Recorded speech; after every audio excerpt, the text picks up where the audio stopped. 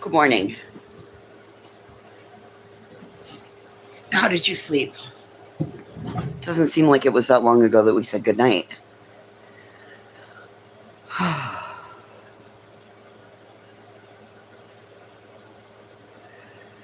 Exactly what I was afraid would happen happened. 6:15. Bink, my eyes were open.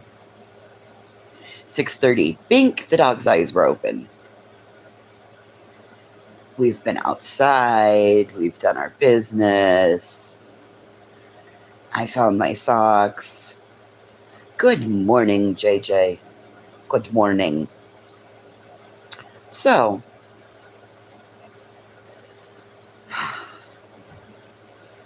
I'll be curious to know what Birdie's blood sugar is this morning.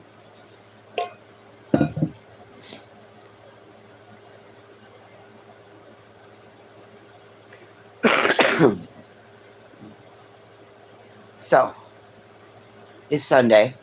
It's the first day of summer. It's the first day of summer. Summer is finally here. And of course, it's rainy and gross outside.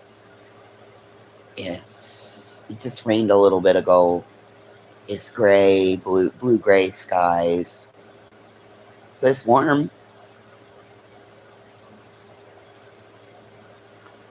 I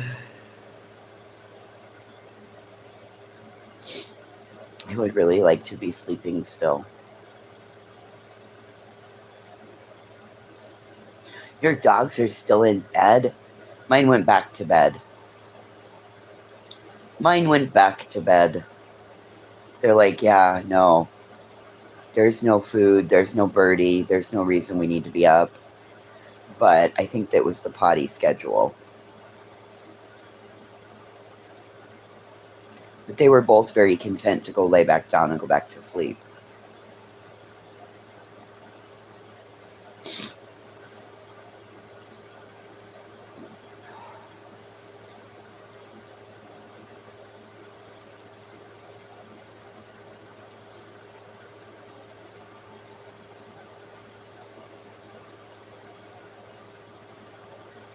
Oh, this coffee's got to hurry up.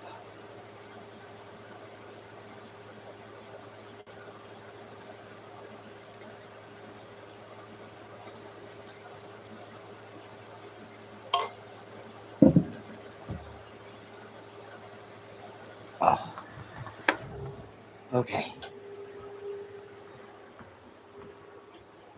Yep, they're both back in there asleep.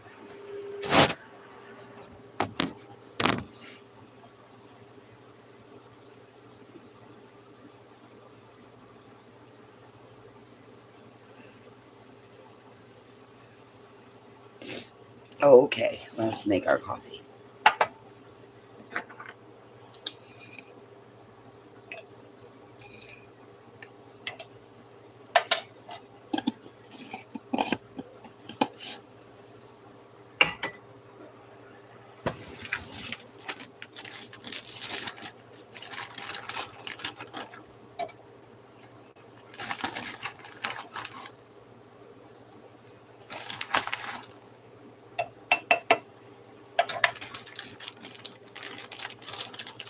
Oh my goodness.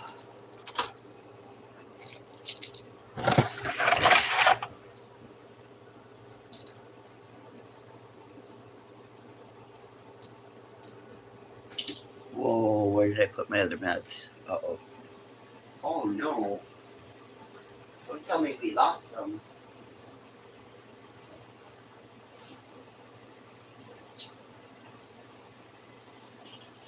No, there they are.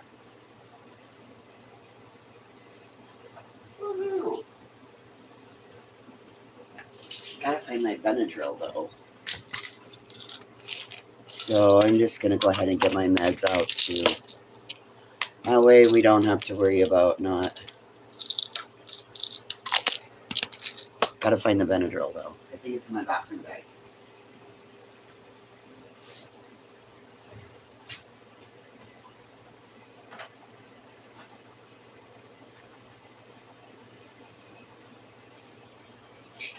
That's it.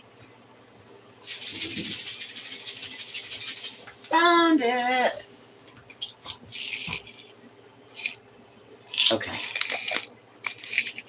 Benadryl and meds.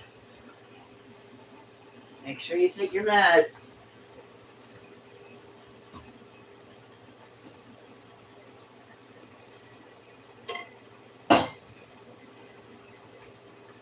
Okay. We just prophylactically kept the crazies away. So, there we go. Now, if we can just get this to boil. Well, it kind of sounds like it is going to. Okay. We're going to call that good. Oh, God, that's heavy. Oh, that water may not be very hot. Oh, wait. There appears to be steam coming off of it.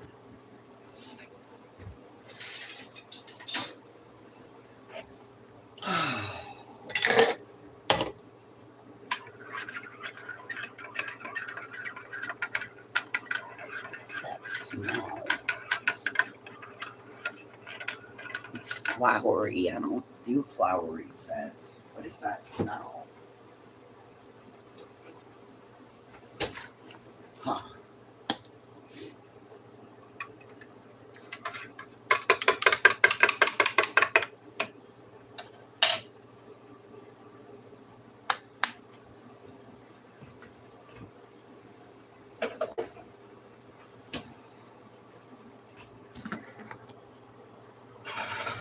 Okay. Let's go sit outside and enjoy our coffee.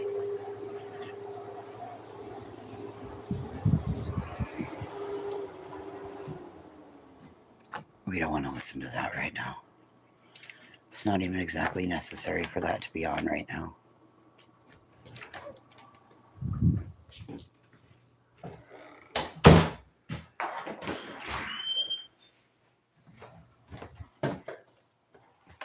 Oh. It's currently raining. Well, that's nice. It's currently raining. That's just weird.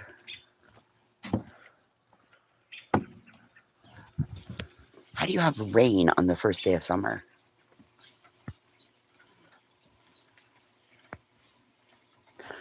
Although I'm not going to really complain because we really need it. You saw alongside the highway driving last night.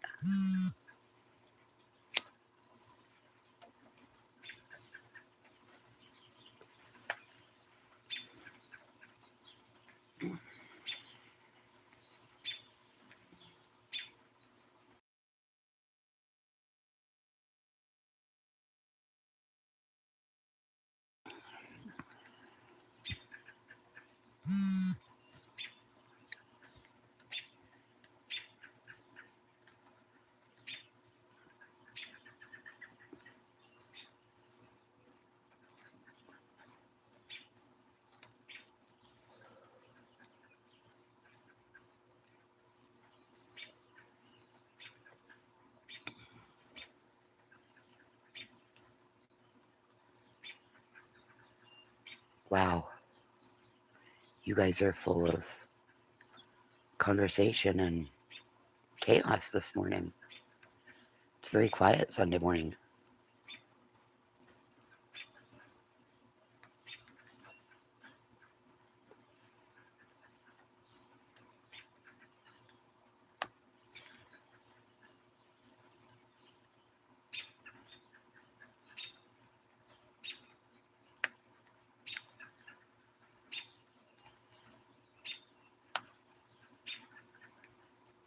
My grass is getting wet. Oh, well, that was nice. And then it just dropped right in the middle of my cigarette. That was just super fucking nice.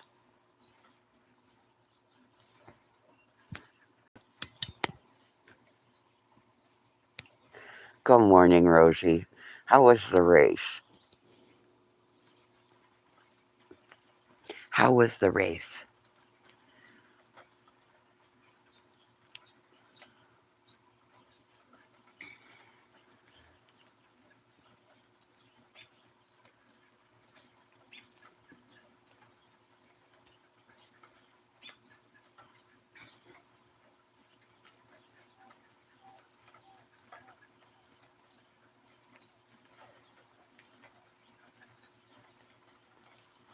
Oh my goodness, a fan ran out onto the racetrack during the red flag. Are they dumb?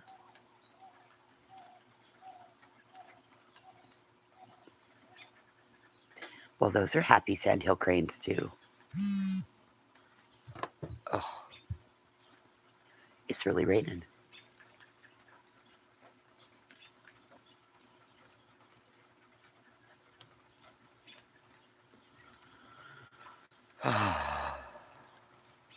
NCIS grabbed him coming out of a porta potty. Nice.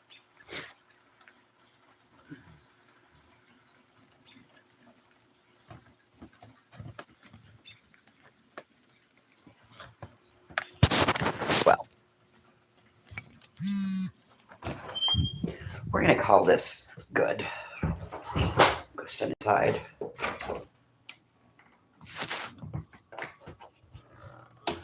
Or we are going to have to turn the fan back on.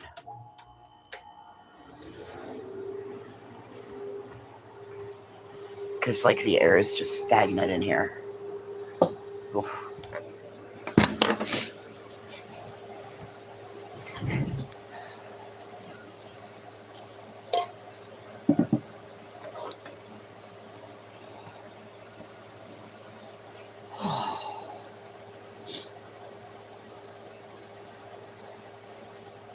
So I don't got to clean anything today. I don't got to monitor a dog. I don't know what I'm going to do with my time. Did he run to the porta potty because he pooped himself? This would be better coffee when it's warmer.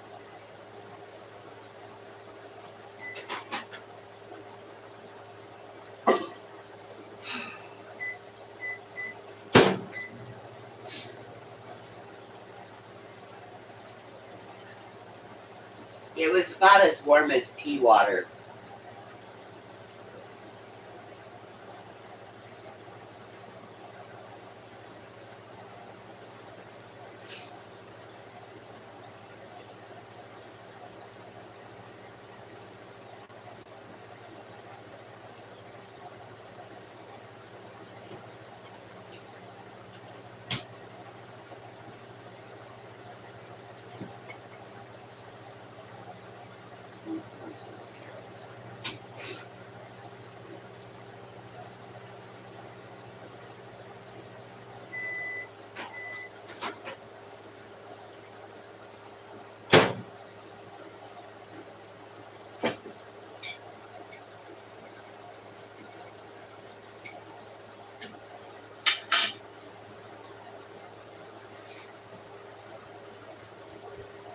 Okay, that's a bit warmer.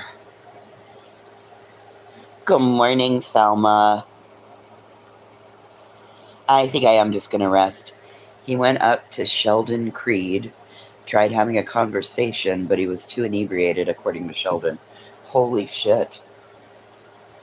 But he managed to climb back over 2 fences. Listen, don't ever underestimate drunk people. Don't ever underestimate drunk people. They will do stupid shit.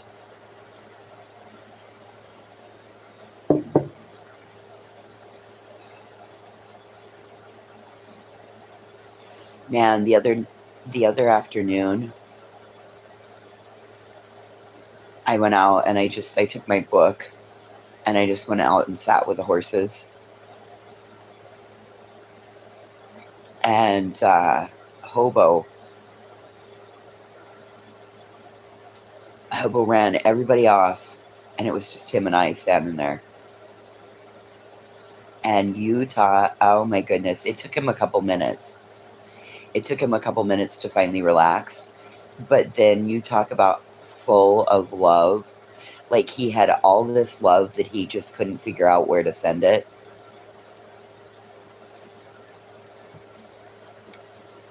And he just loved all over me. Well, I've got meatloaf in there. I got to finish off that meatloaf, of course. I left half of it for the farmer because he really likes meatloaf. And it's not like his mom's meatloaf. I make meatloaf a little bit different than his mom did. But it's pretty much the same recipe that his mom used. So I got a message last night that said, thanks for the meatloaf. It was really good. Cool.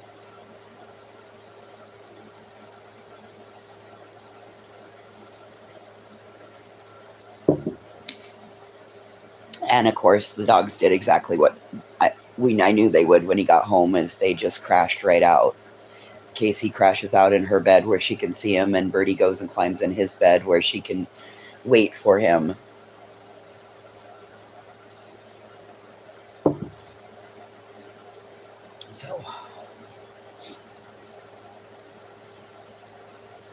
So yeah, I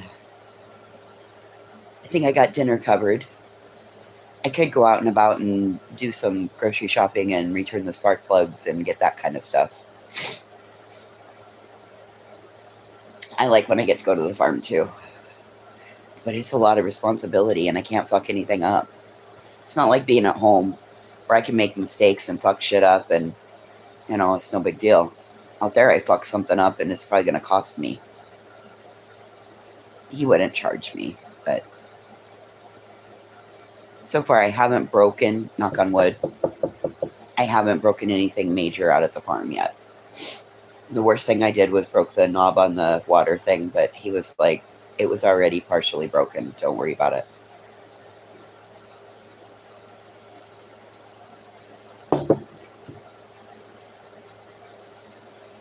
And it's perfect because yesterday it rained. Yesterday evening it started raining. And yesterday day it rained.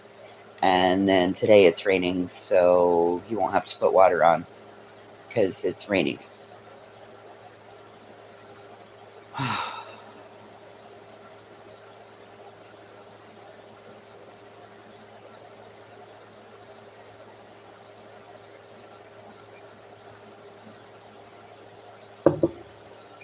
Probably a month out from going again.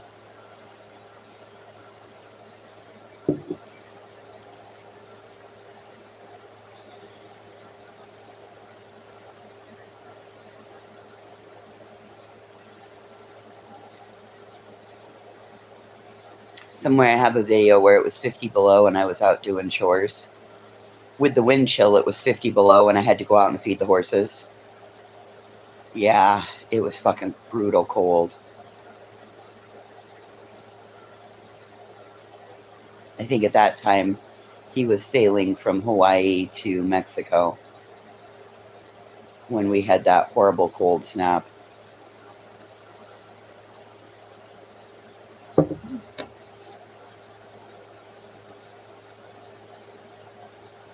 And my goodness, I cannot stop thinking about Dutton Ranch. I'm probably going to start Paramount again. I'm going to reconnect my Paramount because I really want to go back and finish the last 2 episodes. Holy shit. It's done nothing but eat at the back of my mind.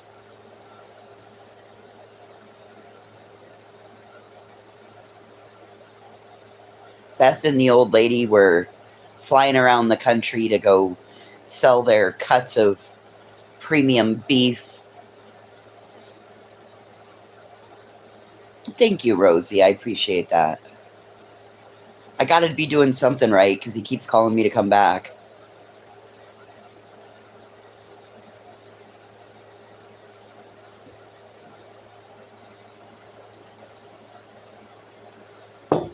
So yes, I've just been, my whole little brain, I'm still like, wait. Got to go back and watch them all from the beginning now. See what it is that I missed. I think Beth found something dirty on the family. She was digging. That's what I believe. I could be wrong, though. And it's only TV, so we can be wrong on it and it not be consequential.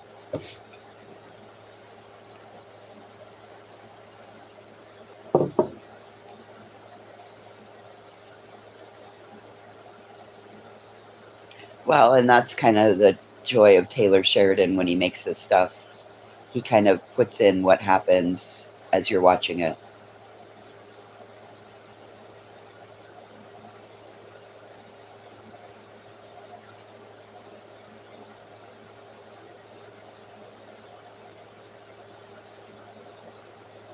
Good morning, Lacey. I mean, could you imagine having 60 cows and all of a sudden the only thing you do different is, your herd is very healthy. You finally bring in a new bull, and the next thing you know, you have foot and mouth disease, which foot and mouth disease can shut down. Oh, it can quarantine, shut it down. You can lose everything with that. I mean, clearly, as they did, where they put them all into a pit and then shot them all and then covered them with lye and dirt and buried them all. So, yeah.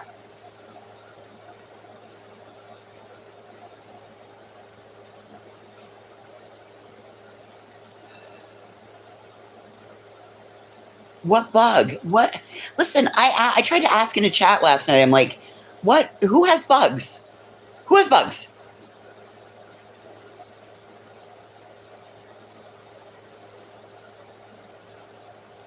Maybe it's their new fucking pet. People keep roaches as pets all the time, motherfuckers. You think about that? Maybe it's a Madagascar hissing cockroach. Do you guys think about that?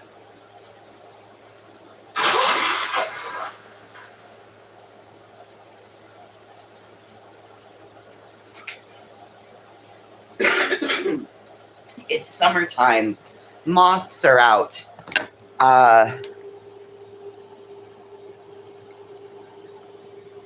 Okay. Yikes, that was a huge bug. Oh, it was really that big? How do we know it wasn't a Madagascarian, it looked like a palmetto bug or an oversized June bug? Oh. Well, bugs happen. It's summertime. Hell, I had a miller in here the other day. I mean, for God's sakes, did you guys see the fucking bug that was on the screen door at the farm? It's still fucking there. It was there when he got home. He's like, hey, your moth is still here.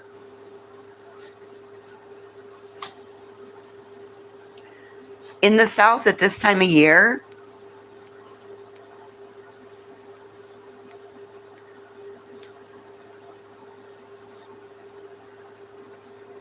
Christ on a cracker, bugs are real. Well, roaches have a distinct shape. But how do you know it wasn't something like that? I don't know what the shape looks like. Too big to be a roach? Okay.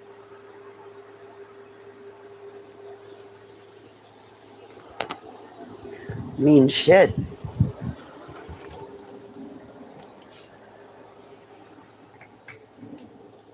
It's the South, you guys. It's summer in the South. Hey, Happy Feet. Oh, God, it is that day, isn't it? Good thing I flipped him off yesterday. I should text him and tell him he's a motherfucker and an asshole. And shucked as a dad.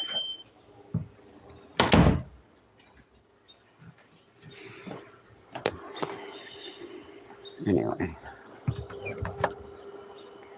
Yeah, we're just going to skip right over that one.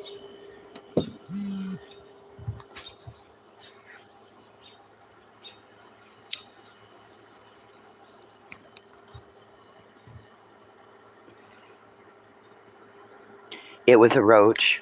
Okay. Listen, I'm going to take your word for it. I don't know roaches. I know bugs.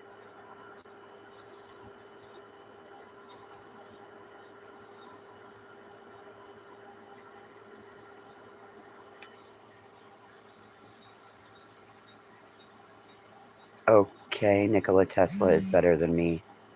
Cool. I mean, does that make you feel better, Nassif?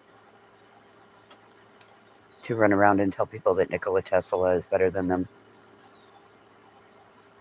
Weirdos.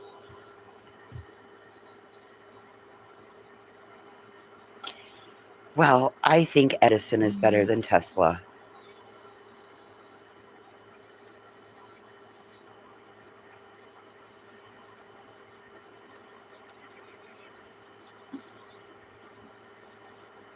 The bug versus moth. I think the first one was a moth. It had no wing. It had wings.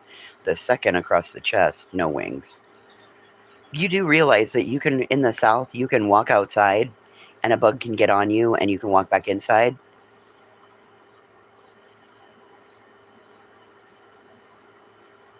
And then the bug's on you. I don't know. I don't care. Why does anybody care if she had a bug?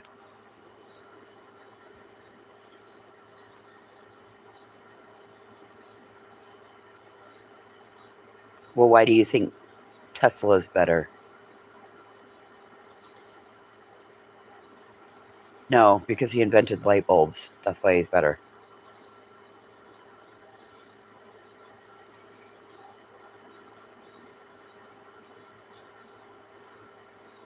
Oh my God, Moon. Oh my God. Are you going to really make me block you again?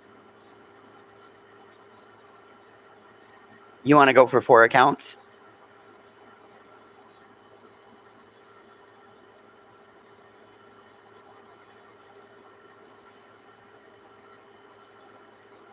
Don't tell me what to do, girl. I'll do it in a heartbeat just to make everybody else laugh.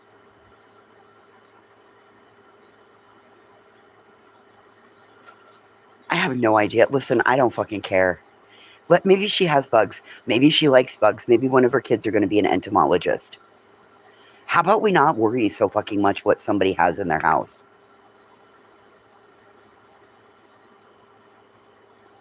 Until you see every aspect of somebody's house, how about you not judge? We see nothing of hers. Like, if you compare it to what you see of my life, we see nothing of that.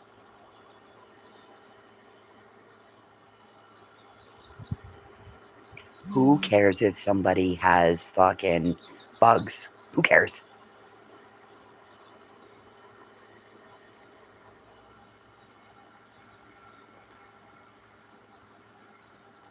Do not listen to how old their house is. It's like 140 years old. Did you not hear, Craig?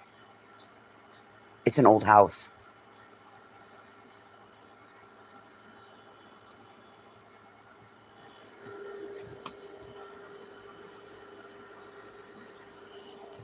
Okay, littlest girl. Yes, roaches. Yes, 3-hour live. That's what I'm understanding. Come on, sis. Can you do it? Oh, Zippy Judah got the hops. Zippy Judah got the hops today. Wow.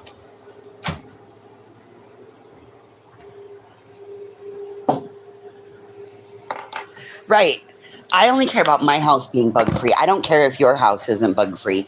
If your house isn't bug free, that's cool. We'll be phone friends. I only care about my house being bug free. And where I stay, where I hang out at the farm. Oh my God. Rattlesnake. No. I'm sure there are tons of snakes out there at the farm. I just don't go in those areas. Like him asking me that day about how far the water got back. I was like, well, do you want me to go out and walk in the field? Because if you do, I'll do it. And he's like, no, I know you're not fond of that. That's fine. Just, can you get a really good picture? Yeah, I can. No, I'm not going to go walk in the field because when it's watering, there's fucking, brings all the snakes out and all the shit out. And he knows that scares the hell out of me. I'm the only person that's lived in Wyoming for 2/3 of her adult life, never seen a grizzly bear, and never seen a rattlesnake. In the wild. Never seen them. I just don't go into those parts of the world. I've seen lots of dead rattlesnakes. Seen a couple of dead bears. Never seen a real bear in the wild. Well, I got a couple of pictures that says it's a bear. I don't know if it's real or not. Good morning, Remy. Welcome to It's Not Cockroach Gate over here.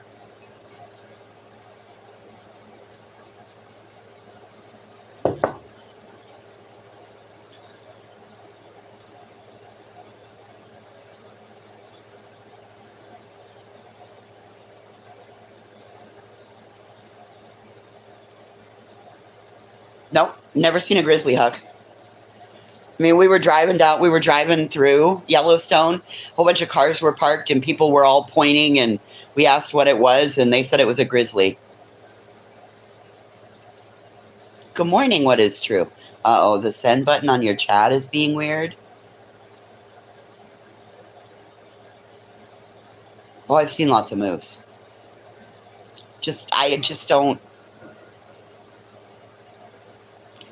I don't see any good reason for anybody to be out playing in areas where rattlesnakes are. I just don't. And like I said, 2/3 of my adult life, been through Yellowstone, I don't know, the first 12 years of my life, been through Yellowstone twice a season. From 12 to 20, at least 3 times through Yellowstone a season. As an adult, multiple times driving through the park. I'm driving. I'm trying to get through the park without having to go all the way around. So, you have alligators? Ooh. See? Knowing that there's alligators, I would walk in a zigzag pattern everywhere I went. It would take me twice as long to get there.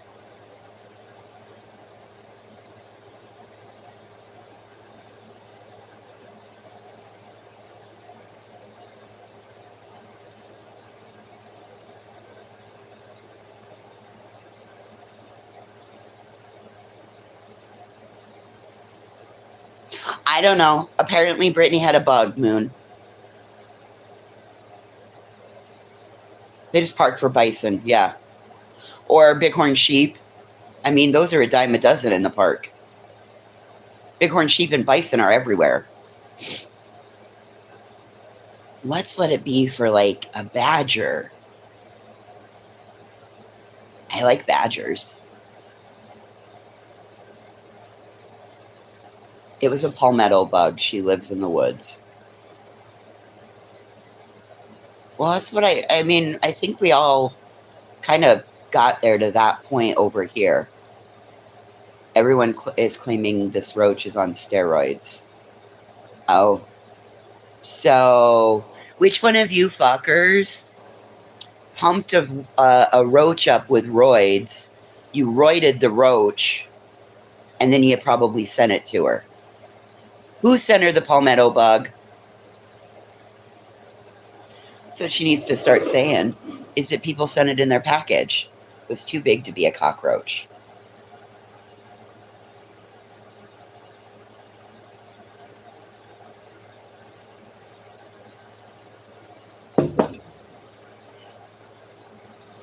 Yes, somebody had to have went and injected a roach with testosterone, and they had to have mailed it to her in a baby gift. Yep, that's exactly how it happened. Oh, I grew up with them too, Selma. I just know where not to go. Stay away from rocks, stay away from shady areas, all the things. Yes. I know what they sound like. Laura said she had roaches for 2.5 years in her dishwasher. Oh, they mailed it in a cooler with ice, and then when it defrosted, it came back to life.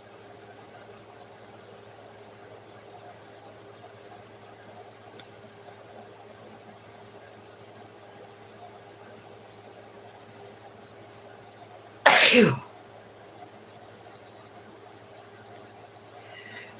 Phew. 2.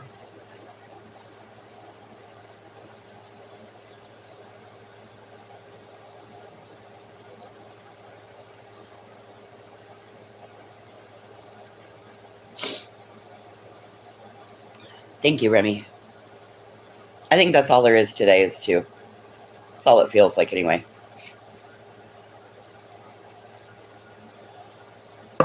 Listen, I think we just need to turn it around and blame it back on the people.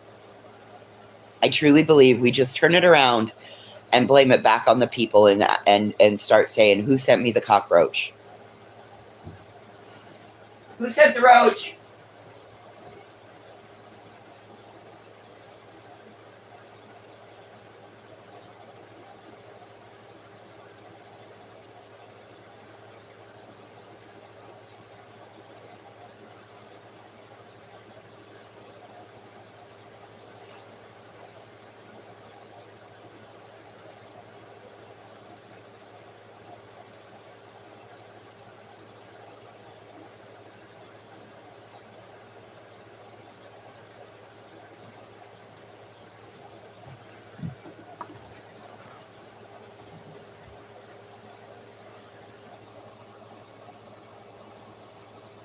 Oof. Stop sending insects via the mail, please. Wasn't very nice. Okay. Well, geez. If that's the case, then I guess we start putting bugs in every package we sell. What kind of bugs should we put in Jones's package of bracelets and socks?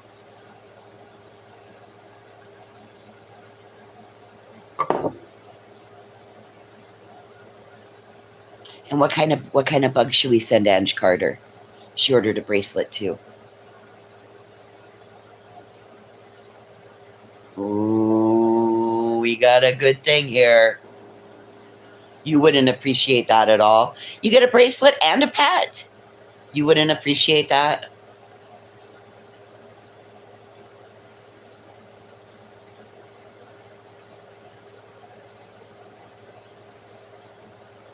Crickets for good luck.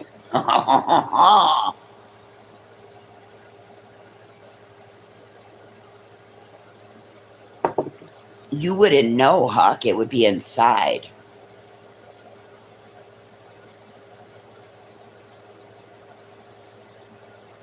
Wow.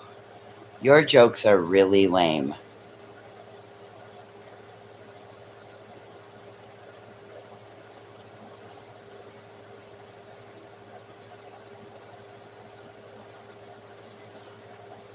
Yeah, lots of people that have, like, dragons and stuff.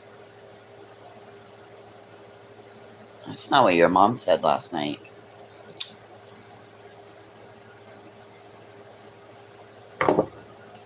One day you delivered ladybugs. That's cool.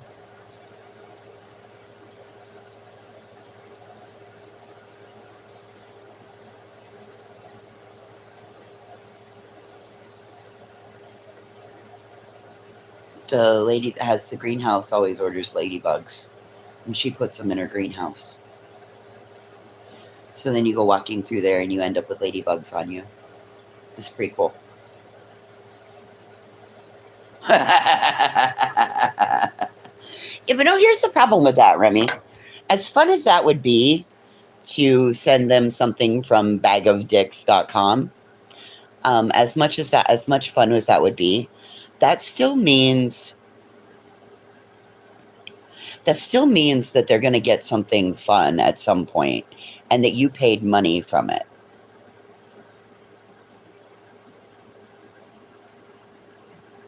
So that's why I wouldn't send a hater or something like that, because I'm not going to waste my money on them.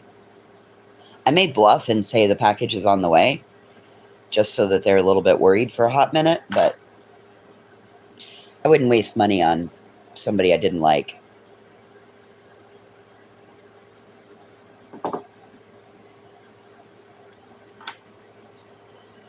What in God's name?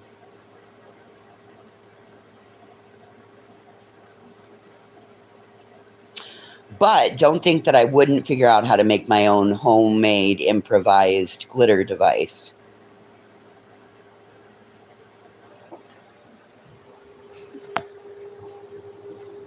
Hey, Moon, you want to buy a bracelet? I got a whole bunch of them. Hey, Moon, want to buy a bracelet? There's a whole rack of them right there. You want to buy a bracelet? Oh, it's dicksbymail.com. Okay. You want to buy a bracelet?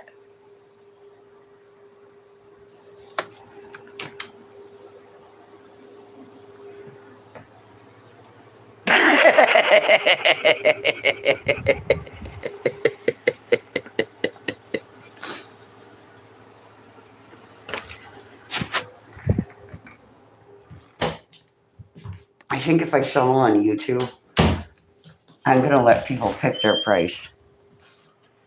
Oh. Well, and Remy's like right on it. She knows all the websites. Bagofdicks.com, bagofdicks.com, dicksbymail.com, and shipyourенemiesglitter.com. Well, Remy knows all of them. Somebody sent Mommy Ramblings a glitter bomb once. I had a life before any of you knew me.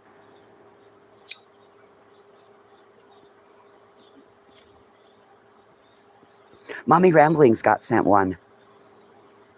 She took it out onto the driveway and opened it.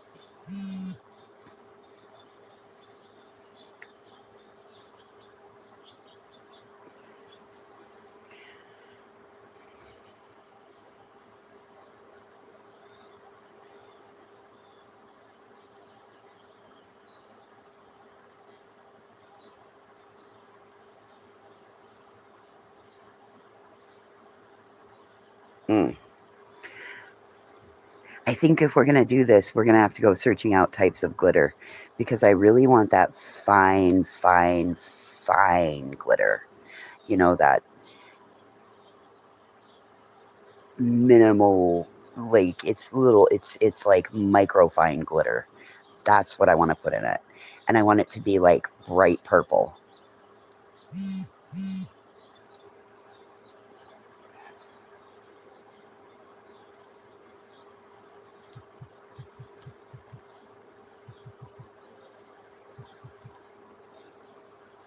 $4.29 this morning. Glitter is the devil's semen. Oof, could you imagine that coming out of penis? That might hurt. It might burn.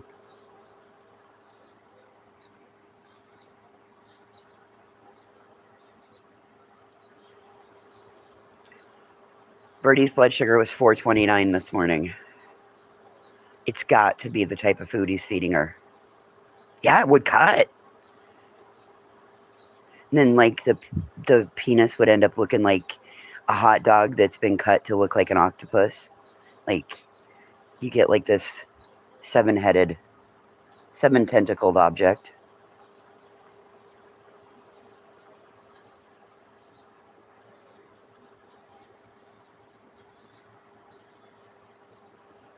No, it's the food, Remy.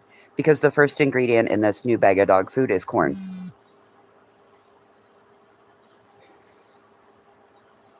I promise you, it's the food. Yeah, that's it. She was 79 when I checked her at 5 o'clock yesterday.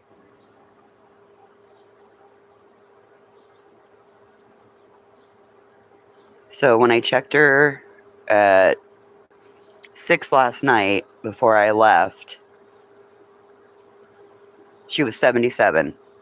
Don't mind the blood that I got everywhere.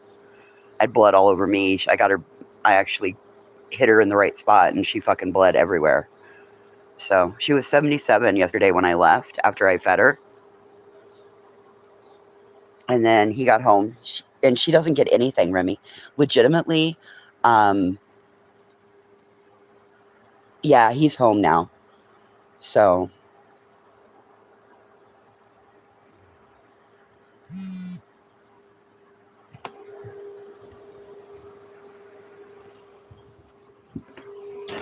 the problem is that he's feeding the Supreme Chunks, and the first ingredient in that is corn, and then he also covers the Supreme Chunks with the pedigree gravy, beef chunks in gravy, and that gravy, the base for the gravy is flour. So when you have corn and flour, they both break down and turn to sugar. I know. So the vet up in Billings, didn't explain to him about the ingredients. Yeah, he didn't really explain about the ingredients. They explained about the, like what to look for in the dog food.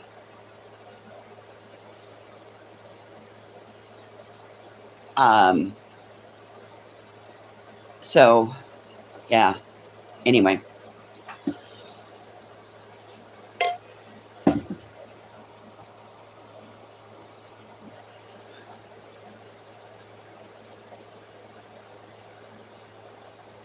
You're supposed to weigh first thing in the morning, Remy.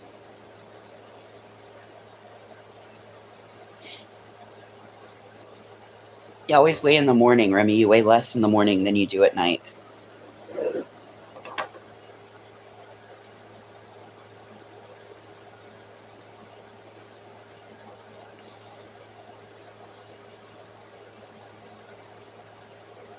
Listen, we may start cooking for Bird, and I may cook a month's worth of meals and take him out there and then use his Seal-A-Mealer and his vacuum sealer, and I may do that. There's every probability that I can get him to try it for a month. And that's exactly what I'm thinking, Remy. There is every possibility that I can meal prep her with the right ingredients. I've been looking at it. I've been doing a lot of research this week. And I wonder if for a month,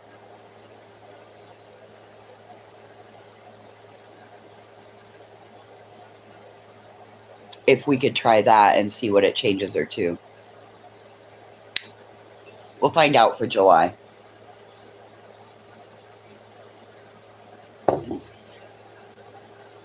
I bet it would too, Huck. I really do. And I think her problem is that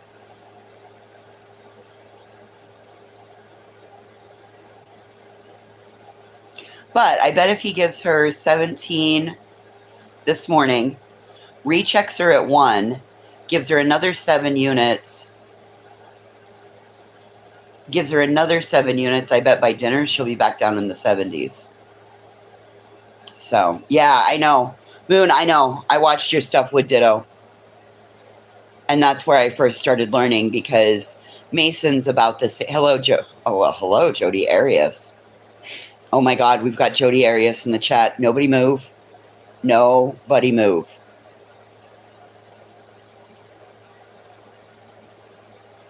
Shut the front door. Jody Arias is in the chat.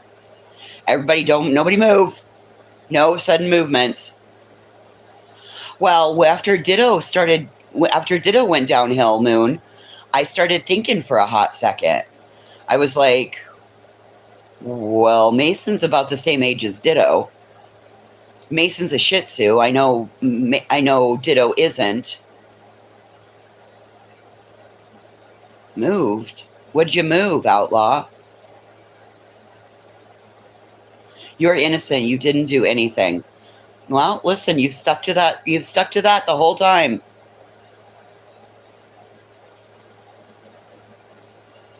Good morning, Messy Bessie. Yeah, he's about 13 pounds.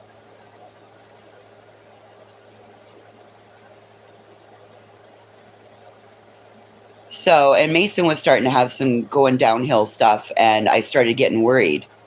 You're allowed to YouTube for 15 minutes per day. Well, I am so grateful that you chose our chat this morning, Jody. Miss Arias, I am so glad you came in.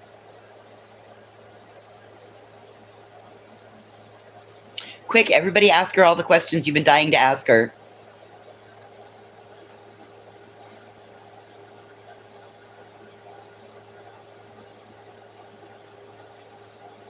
No, I'm not at the farm. I'm at home. I'm at home.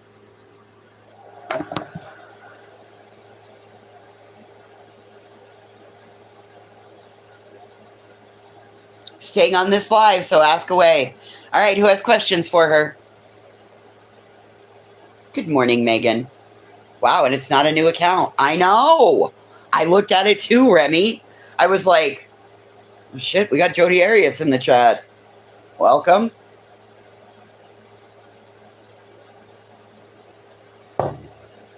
Jody Arias, are you wearing your magic underwear still? Tell us about your magic underwear, Jody.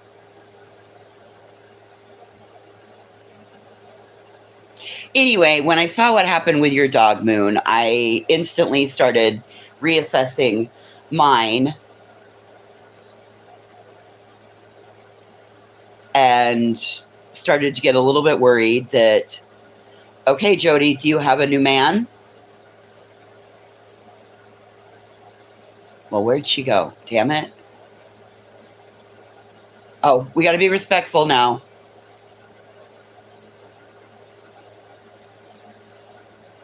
But wasn't there magic underwear mentioned at your trial? I do kind of remember that.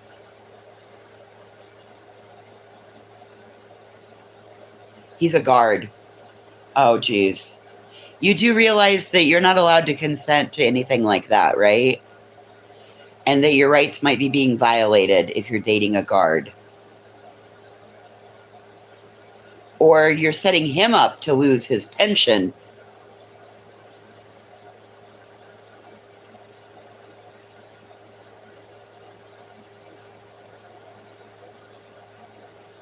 Did you apologize to Travis's family?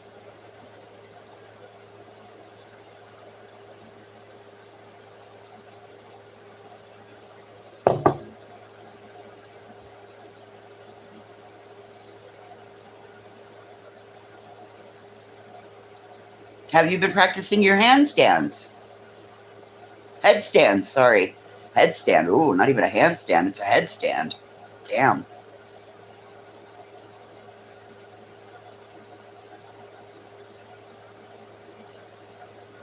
For what? I didn't do anything. Oh, I think there's some photographs that say otherwise, ma'am. Somebody go grab Chasing. We need her.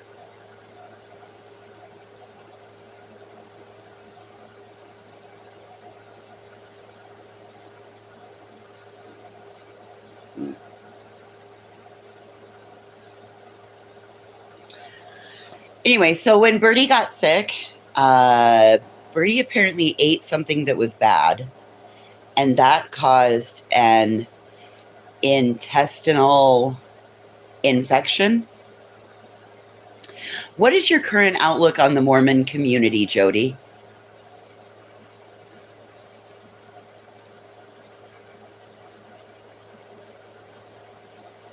Oh, she respects everyone. You didn't really respect Travis too much. That's kind of bad, isn't it?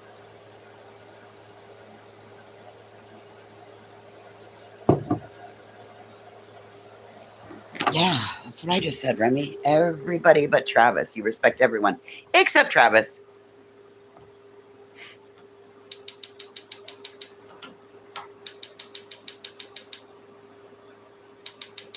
Oh, come on.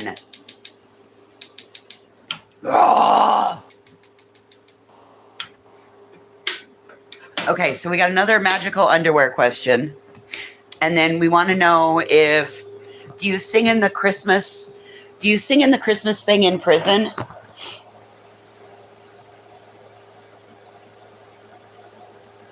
We still want to know about the magical underwear, but do you sing in the Christmas tree thing in prison? You're not allowed to sing anymore. Ooh, great question, Coco. Jody, if you could go back in time, would you change anything? And if so, what would it be? And what is your current age, Miss Arias? Oh, you would change lawyers. Oh, okay. You wouldn't change what you did, but you would change lawyers. Cool. How old are you now, ma'am? Can you please tell the court of us how old you are, the 42 of us? Listen, if this is a troll, it's the best troll ever. You're 45. And you would change lawyers. Okay. That's it. Imagine growing old in prison. How many grays do you have?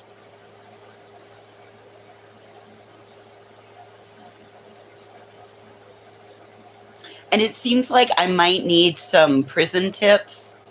Sounds like I'm going to be arrested for bracelets. So maybe selling stolen merchandise or something of that nature. Can you give me any tips? What's your favorite prison recipe? Yes, Coco, best prison recipe. And can you exactly... Oh, do you know Lauren? Do you know a lady named Lauren, Jody?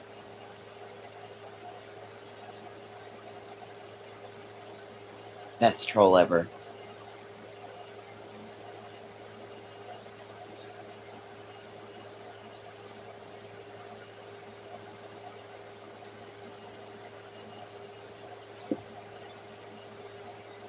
Well, it seems to be every time I try to change the subject and talk about something else, then she responds. So let's go ahead and go back to the original story. So Birdie got an intestinal infection from something that she ate. It made her really super sick. And that's what turned her diabetic. See, I told you, I'm not allowed to be into the kitchen because there are knives. Yes, I did admit to it afterwards because I said it was self-defense.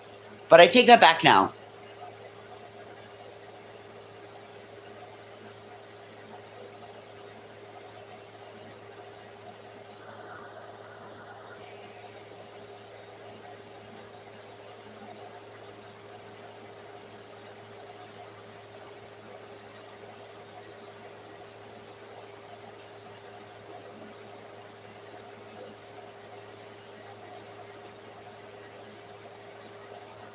That's a good point, JJ. Yep. Okay, back to our dog subject.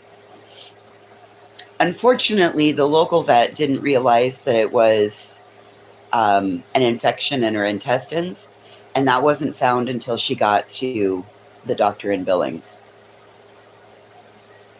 Oh, she doesn't want to get into it, guys, but there were aliens, and the government is covering it up. Oh, honey, you're in prison. You didn't know that they admitted to there being aliens and UFOs? They're now saying, yep, all those things exist. So I get that you might not have gotten that memo quite yet, but that's old news. We knew that there was aliens, and the government covers everything up.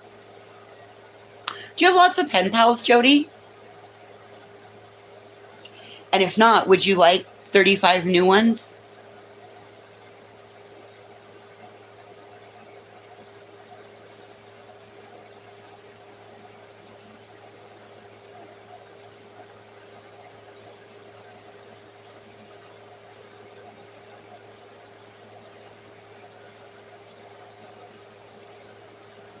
A little behind, just a little.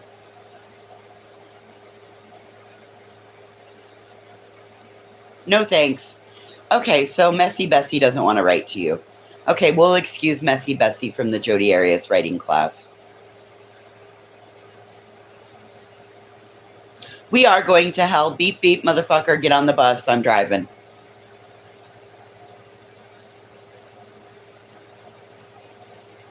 So it was aliens, not ninjas. You've been here for almost 18 years? Wow. Isn't your 15 minutes almost up? I seriously can't believe they allow you to YouTube in prison. I just, for some reason...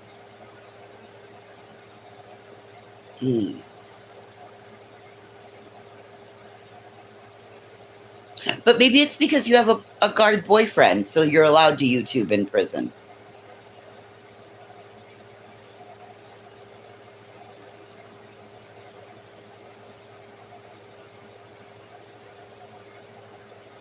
Sorry, guys, I'm not Jody. Oh, no! It's not really Jody Arias? Oh, no! Gosh, you got us fooled there. Jeez. Bum, bum, bum.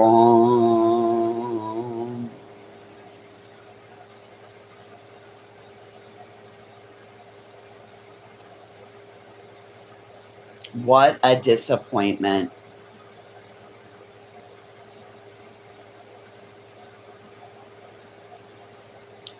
Good morning, B. Frank. I know, Coco. I am so disappointed. I don't know how. I am going to be disappointed until fall comes. This is the first day of summer. It's going to stick in my mind. Or am I? I'm a compulsive liar. Well, see, you just shot yourself in the foot.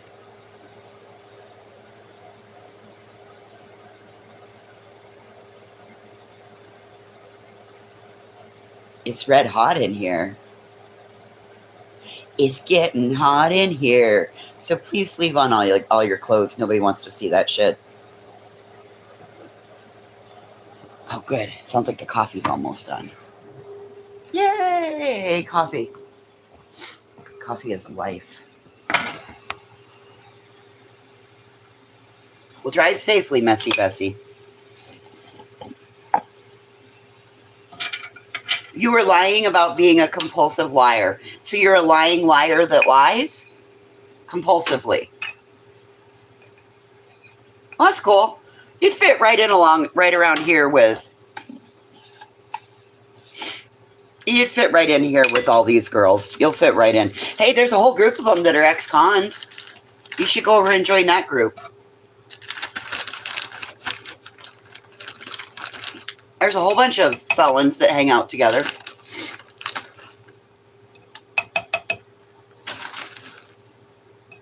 But I can pretty much tell you, you're going to have to admit to what you did. Oh, geez. That must be such a huge third leg. Too bad it's the size of a Vienna sausage.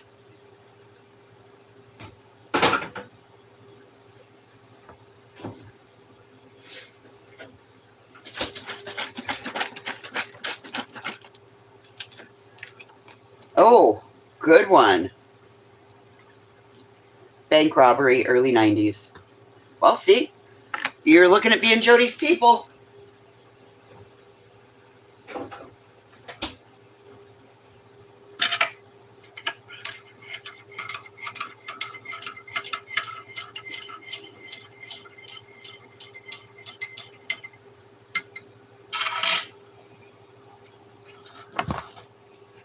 Bank robbery in the 90s, dumbass.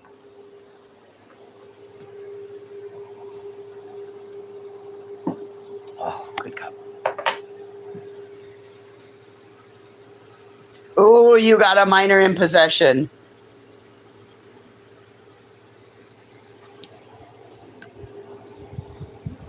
Well, make yourself a second cup, JJ. I'm having a second cup. And then this afternoon,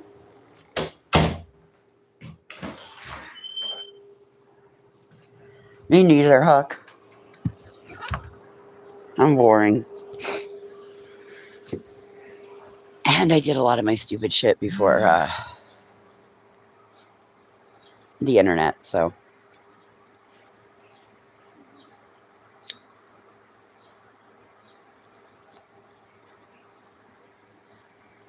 Oh, Red Bull gives me wings.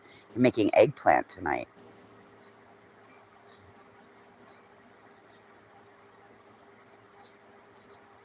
Damn, Soleil. Which I bet you never did it again.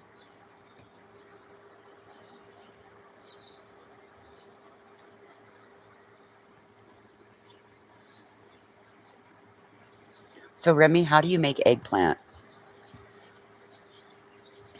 I always heard of like eggplant parmesan.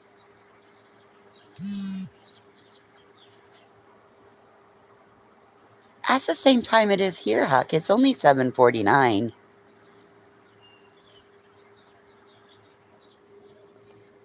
Oh, you had a drinking problem. So that was the first time you got caught. Well, congratulations on 10 years sober. That's not an easy feat. So good on you, girl. You're getting your caffeine now. Good job, B. Frank. Caffeine maxin'. We're coffee maxin' over here.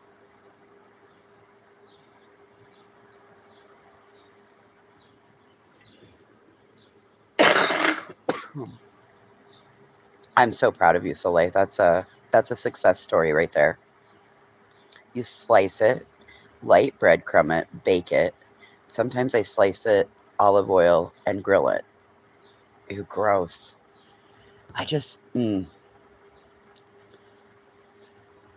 eggplant's purple.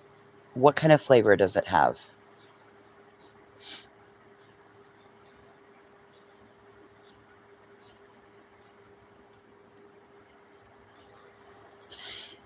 Because it's purple, it automatically thinks it's going to have, my brain says purple grape flavor. And I know that it's not a grape flavor. Like, I've seen it cooked before. It kind of reminds me of like it would be a starch, like a potato, but I could be terribly wrong on it.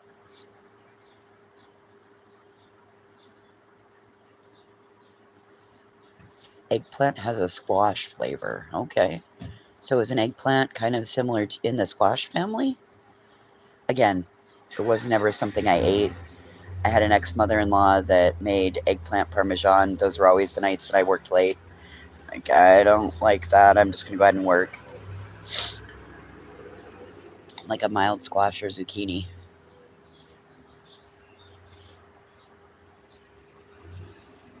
Fried eggplant? See, I don't like zucchini. And I only like 2 squashes. I only like butternut squash or acorn squash.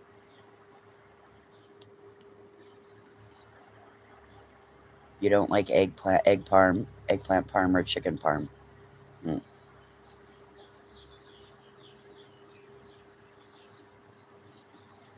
Well, I don't like zucchini. And I only like butternut squash or acorn squash. Sometimes I'll like a spaghetti squash. But you got to put a lot of butter and salt and pepper on it.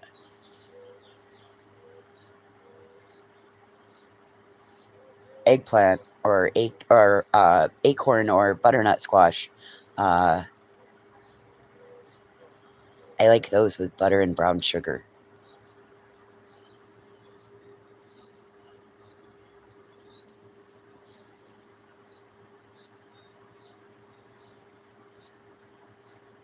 Oh, I don't like squash.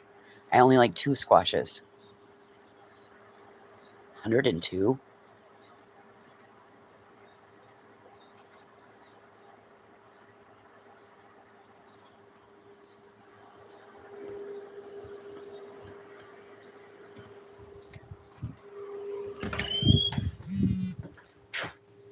Do you pre-cook it?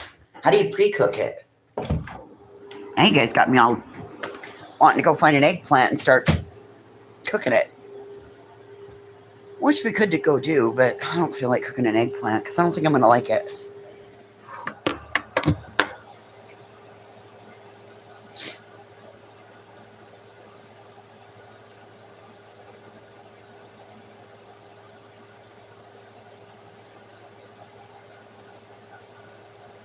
Well, I think the only reason I like butternut squash, Remy, is because you put butter and brown sugar on it. 102, yeah. No thanks. That's like August weather for us here. No thanks. Me too, JJ. Never have I ever cooked an eggplant.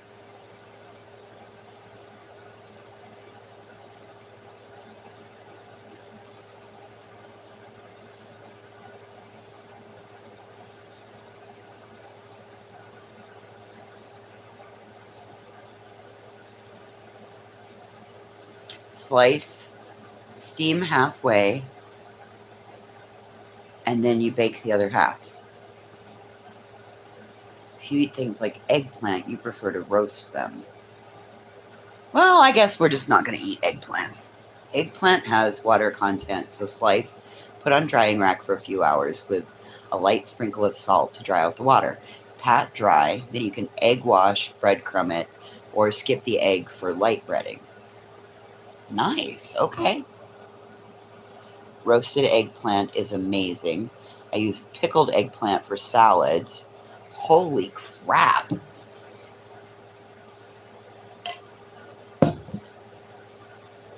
It's got to be an East Coast thing. Got to be an East Coast thing.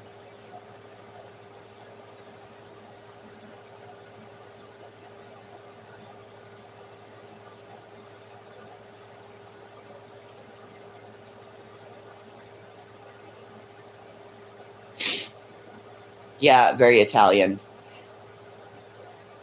It's one of the quicker things to cook. I use it instead of chicken for cutlets.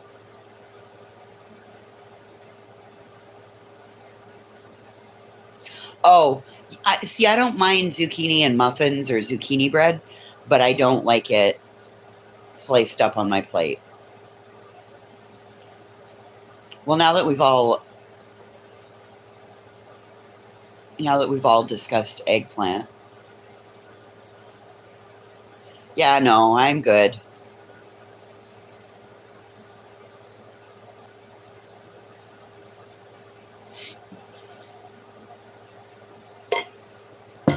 But you do like zucchini fries? Nice.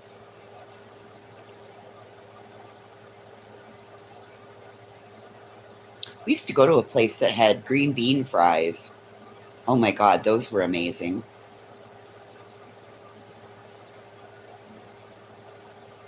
Eggplant is 99 cents a pound today instead of $2.49.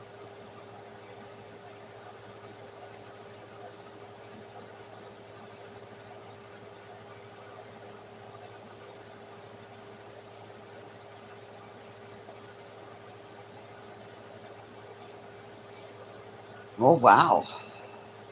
Well, sounds like eggplant's a staple in your house, Remy.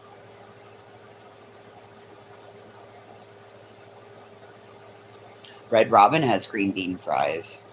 I haven't been to a Red Robin in 20 years.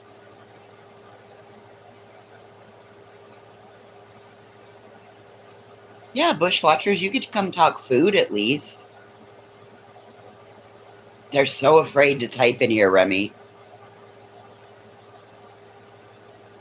They're so afraid.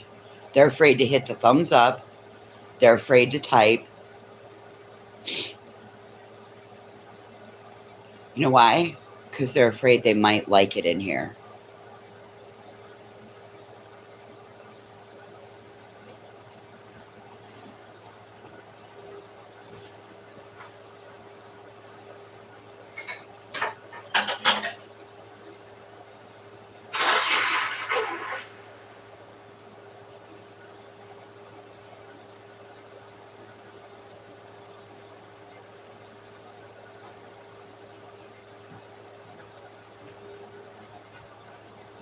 Today I don't feel like doing anything.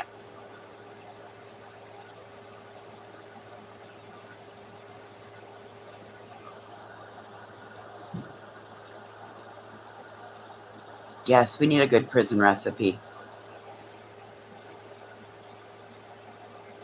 Fried dough.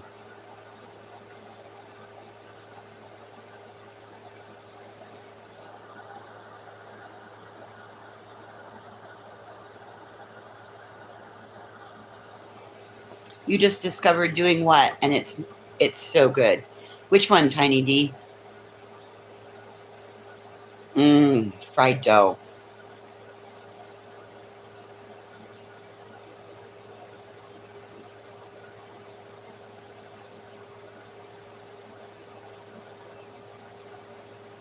It isn't a lot of work. Sweet potato fries dusted with cinnamon and sugar. Oh gosh, that does sound great. That does sound good. I don't mind baking. I don't mind cooking. Either one. I'll do either.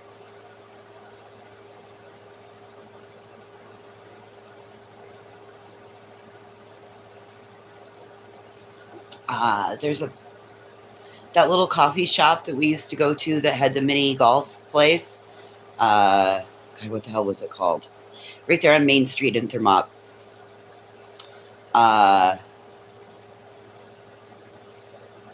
Where I used to go to get my Red Bull infusions.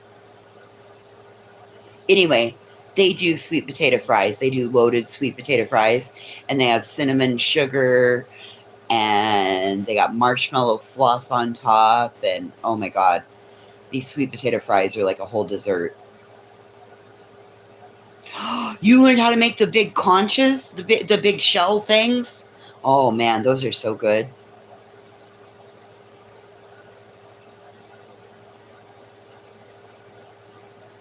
Oh man, Megan. Oof. 2 cars and a 6-hour drive.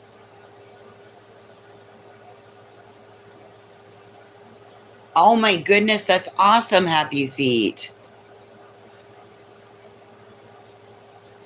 Oh, that's awesome.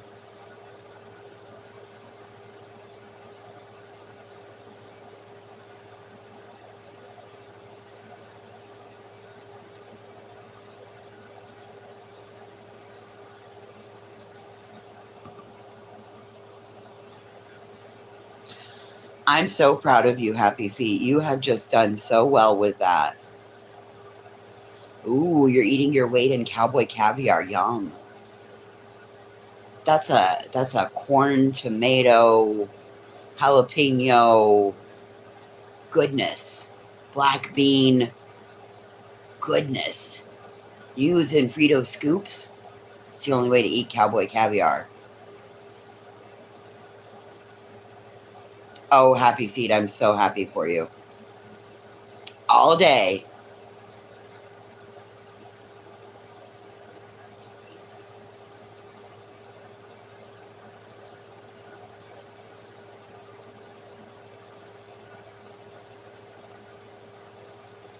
Oh, use cucumber and black-eyed peas. Ooh. Look at you getting all adventurous with your cowboy caviar.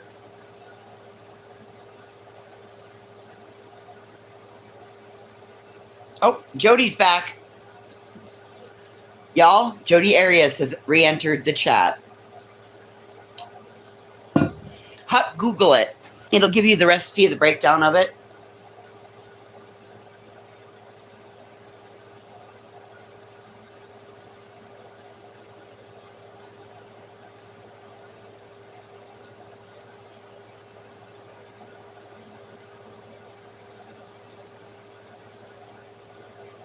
Freak in the eats.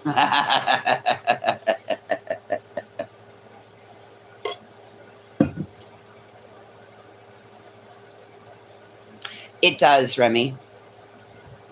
If you are feeling stiff and sore and your body hurts, run a tub of warm water. Good morning, who knows? Oh, Lord, she's watching us. Yep, and then after you get out of your Epsom salt bath, rub your joints down with a magnesium spray or the magnesium cream. Yep, about 20 minutes in a warm.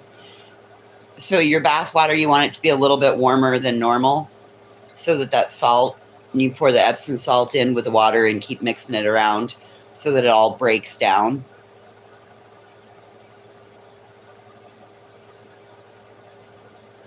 You prefer showers. Yeah, we know. Dr. Teal, yep, the one with lavender in it, Remy.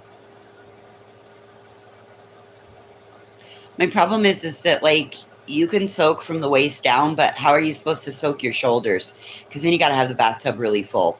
And if you're a fat girl in a bathtub that's really full, there's water displacement. So there's that.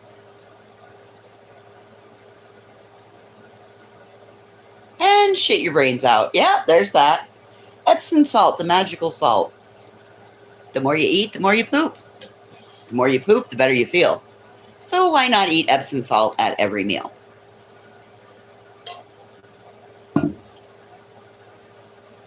You soak your ferns in Epsom salt. You know the other thing you can do, Remy? If you don't want to soak in it, a lot of times just making a nice hot foot bath with Epsom salt in it, and then that your feet have the most pores on your body, and that will take it in, and it helps all of your joints that are aching, and you only have to put your feet in it.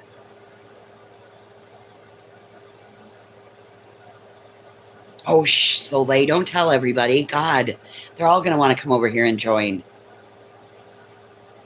Meanwhile, the bushwatchers are sitting in the bushes with their pens and their notebooks, and they're like, oh my God, on this day, she talked about this. I do too, Coco. I also have a earth bucket. It's just a Rubbermaid tote with potting soil in it, and I can sit here and put my feet in it.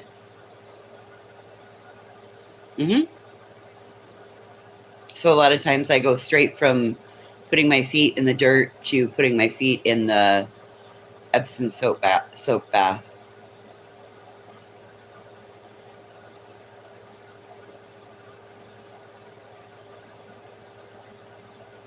Good morning, kitty catty.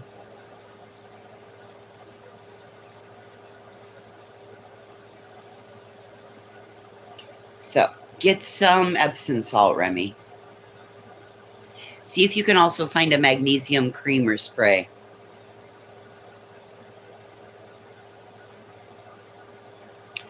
Yeah, 20 minutes once a week. So for about 20 minutes, I sit here with my feet in dirt. all the way up to my ankles.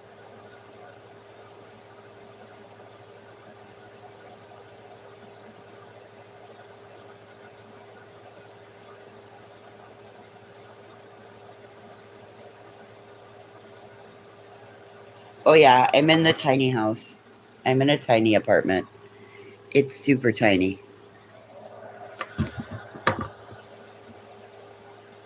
Yep, that's the best way to do it, Nicole. Soak in Epsom salt and then coat yourself in a magnesium lotion and then crawl into bed.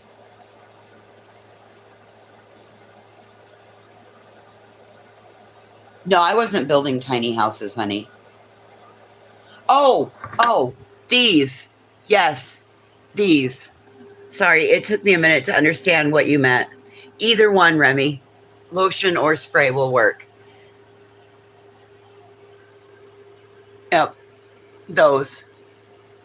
I need to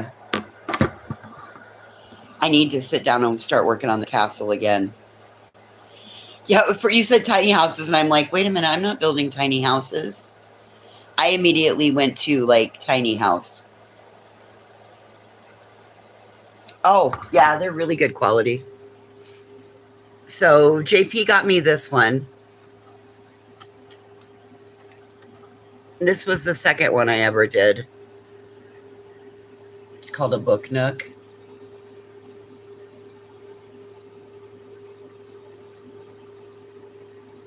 We put one together. This is the very first one. Oh, shit. I just knocked something off. This is the very first one I did. Unfortunately, it was not California OSHA compliant.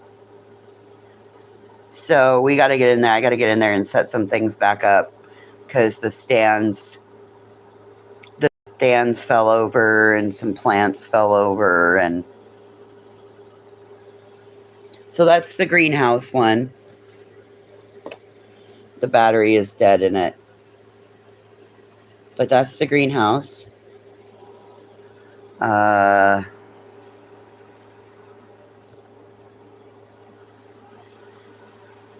See, it's got little pots. All the stuff and all the things.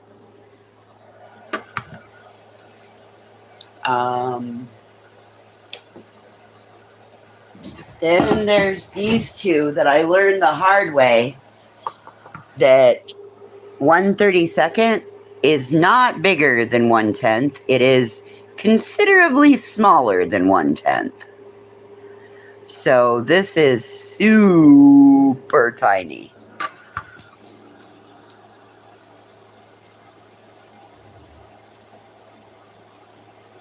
Yep, bottoms of his feet, Remy. Yeah, it's really cool, but it's tiny. And this was the same fuck up. So this is where Andy and Lindsay like to steal the scooter, hot rod it around until it's only got 3 wheels on it. They like to knock off all the flowers, but they have fun when they steal the scooter. See, there's the scooter. I guess you really can't. Let's see. There we go. Now you'll be able to see everything in here. It's got all kinds of shit inside of it. Yes, Andy and Lindsay are the troublemakers. Yeah, okay, so there's my finger. That's how tiny these are. This was a 1/32 scale, and I had to glue all that shit up there. Everything had to be glued up there.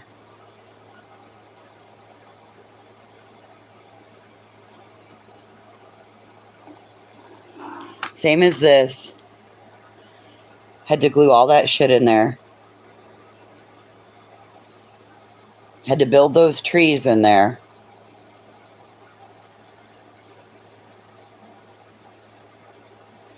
So yeah, those are my 1/32.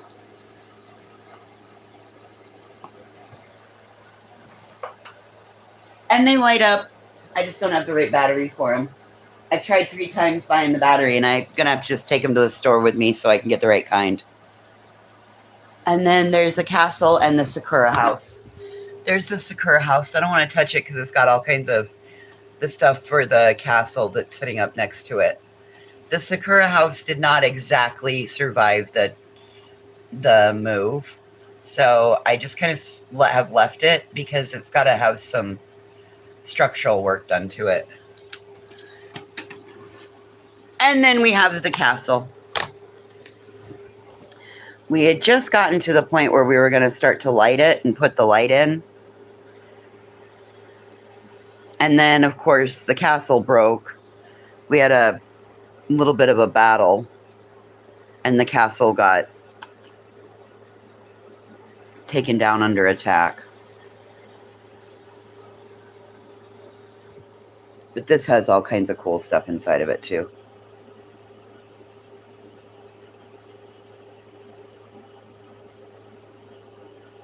That's where the battery will go for the light pack.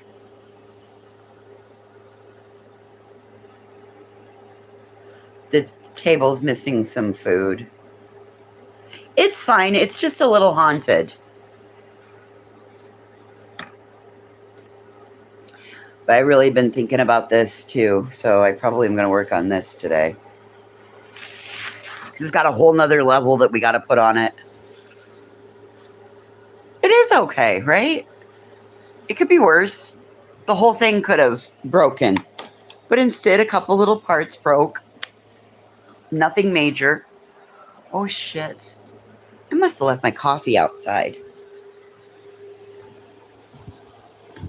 Oh, Nicole, I got to get with you because tomorrow's mail day.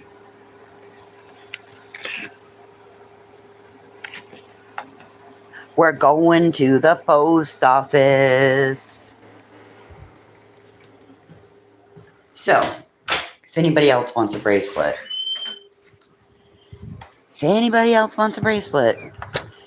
get with me before we go to the post office tomorrow. And it'll go out tomorrow.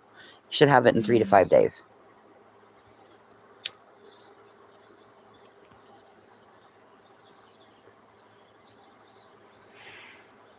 Yes. I'm going to put that out today. That's their play yard. That's the grass for their play yard. So, they'll be happy with that, I think.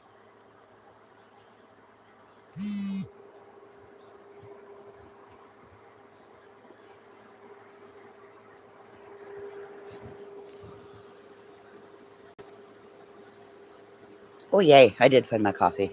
Ooh, yes. Is there a bug in it? Maybe.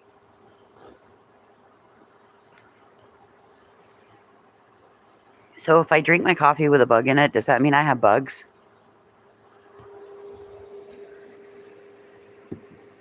It's just little.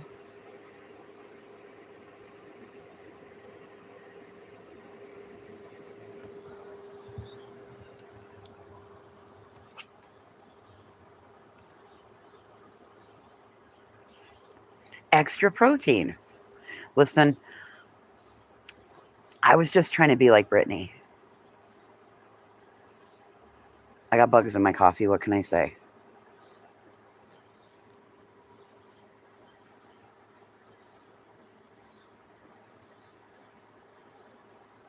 Happy Father's Day, Bree. To the men who do their thing and the women who do both things. Fellow outside person, yep. Listen, at least I'm not having to fight a horse for my coffee this morning.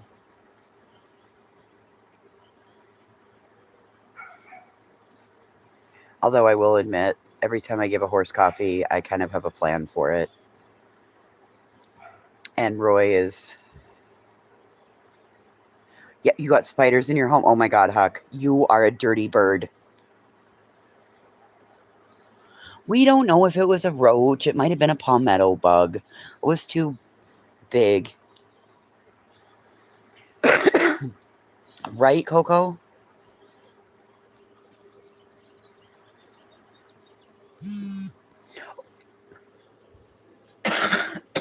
Well, I'm sure every time they drink coffee, they're thinking they're going to get a beer.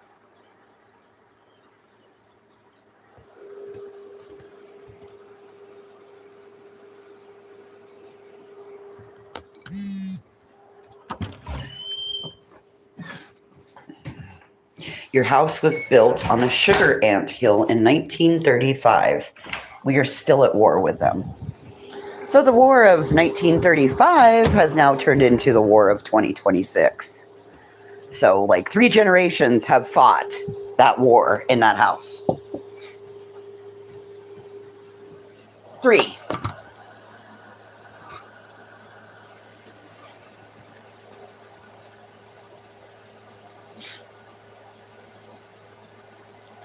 I don't know. I haven't seen it. All I know is that first thing right off the bat, hey, Bree, you know what you need to go get? Go to the dollar store and buy you $20 worth of cinnamon. Go all the way around the foundation of the outside of your house with cinnamon. You're going to need 20 or 30 bottles of it. Palmettos have wings. They just don't fly. God, you guys remember Natasha Cooper freaking out over palmetto bugs? Do you remember her freaking out over them? So I don't think I've ever seen a palmetto bug. I don't think we have them down here. Or up here.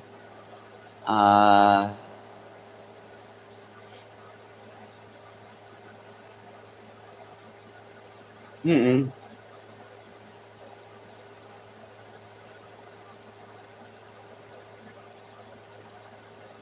Yeah, I get the big bottle of the cinnamon.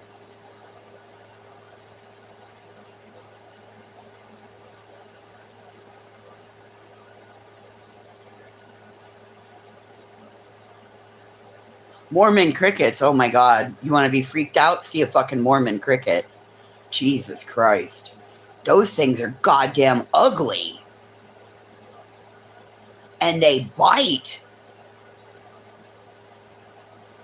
Mormon crickets are fucking nasty. I hate those goddamn things.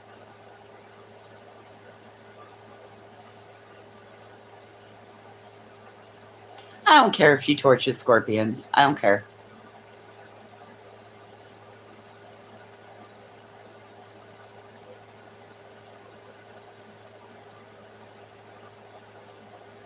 A vinegaroon?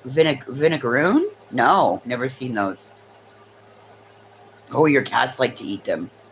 Oh, camel crickets. No, I don't think that camel crickets are the same thing. Mormon crickets really aren't like a cricket. They're a disgusting looking thing that's like translucent almost.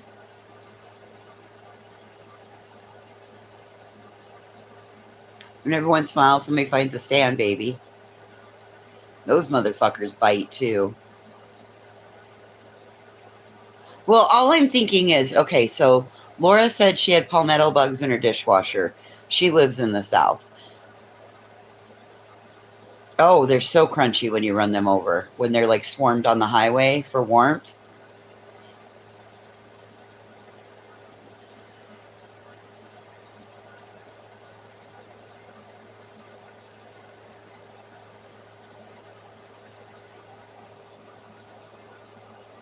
Yep. Most people don't understand our way of dealing with bugs and animals. Oh, so I finally figured out, I learned what happened to the magpies. So this week it was robins. Last week it was kittens. The week before that it was the magpies. So Birdie's got a pattern.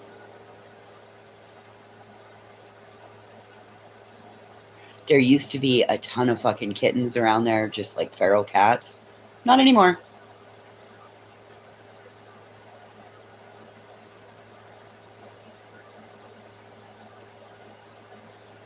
And then I bought the traps, waved them around, and told the crickets about themselves.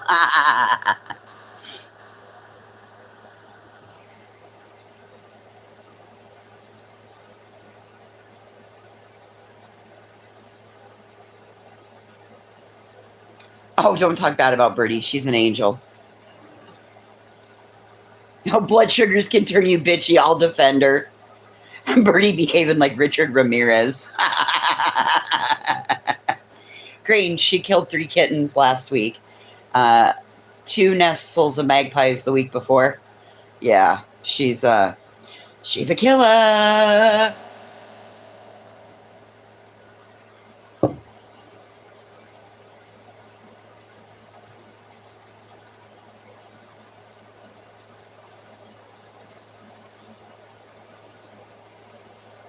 Yeah, Birdie's just being Birdie. Birdie just doing what the dog does. Maybe they were possessed kittens. Oh, God, could you imagine if Birdie and Murder Mittens went on a spree together? Could you imagine what that would be like? No, actually, you know what's funny, Remy? The only animal that Birdie respects, the only thing that Birdie respects in that whole place is Big Cat. Big Cat is the only one that she respects. Other than that, nope. Nope. But that's because Big Cat has claws, and Big Cat's beaten her ass a time or two in her life. When she was a tiny puppy, yes, Bonnie and Clyde for addition. Yes. When Birdie was a baby, she was about the same size as Big Cat, and she kept chasing the cat around. Well, Big Cat finally had enough, and after she chased him, he turned around and come right back for her and beat the shit out of her. All over her nose. Yep, she got boxed by Big Cat.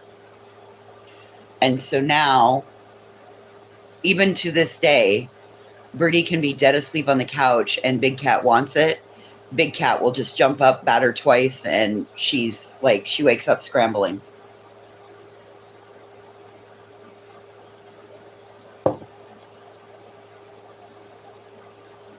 That bed thing wrecked you before bed. Yeah, well. See, should have been watching Dutton Ranch. You'd be sitting over here with the same questions I got in my head. What are they going to do? How did they get into the same mess that they were already in Montana? And this time they ain't got a train station to drop the bodies in.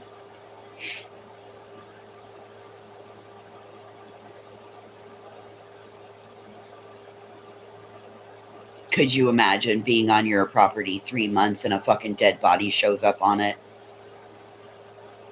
Thank God Riphead the fucking knew what to do when a dead body shows up, and we tie it up in a tarp and we fucking put it in the freezer and make it stiff.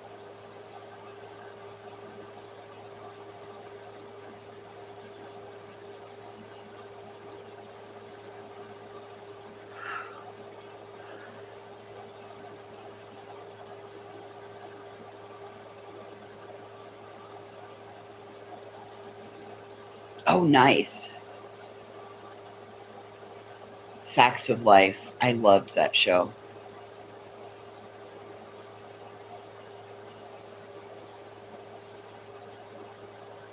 Left all the insides and took the rest. Probably a cat. Although a cat normally eats all the insides. Oh, be frank, I think I'm going to have to start Paramount again so I can finish the last 3 episodes that are out. Because I think there's 10 episodes out. And I was only on 7.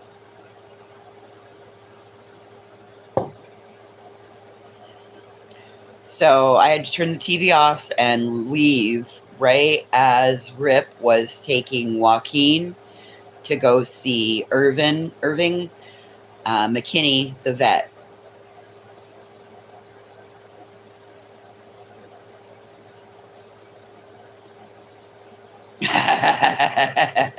Yeah, if you see Matlock or Jessica Fletcher in the same location, you don't want to be there. Good point, Rosie.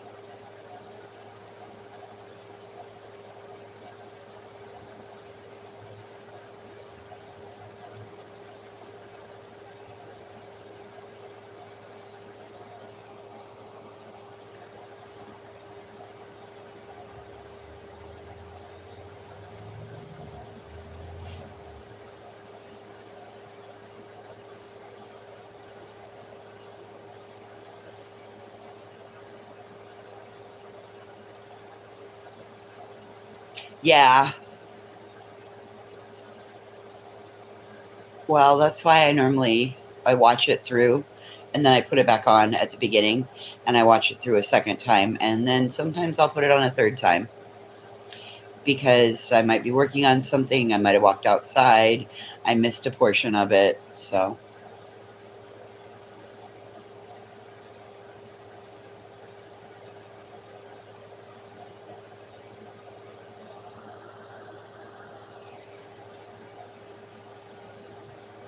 And all I got to do on my agenda today is sit. My back is still not. I thought it was going to be okay when I first got up. Now that I've been up and moving again, nope. I really wish it would clunk like it did the other day, because my left foot is numb in all the places that I haven't, Andy. Under the bridge. Okay. And there was another documentary I saw on Netflix. It came up in my recommended. I'm going to have to look at that again. I Will Find You or something like that. Still looking. Something. I can't remember the exact title of it. But when I read it, it was about a mother that was still searching for her missing child. Real cases in Canada. Oh.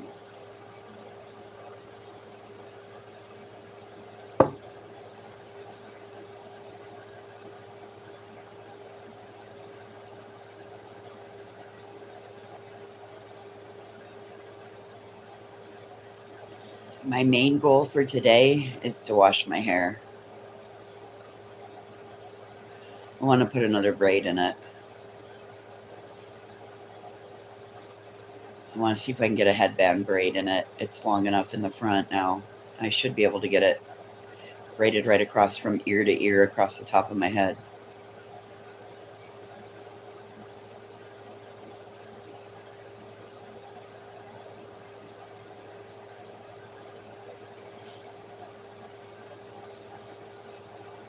And I figure we should enjoy our rich girl air because we missed it. We missed it all of last week.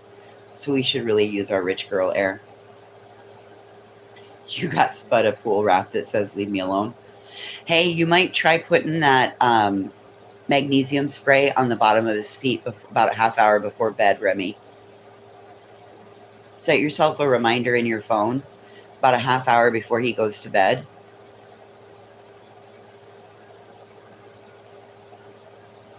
Spray his feet with the magnesium.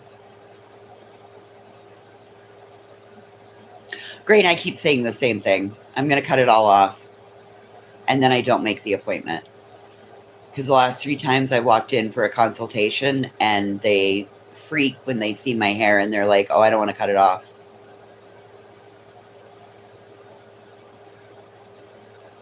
Oh, it's like I do it once a week. About every 10 days I wash my hair.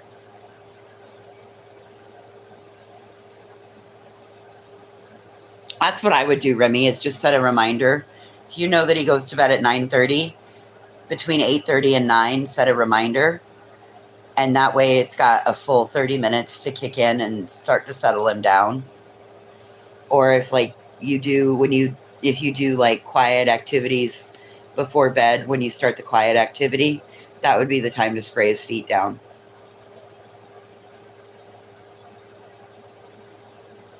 You cut your hair last night? How short did you cut it, Andy?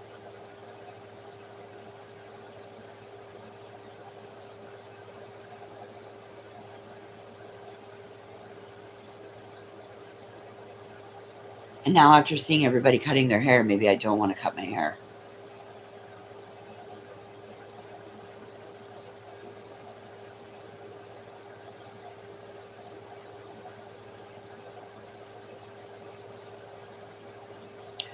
Grain, I've left 3 fucking appointments where people were like, I'm not cutting your hair.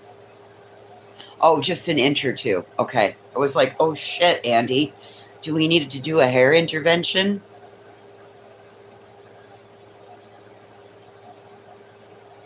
And Brie, I don't know where Rick Moranis is. I don't know where he's at.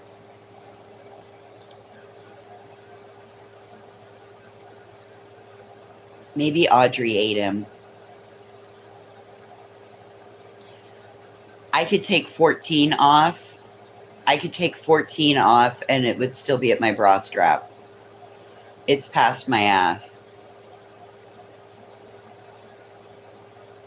And the last 3 appointments I walked into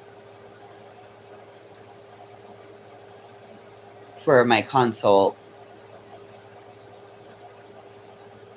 they just were like, I really don't want to cut your hair.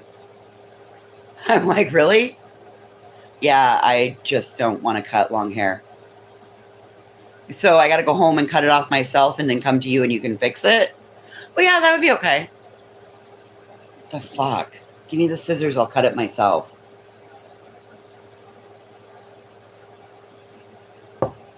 No, mine's past the ass. Like, it covers my ass when it's down.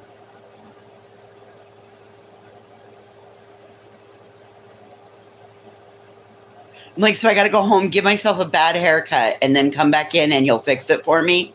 I bet you're going to charge me, aren't you? And then you're going to have all kinds of things to say when I leave, like you're probably going to have right now when I walk out the door. Like,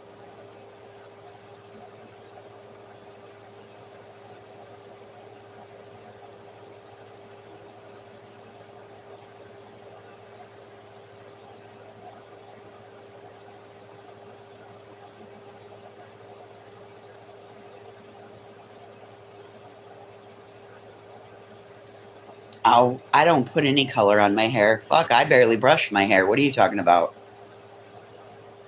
If I can put it up in a messy bun without brushing it, yep, I'm sure as fuck going to. I don't like brushing it. I don't like washing it.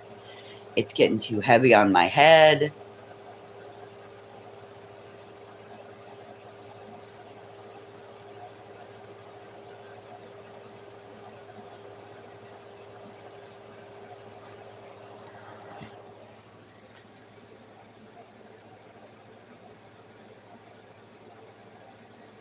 Oh, and can we talk about the fact that it's summertime and a lot of women in the summer cut off their hair? Do you really think that Brittany J went and cut her hair because Clue was talking about cutting her hair? Do you really think that? I do too, Grain. I use a scrunchie and it's all up on top of my head all day long. But do you guys honestly believe that the whole reason Brittany cut her hair was because Clue talked about getting a haircut? Do you guys really believe that? Or do you guys think that it might be a case of it's summer and a lot of people start the summer off with a new haircut?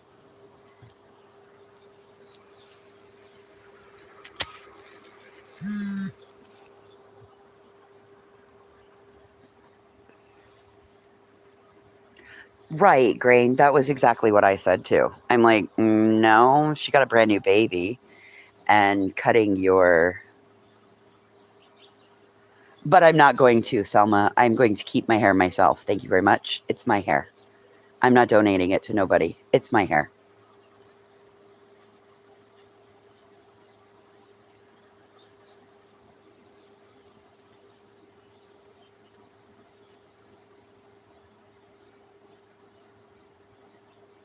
I don't think she's overweight though, Brie.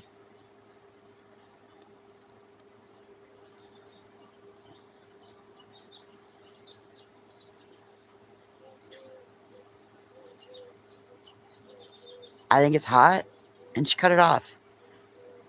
I don't really think she's unhealthy either. I don't think she's unhealthy and I don't think that she's overweight, but I mean, I also don't believe I'm overweight and I am.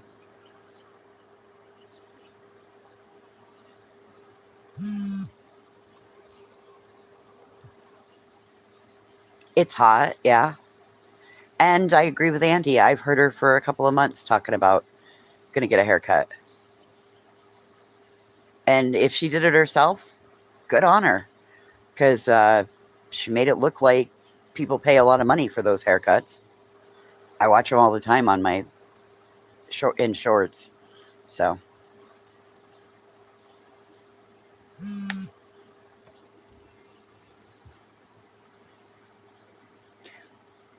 long hair makes me hot too, Selma. That's why I have half my head shaved.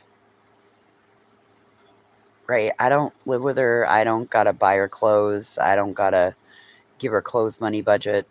I don't care. I don't gotta fix her hair. Fuck, I barely fix my own. I mean, I rode with a braid in my hair for a week.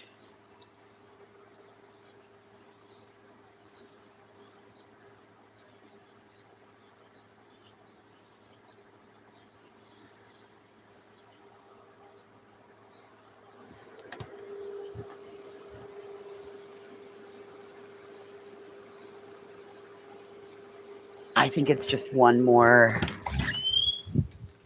I think it's just one more thing to try to dehumanize her over.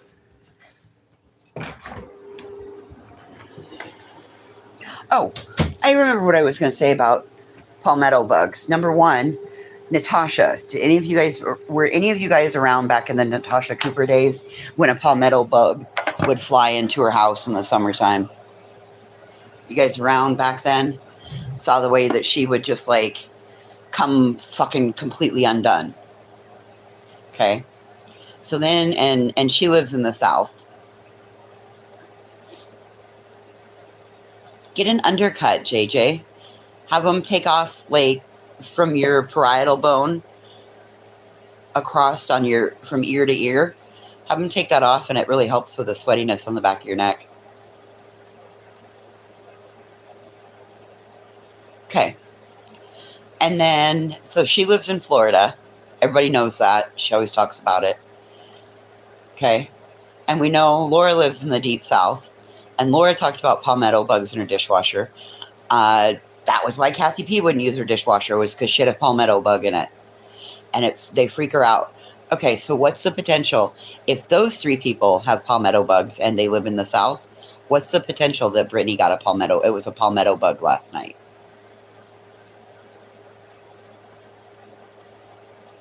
And everybody's flipping shit over it.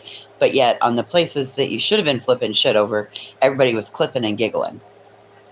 But so because it's Brittany, she deserves to be made fun of. I don't get on the bandwagon with that. So fucking what if she had a bug in her house? You want to tell me you've never found a bug in your house? Fuck, I bet if we go looking right now, we could find a bug in my house.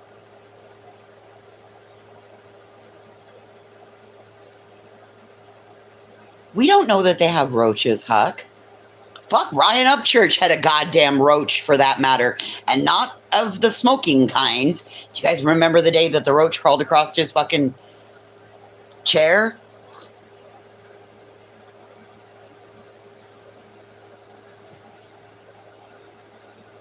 I do.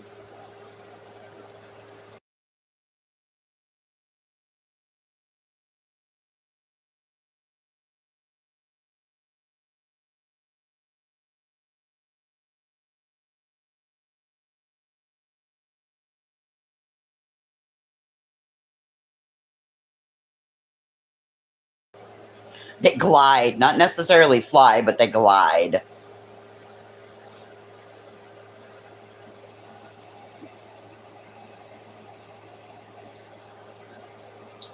Oh, I wish I had my glue real handy real quick. I don't think I have my glue stuff handy. Good morning, Ange Carter. Laura said it. Those women have no room to talk.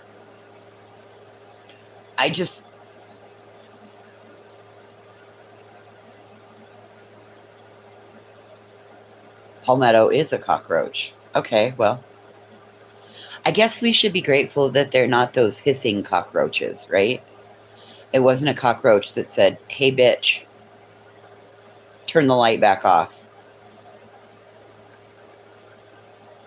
I mean, listen, if somebody out here has a cockroach that speaks, by all means, let's get it online.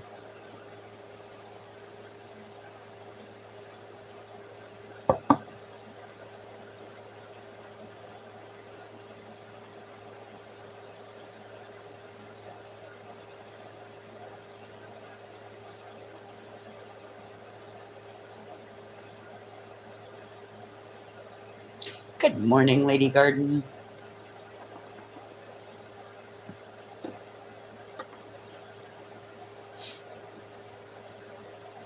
Good, your master's live. Half of you get the fuck out of my chat now.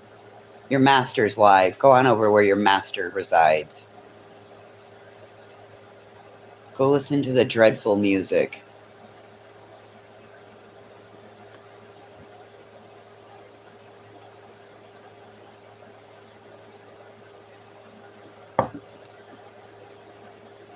If you didn't hit the thumbs up, get the fuck out.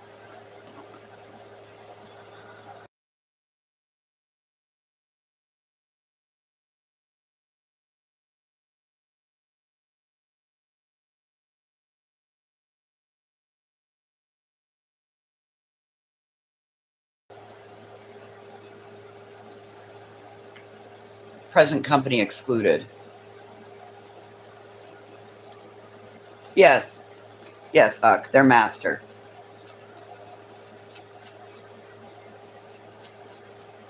Get the fuck out of my house.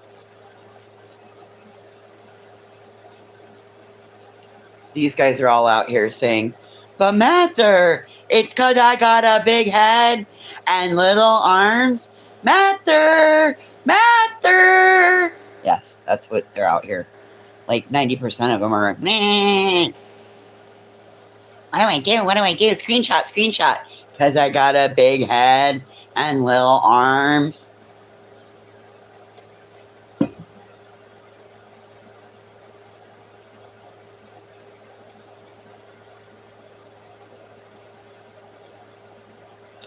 Lake girl, that's exactly what I said.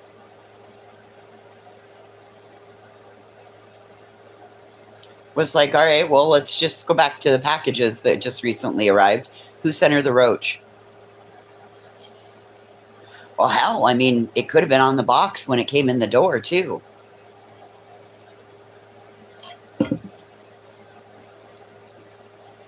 Been putting together a solar robot. And let me tell you, I don't recommend. A solar robot? What kind of solar robot? What does it do? Does it shoot laser beams out its eyeballs? Does it warn you when there's an intruder in the garden? Danger, Will Robinson, danger. Danger, Lady Garden, danger.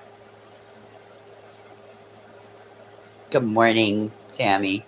Have a great day, Huck. Oh, yeah, it's Father's Day. Good thing I flipped him off yesterday.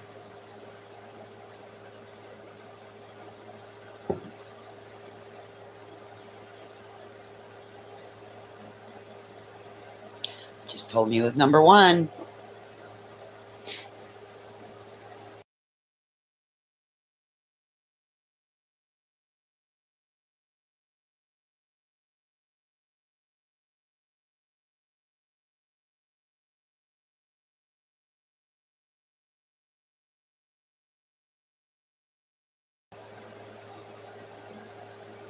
They need to learn their place.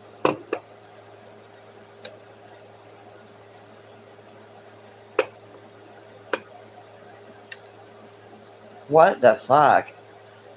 Learn your place. Okay, so this is a new society out here. And somebody else is going to, somebody that's not allowed to judge in normal society is going to be the judge of how we learn our place out here. Oof. Oh. You're going to learn today, girl. Oh, yeah. You're going to learn today. Learn your place.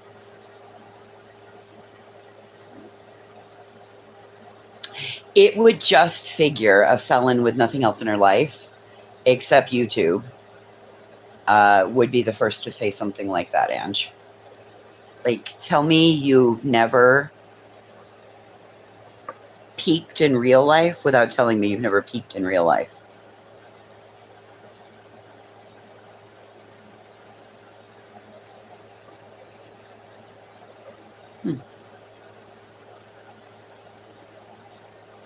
That's something else.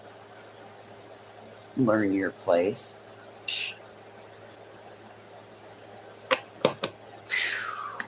Boy, I'm glad I didn't hear that, Ange. I'm glad I'm only getting that in secondhand.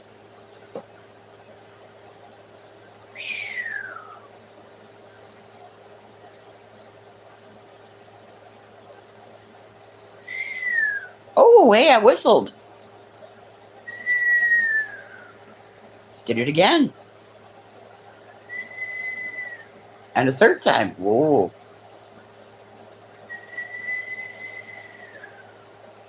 Not very loud.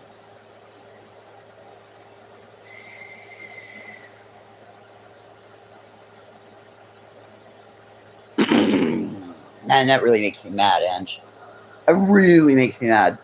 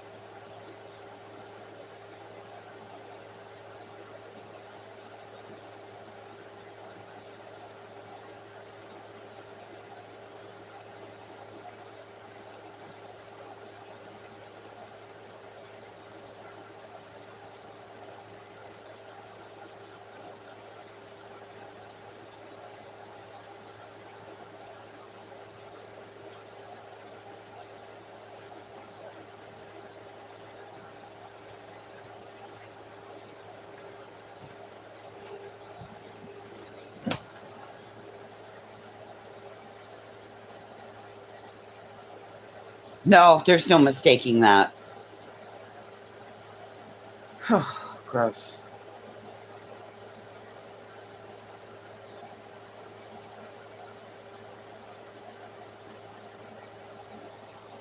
Oh. Oh, I know what I headed to go get. I got sidetracked in the process of my notes.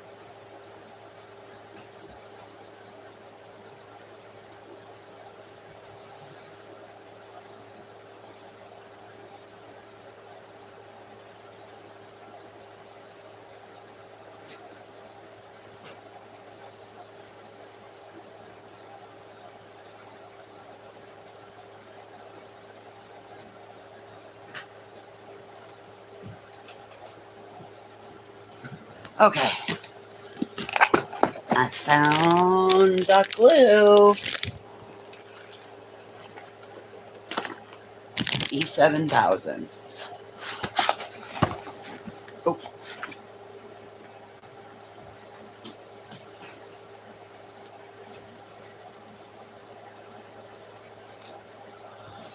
I don't know, Ange. Don't really care. You know what I mean? After a while, it just becomes redundant to even try to fight with somebody whose heads are so far up their asses that they're fighting for air. And it's not even a necessary fight. They're just making it all the more hard for themselves.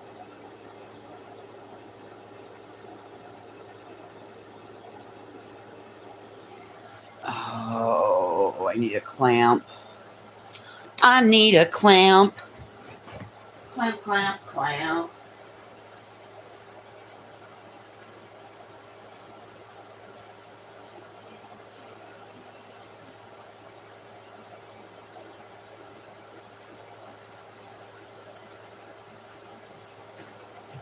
Whoops. I don't think we need that light on. There we go. It's clamped.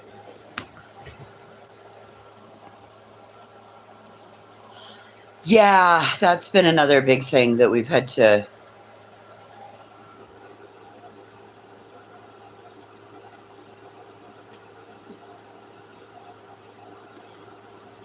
Their food and water bowls need to be washed twice a day. Okay.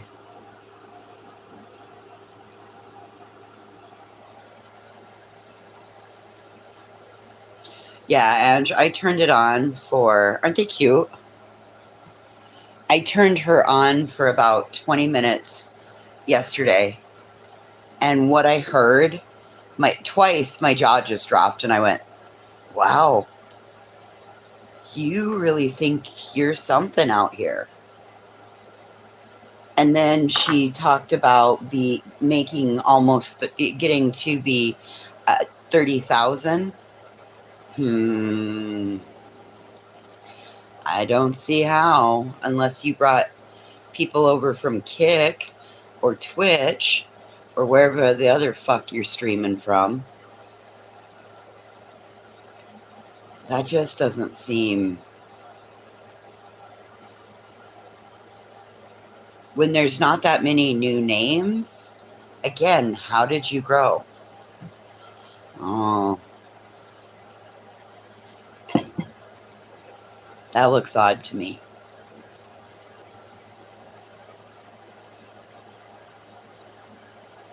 Anyway, just my 2 cents. I'm sure this is going to get clipped and sent everywhere, and she was cussing someone out. Yeah, when I turned her on yesterday, she was going off about, I think it was about Brittany. And I thought, wow, hey, Pot, it's the kettle calling. You're both black.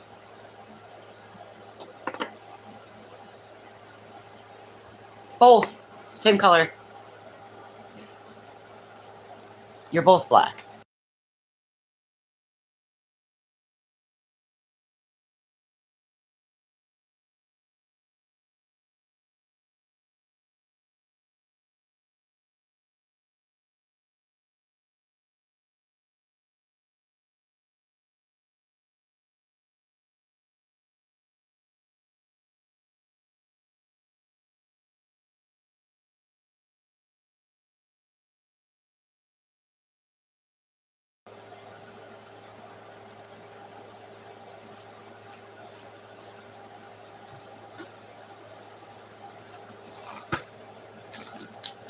Okay.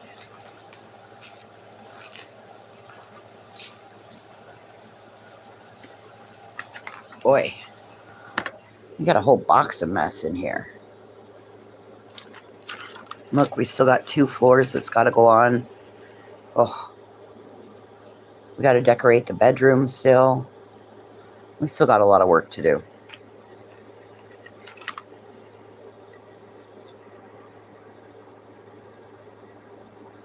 I think we got to remake this name into like something else castle.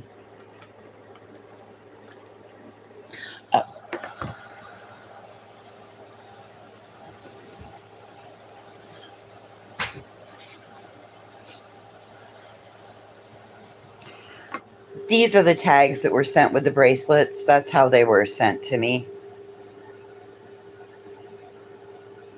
You guys, we talked about it. One would have thought that somebody, if they were sending somebody bracelets, one would have thought they would have written what if they are in fact semi-precious stones and gems, one would have thought one would have used the bundle of tags, right? Which I don't even know how we're going to undo that. I don't want to undo it. It's going to go in the garbage can. But one would think that you would put the beads and the types that they are on them and maybe would have attached them to your bracelets. But no, that's not what happened.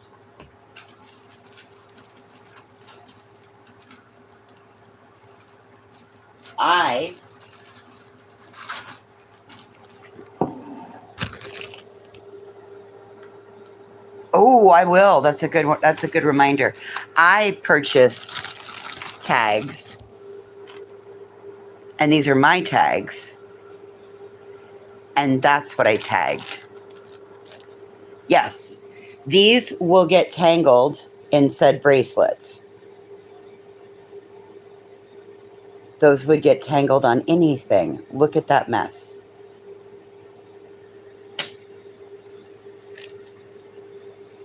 That's the kind of tag you need. It's got sticky on the back. The bracelet fits in the groove. Those were the ones I put them on after spending hours trimming and straightening. Okay, so she says that she uses semi-precious, i.e. like hematite, correct? Well,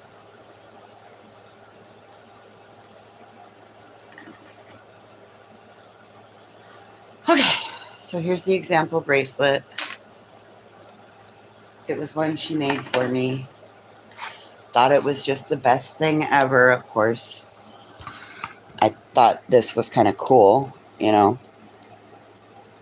The two sides of the stars are magnetic. So this is what she said was hematite. But look, there's a seam. You see the seam?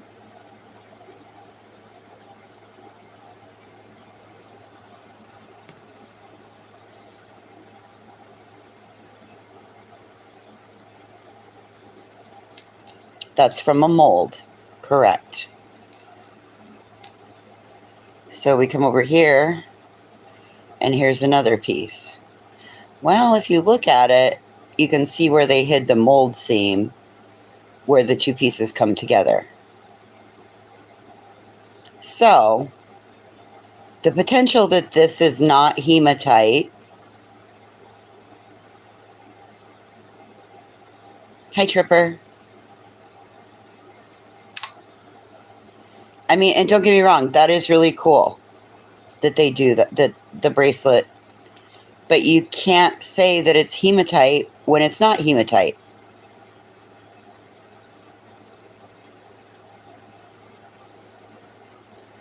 Correct, Remy. That's way too detailed.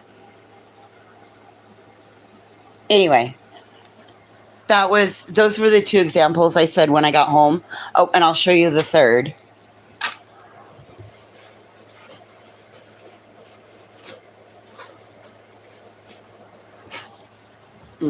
What did I do? Oh. So I have no idea what I'm supposed to charge for H17, like, okay. So it says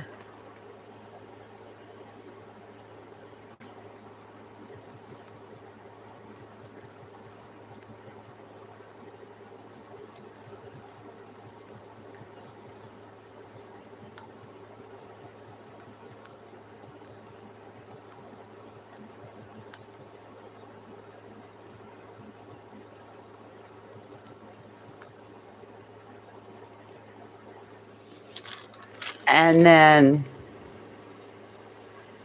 $8 and then $8, but then if you turn it over, it's $6. That one stays $8, but you turn this one over and it had another in there and it showed $5. So I don't know what to sell them at. I can't tell you what's precious and not precious. I can't tell you what's semi-precious because, again, this is how the tags for them came with nothing on them. As long as you guys have known me, have you ever known me to work in beadwork? No. No.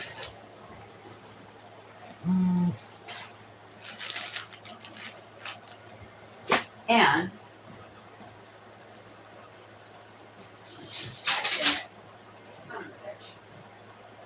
that was not the place to try to pick that up from. What's that? The first thing. Karma got me.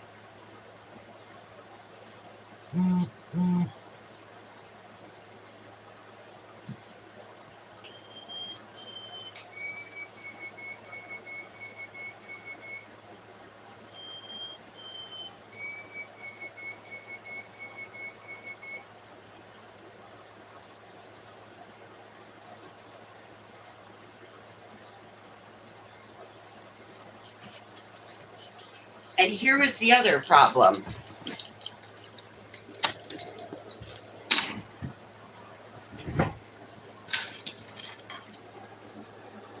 No, it doesn't.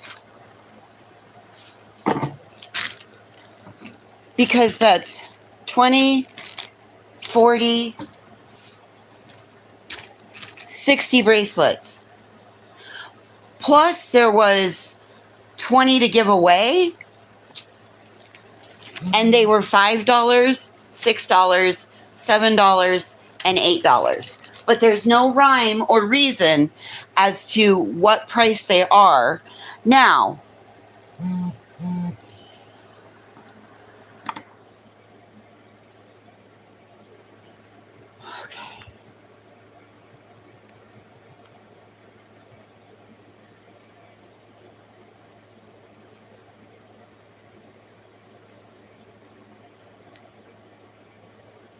now, there are some that when you touch them, they are cold to the touch.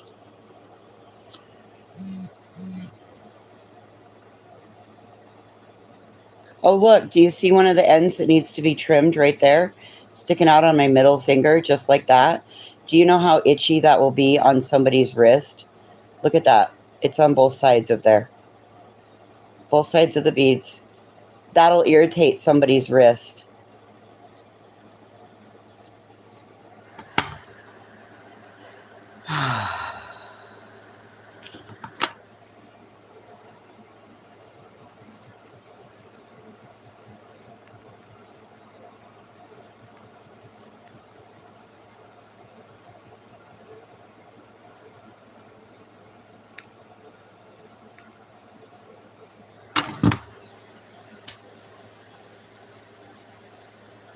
Right?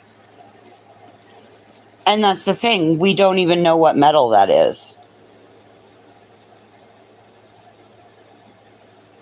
We don't even know what metal that is. I'm afraid to keep handling it because if it's a cheaper metal, I turn stuff black. It'll just turn black. So anyway, again, these bracelets were not ready like this. All of these bracelets crammed into these bags. These bags. Don't know exactly what I'm supposed to charge because there's multiple numbers on each side. Not sure. No instructions.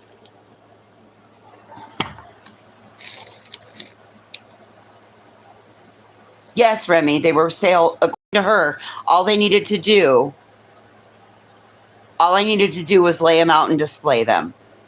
No, I'm not going to display something that, again, like case in point, right there. See that side sticking out on that side?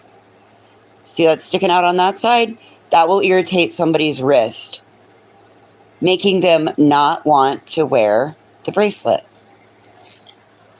Don't give me an inferior product, ask me to sell it, and then get pissed off when there's feedback and constructive criticism. Don't do that.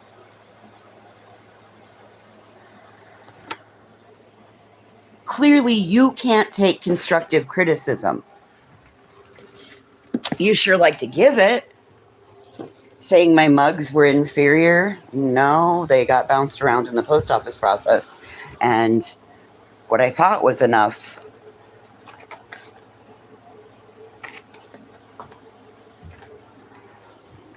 There's that, Remy. If I don't know what the stones are, what happens? There you go, Grain. Like I said, I've seen Swifties make better bracelets. It just means that you want $8. Okay, so if they're supposed to be $8, that means $7 goes for postage. Right, you haven't. Nobody's seen her. Now she's dropped back off.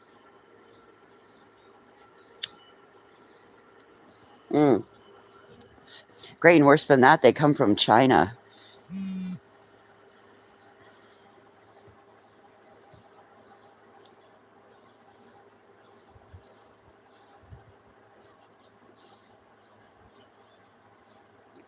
Yeah, Remy. Or a bunch of ladies got together on a Saturday afternoon and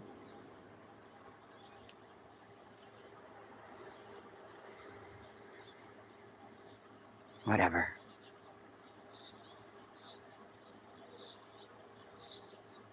Yeah, I can't charge for that. What happens when what happened? Okay, so let's say perfect world, Rem. Uh, let's use this example. Again, it's an example. Nobody get their fucking knickers in a knot.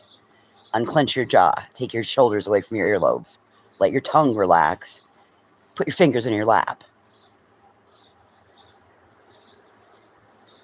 Let's just say that I don't pay attention to detail and I tag them and then I promote them on my channel and I send them out and then everybody gets them and now they're like, I really, this is the bracelet I paid for.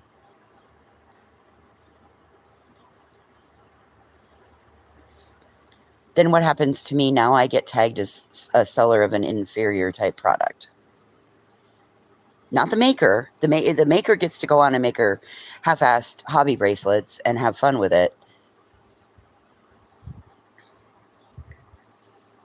But me as the seller, because I took the item in and I'm pushing it out into the world, now I'm the one that's tagged for selling an inferior product.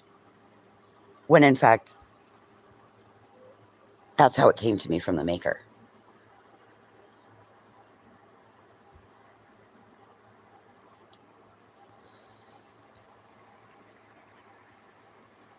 Yes, they want to see something that's going to last. Not maybe just, I don't know, whatever.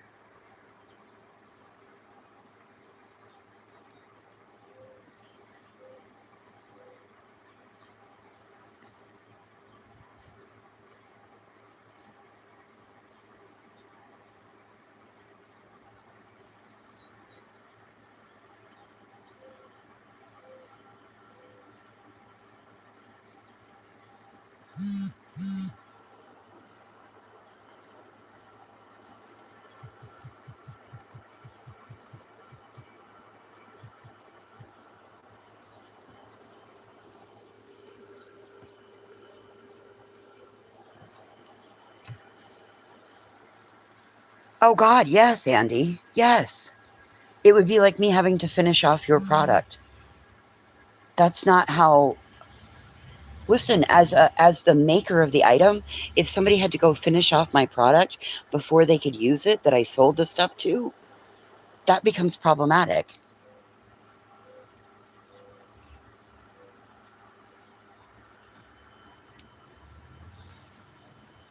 Because then you're actually being part of the artwork that's made. Again, that's why it becomes an artist in kind donation. You're donating part of it to the artist so that the artist can clean everything up, put her tag on it.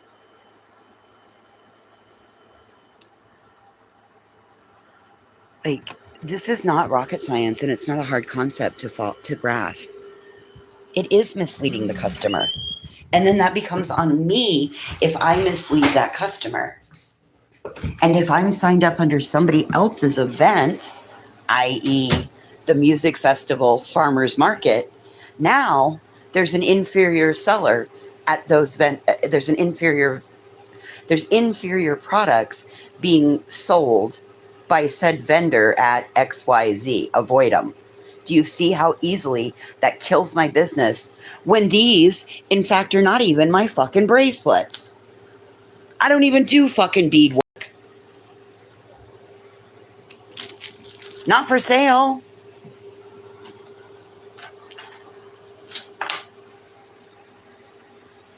Kind of pregnant. Yes. Yes, Ange, kind of pregnant.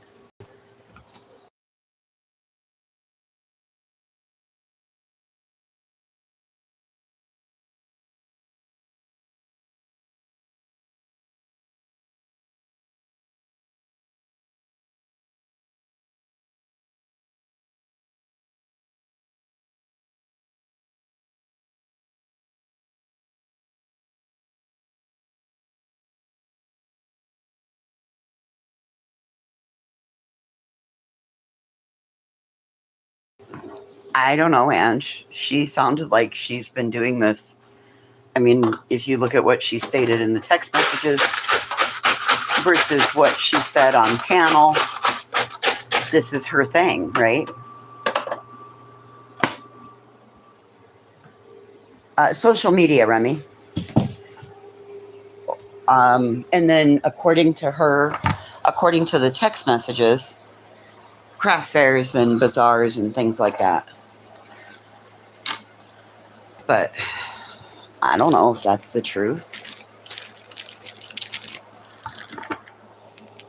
Show them again, yeah.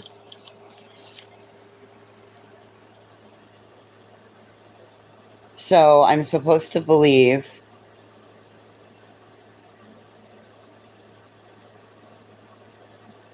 that these are hematite. Okay, so if I believe that, not that one. This one, light glossy blue. This one,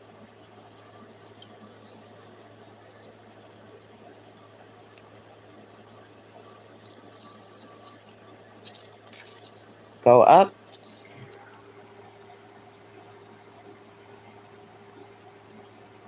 I don't know, Remy. Your guess is as good as mine. I don't have any teeth to rub them across, so I can't test if they're real or not.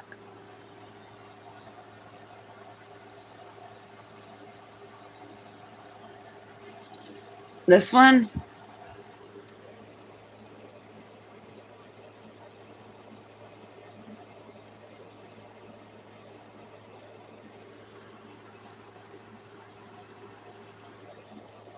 semi-precious on the second row.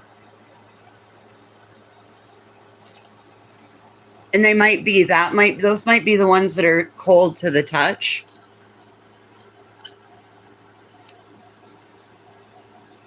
Those are cold to the touch.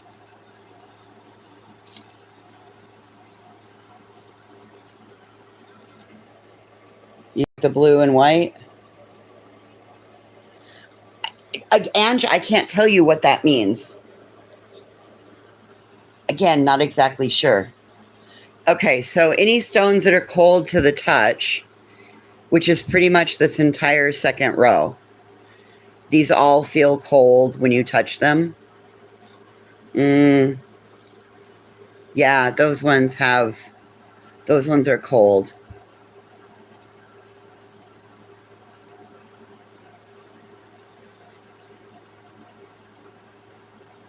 That does look like rose quartz, doesn't it? These two are definitely cold when you touch them. I'll be interested to see when they're in the sun. This one? Okay.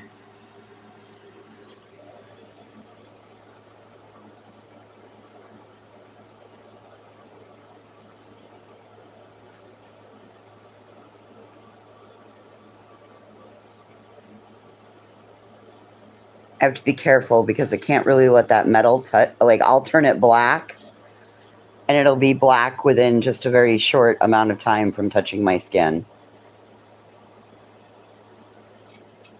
That's better quality than the rest. Okay, so then I did do, and then that one has a little,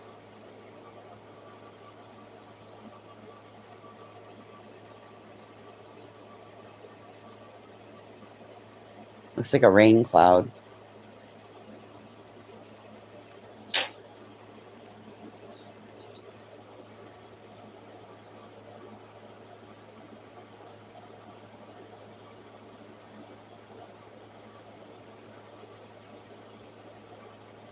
A little, meaning definitely tell it's got metal to it.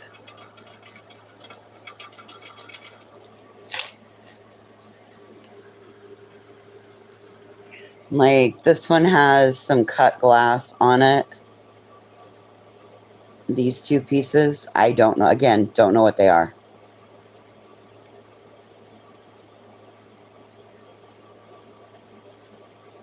Glass, that's what I thought. So you can almost see the difference if you're going to look at that. We know that this one's glass. You can see the difference in quality. These are bigger.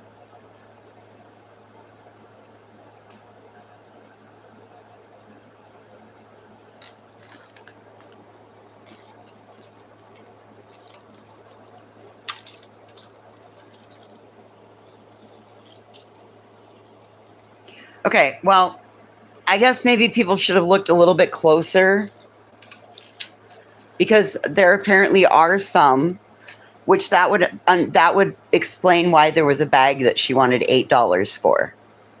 Okay, so $8 a bracelet with $7 shipping. That leaves you $1 for the bracelet. The bag of $7 bracelets, you break even. You're essentially paying for the postage to send it out. You're not making a penny. $6, you're losing money. $5, you've just put yourself upside down in the hole. So, yes, from out of far, it looks like a great and pretty, but while you're looking, you're not going to find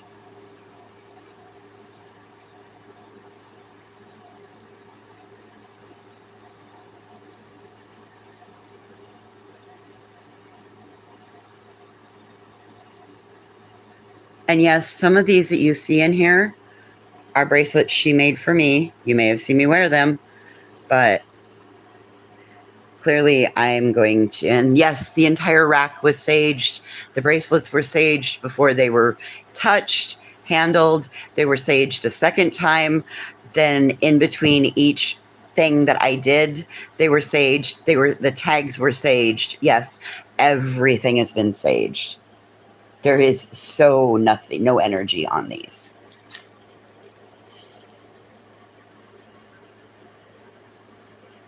Thanks, Yeti Cooler. Whatever.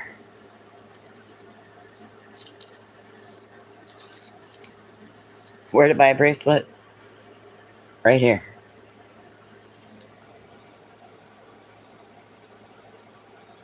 Hey, Hakab, listen. I wasn't trying to... Right, Remy. I wasn't trying to start a bracelet club.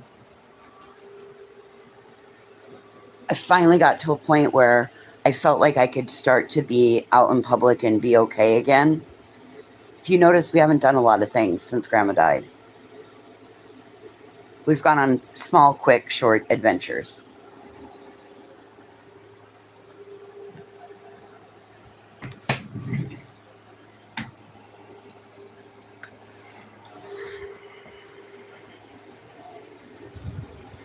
I'm sorry my grief was too much for you.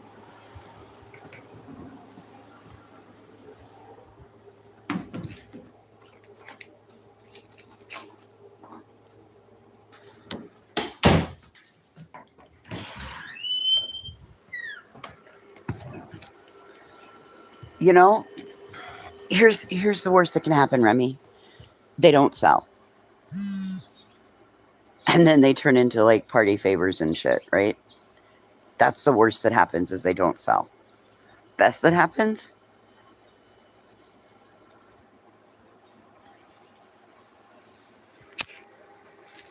Mm-mm.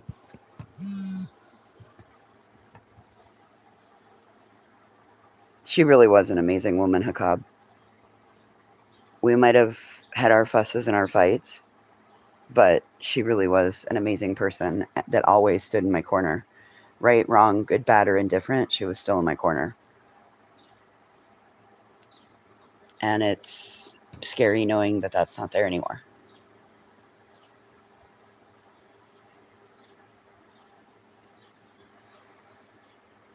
I also miss doing the daily tasks. I never thought I would be sad not to have to do her laundry again. I miss it.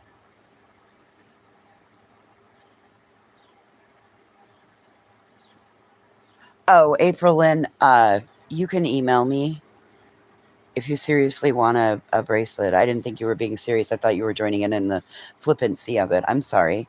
No, you can email me, voice for the voiceless, WY, at gmail.com.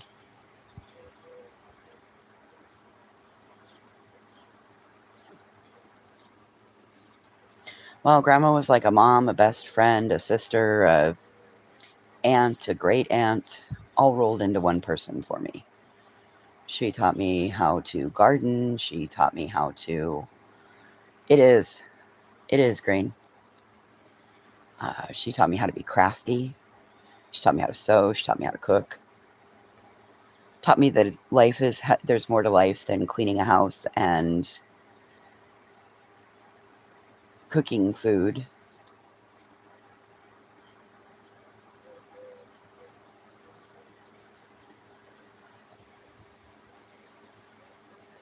And look at how active she was until she broke her hip.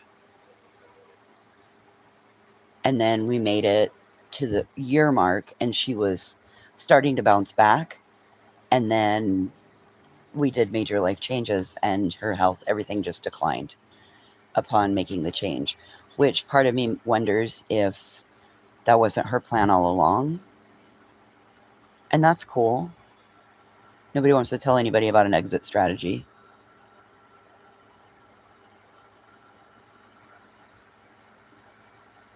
She was 87. She would have been 88 that August. So this August she'd be 89.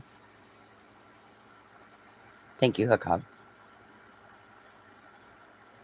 Listen, Grandma carried pieces of my artwork with her so that she could show everybody. Everybody. We would go into the Lazy 7 for supper, and everybody that would walk past, she would always want to sit in the booth closest to where my products were displayed. And as every person walked past, she would say, "Have you seen those over there? My granddaughter right here makes them." Used to drive me batshit crazy. I can't tell you how many times I wanted to crawl under the table. Yeah, she was 87.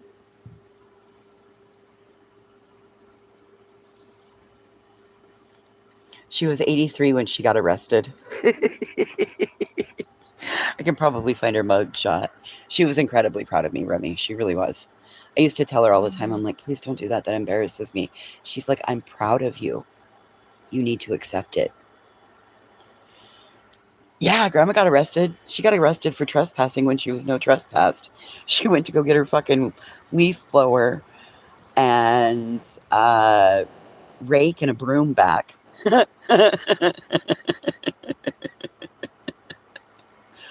Okay, so the summer of COVID.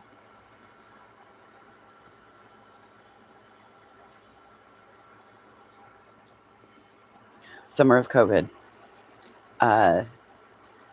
She and her husband, she married my grandfather's best friend. His wife died in December of 08. I'll dig through my pictures in a minute.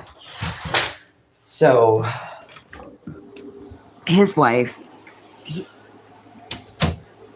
essentially it's neighbor across the way's grandparents, okay? So neighbor's grandma and neighbor's grandpa were my grandparents' best friends. They were the reason my family moved from Michigan to Wyoming, because her grandpa and my grandpa came out here hunting.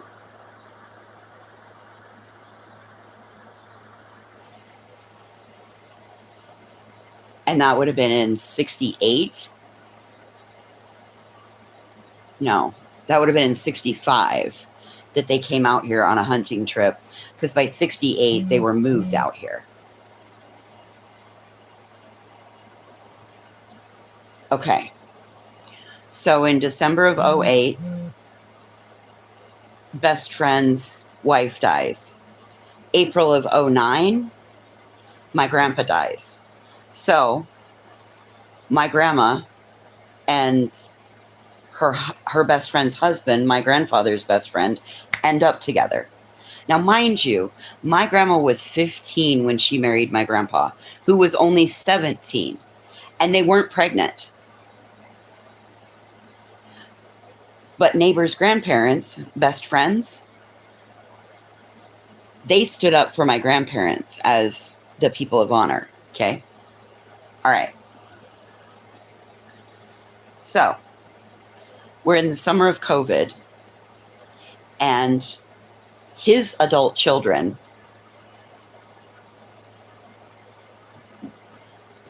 hang on.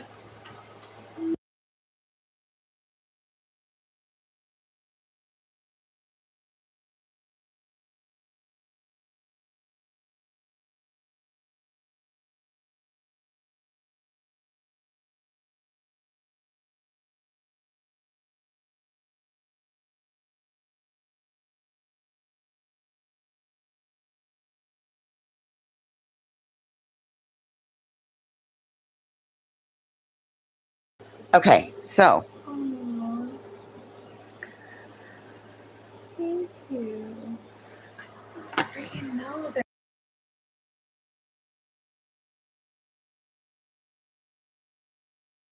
okay, so I actually have somebody looking at the bracelets right now. My neighbor came to look at bracelets, and she's raving over them. Hi guys. I think these are awesome. I don't have the camera on. They're beautiful. So she doesn't know anything about Bracelet Gate. No. So we're not going to tell her anything about Bracelet Gate.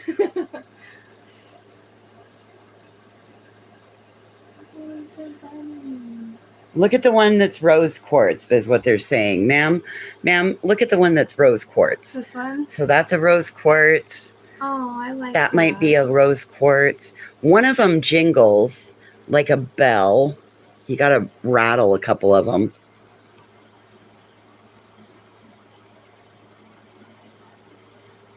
Just keep looking. Find one you like. I like this one. No, these were made by somebody in Illinois. I don't do them. You don't? No. Nope. I did not make them. How much are they? Don't worry about that. Don't worry about that. Okay. No grain, no bias. First thing she asked was if I made them, and I didn't respond. Okay, love these two. Okay. Those are yours. Yeah. Oh, thank you. You're very welcome. But yeah, that's for you. Okay. I appreciate that. I'm sorry, I didn't mean to intrude. I seen you out there, and I was like, oh, I gotta go. I'm on the phone, and I was like, I gotta.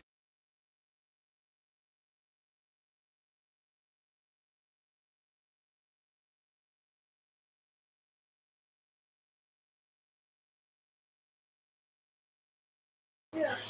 I made meatloaf, so I might bring you over a piece of it later. Just send me a text. Okay. And come pick it up. Okay, perfect.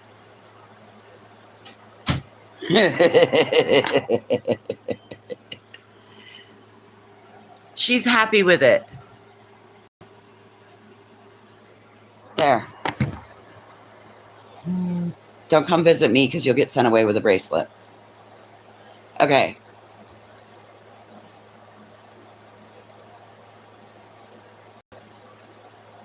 Oh, that is true, Bree. And then there's a whole component of them that come just to see what the vendors are offering. You want to see what she chose? Actually, Grange, she picked one of those and the other one like that. She went with the rose quartz, and then she went with the whatever this aquamarine is. It's like her birthstone.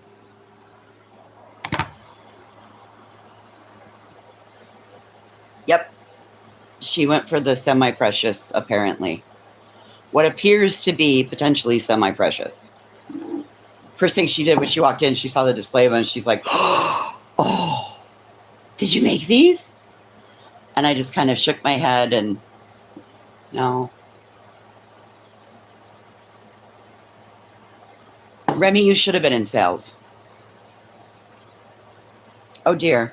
Oh, Grain, burn the house down. Okay. So, height of COVID, his adult children come in and they decide that grandma needs to move back to her house and they're going to put him in a nursing home. There'd been a whole bunch of health challenges, and I got them through the worst of it. When he couldn't walk, when he couldn't get dressed, couldn't do all the things, I came to help.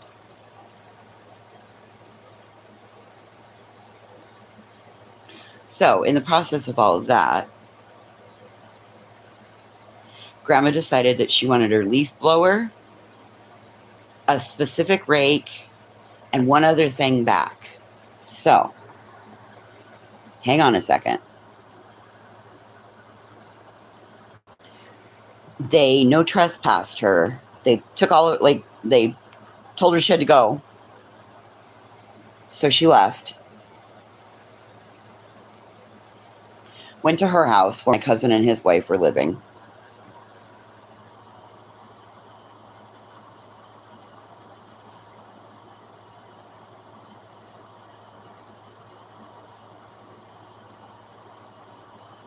Came and stayed up at the farm with me.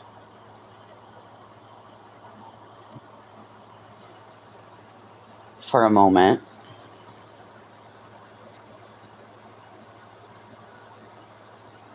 I'm looking right now to see if I can find the mugshot.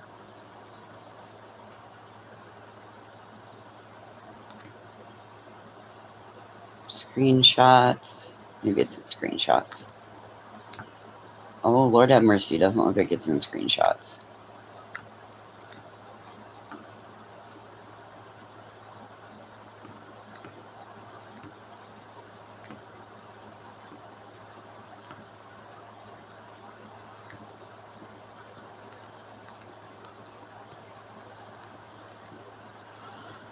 Oh, I'm still looking. Oh, wait.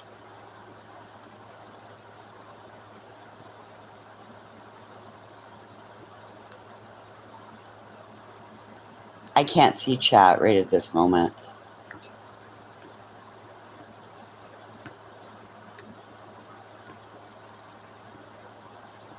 Okay. So, let's just go to photos.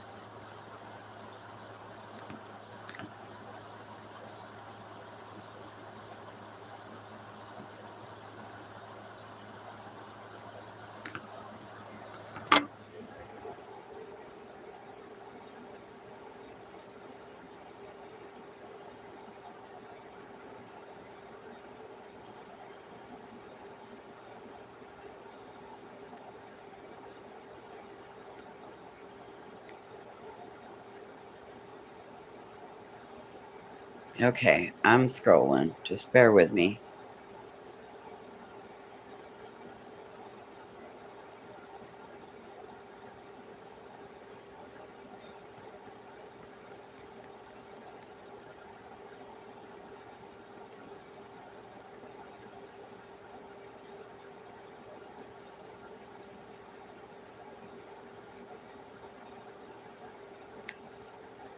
Well, we made it to December.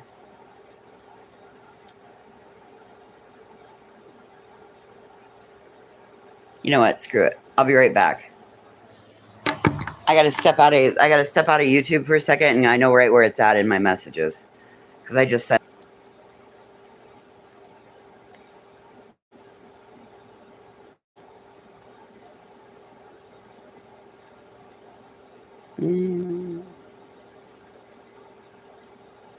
Okay, here we go. There it is.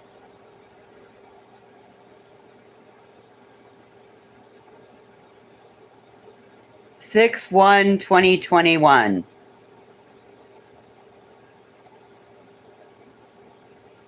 Destruction of property because she banged a broom and the top broke off the broom. Interference with a peace officer. She slipped out of her fucking handcuffs and shoved the police officer and ripped his microphone out of his hands.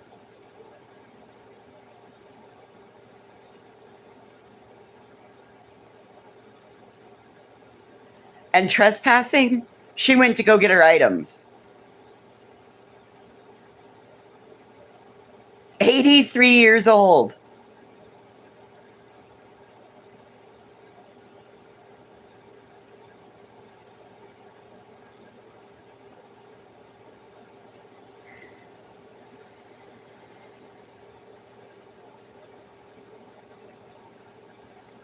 So see, I got shit to look forward to in my life.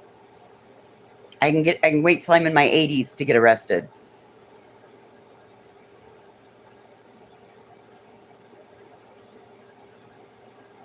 Yep.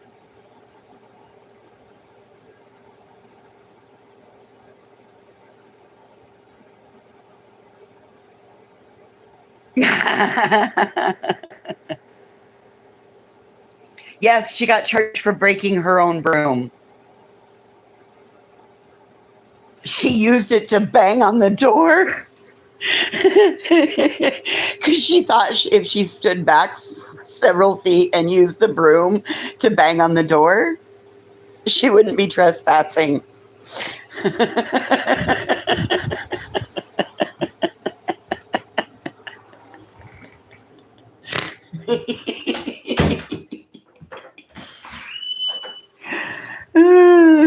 Welcome to my life. You can't make this shit up. My cousin was so pissed at me because I said, hey, should we use this one for her obituary photo?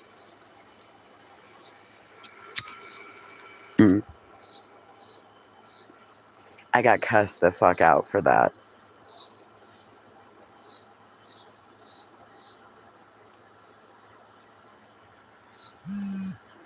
Right. I figured you'd like that.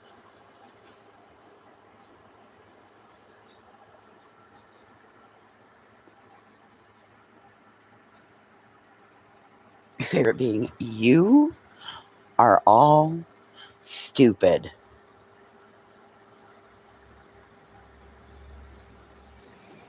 So it was the height of, it's the summer of COVID, 21. And her husband's family, his oldest daughter, came from back east where she lives, Arkansas, Oklahoma, some shit like that. And decided that she needed to move back to her house and he needed to go into a nursing home. Well, unfortunately, within a few months, he was gone.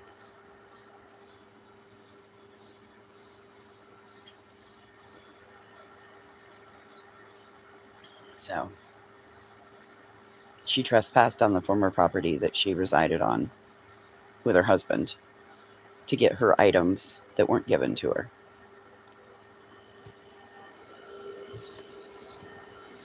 And by God, then, not even kidding you, that was so traumatic for her that every fucking thing she owned, she went through and put a fucking label on it, a piece of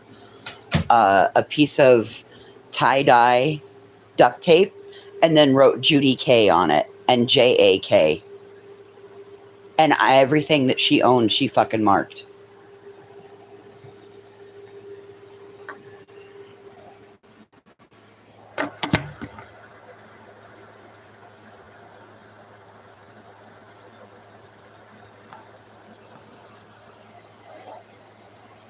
Well, they just didn't want, they were putting their dad in a nursing home. Listen, I get it.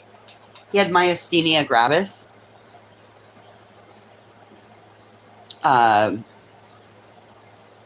One day he woke up and he couldn't walk. And he had some confusion going on and kind of looked like the lights were on, but nobody was home.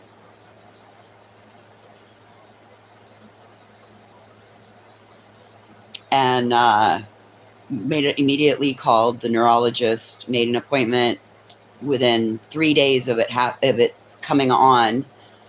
Had him at the neurologist. They did a whole bunch of specialized testing for him. And then right before a holiday, we got the call. So it must have been around Christmas time that year. We got the call that he had, his results were back and he has myasthenia gravis. And that's just a crazy disease. It can come, it can go, it can make you unable to walk, it can affect your memory. It's just the weirdest thing. Really no rhyme or reason how it happens. Anyway, we got him through all of that. And he started doing physical therapy again, was able to drive. Things were going good. Well, his oldest daughter made the decision that he needed to be in a nursing home. 3 months after they put grandma out, he was dead and gone. Somebody brought COVID. I mean, I had been very fucking strict. You know, I had a whole hand sanitizer station and everything set up. My grandmother already had breathing problems. We didn't know what was going on with Ken because he was just declining at a rapid rate. So, like, it was very strict, very strict. And the minute that grandma was no longer there and they got rid of the COVID station, the hand sanitizing area, I mean, I had Lysol gloves, masks. It was very scary, especially when you've got 80 plus year olds that you're in your daily life. Very scary.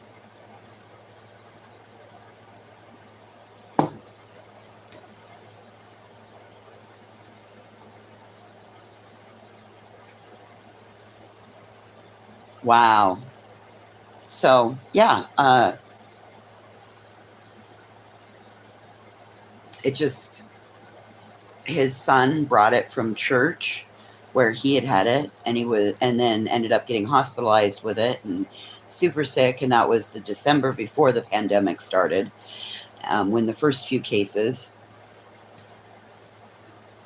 I'm pretty sure it came from the group that came back from Africa, because there was a whole group of them that went over to minister and on a hunting trip, and then they came back and COVID broke out. The one guy was a pastor, and COVID broke out through his whole church. Anyway.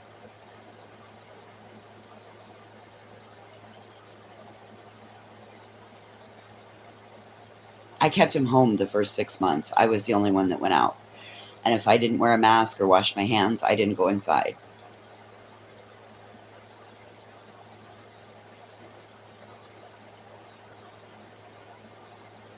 Anyway.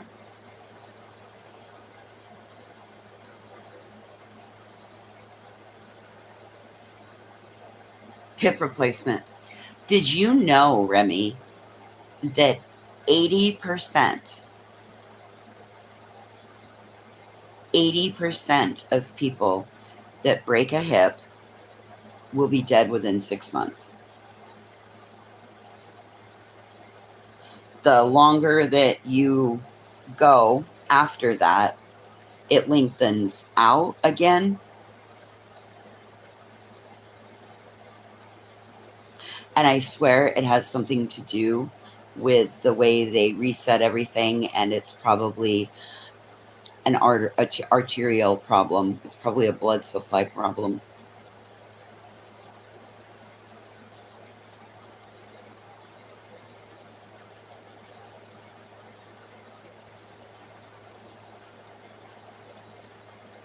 Yeah, I mean, grandma was completely healthy, and grandma was walking across the floor when her hip broke, and it finally just gave out.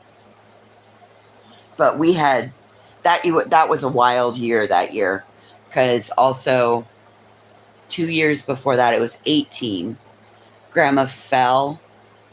She had come to my place to pick me up and was walking around her car, and my landlord left the fence down, and then the leaves had fallen on top of it, and a wire on the fence caught the back of her boot, and she just went straight down.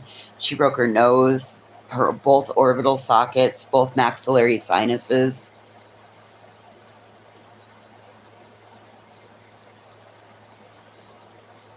It was bad.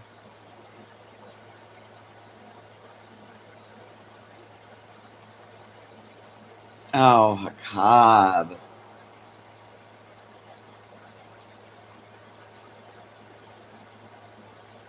That sucks. I'm really sorry.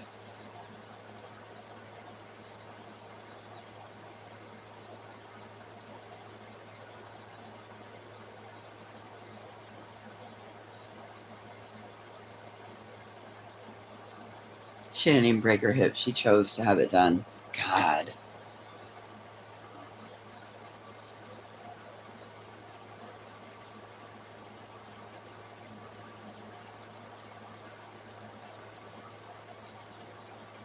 I'm sorry, Remy.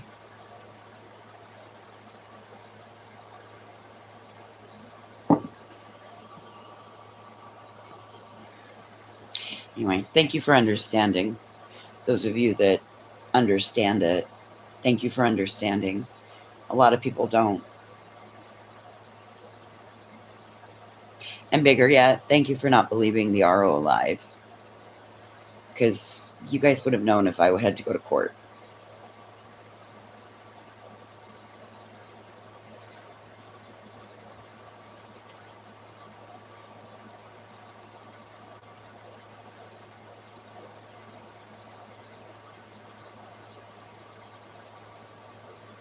Now, if I would have broken the no trespass order, then it would have resulted in an RO. But I didn't break the no trespass order, so there was no RO against me. Imagine that.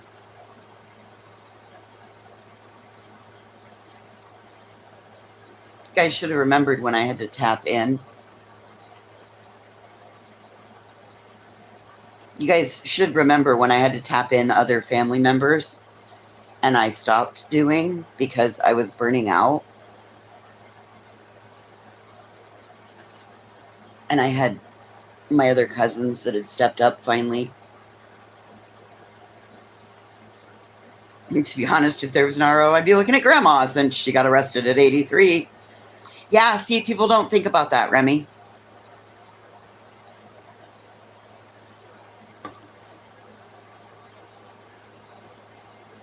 They just don't think about that.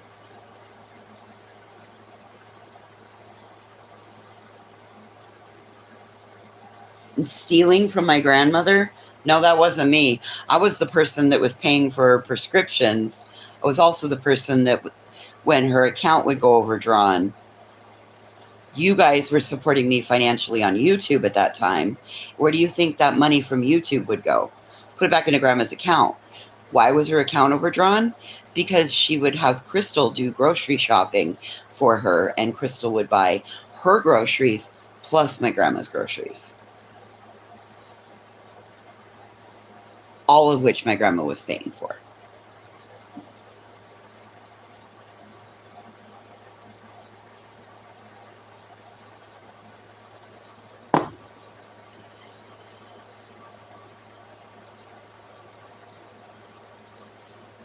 Yep. Some of us have known what happened since it happened. Yeah. I know who mistreated Grandma. It wasn't me. No. Almost went to jail for it, though, because I couldn't beat her ass. That's how I got the no trespass. Fuck.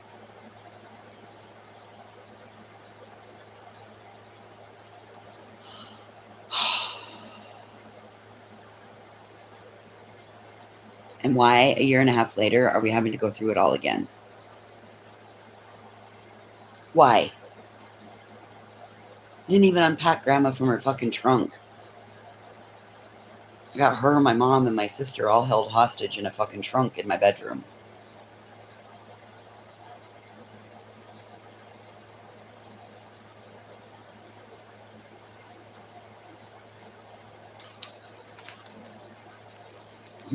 Several of you were on the receiving end of many of the calls every day when I was having, I had a pissed off 83-year-old that was throwing a fucking tantrum. Oh, it was awful, Hakab. And then to hear what was just recently said, well, if there was an RO against me, there was going to be court paperwork because it meant I had to go in front of a judge, or should have gone in front of a judge and chose not to. That being said, there would still be an RO on me. There's not. Never was.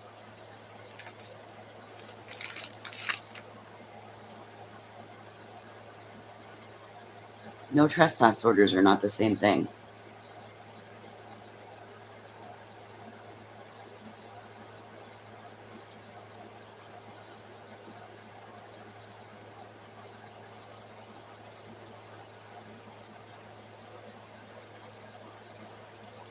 Anyway, so there's a piece of my little family history for you.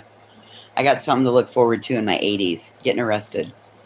However, I might be smarter and I might not try to slip out of the handcuffs.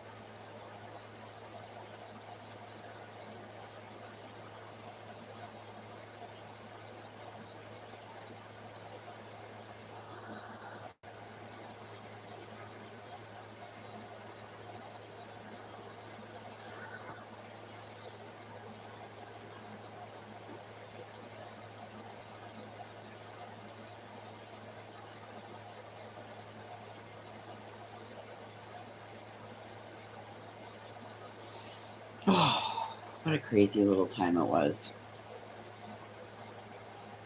Anyway,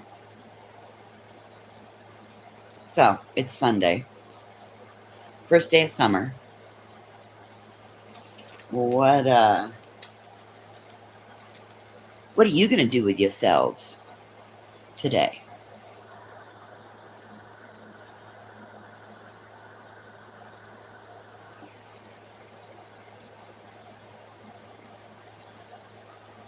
It is the first day of summer, Remy.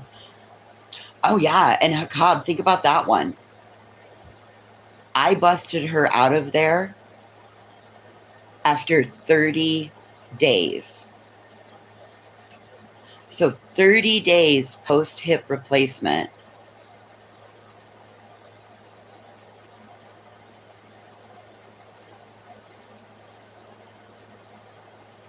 Nice, Remy. You're at your rich bitch pool. Nice.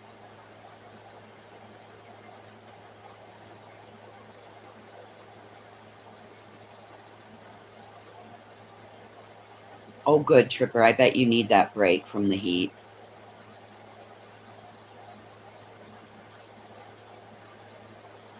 Oh, the FIFA, the World Cup Fun Fest.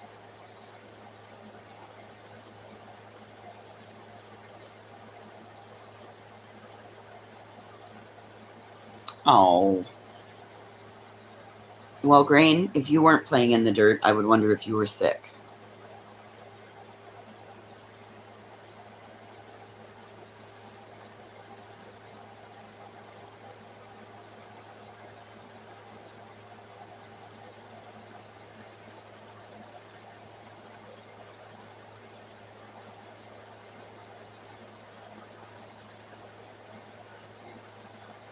Remy, you were talking about a plant.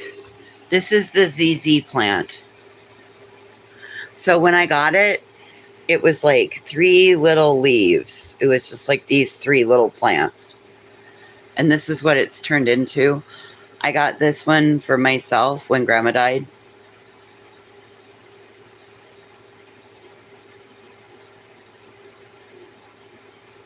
And then that's the spider plant that was at her apartment. It doesn't look much better than it did at her apartment. That's my spider plant. It keeps getting mad because every time it puts out a runner, I chop it off.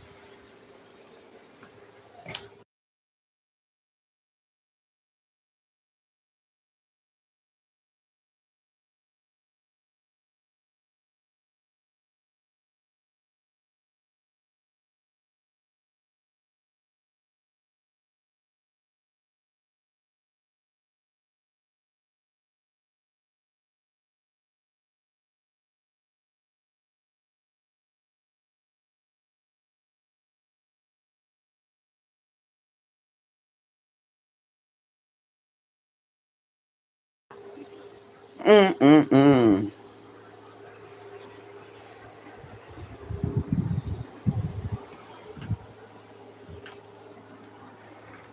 Oh, yeah. Hakab, have you ever seen the one that Kathy P's people sent me?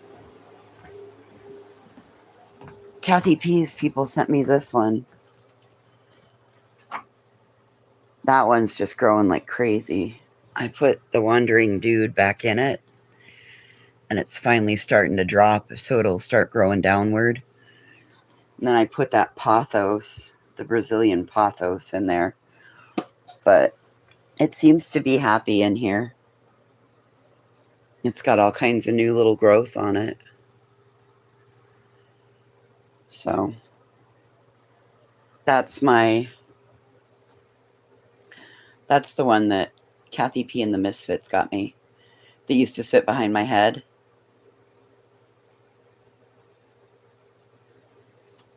Oh, the only thing I asked the lawn guys not to whack down was the milkweed. Guess what? One weed they fucking knocked down, but then missed a whole bunch of the others.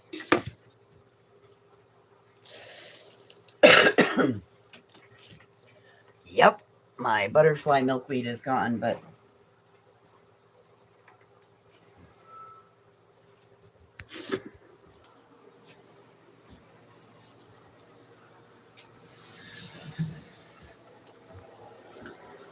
and then this one, this used to belong, this is a part of a plant that the farmer's mom used to have. And I've packed this sucker with me. I left part of it in New York. I packed it with me out to New York. It was just one root that was in a plastic bag, one leaf in a plastic bag in my checked, wrapped in a paper towel. I left part of it in New York. When I left again, I just took a clipping of it and bolt.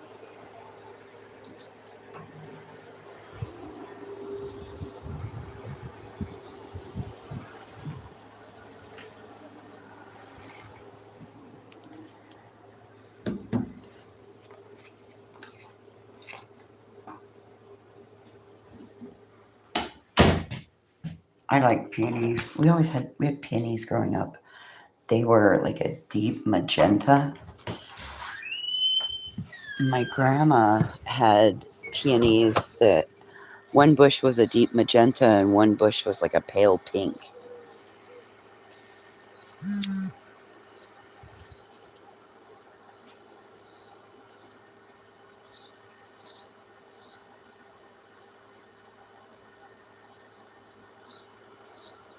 Uh-oh. Me too, Remy. I believe in rocks. And a box of fake grass.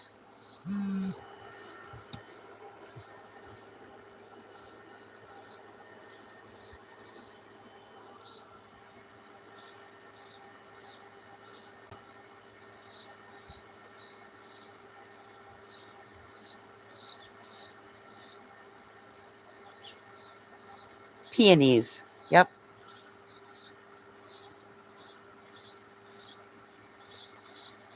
I've met people who pronounce it peony. I'm like, it's a peony.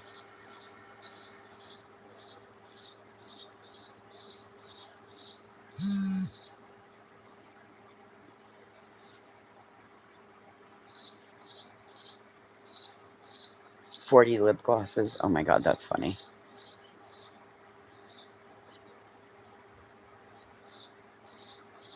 Oh, planting licorice in an old silver pitcher.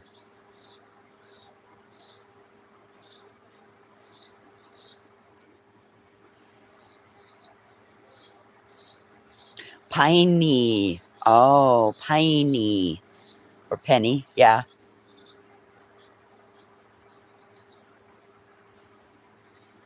You say peony?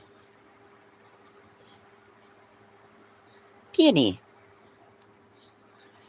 I have no idea where she got it from.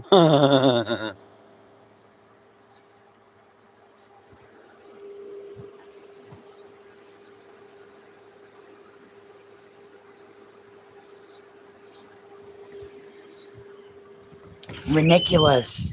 Oh, reniculus.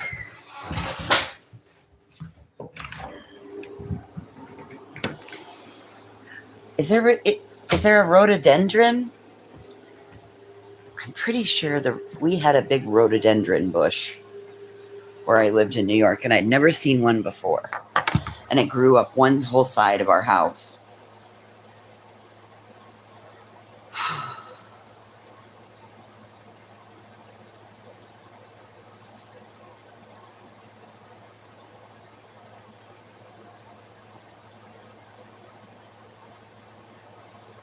It's got to be an East Coast thing, Remy. Peony.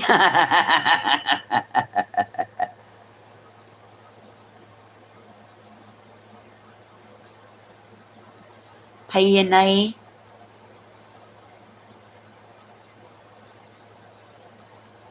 Yeah, it was on the one end of our house that got direct sunlight, and it would just grow up the whole side of it.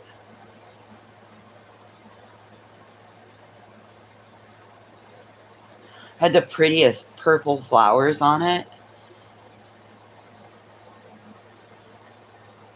They were like almost a fuchsia color, but more purple than pink, if that makes sense.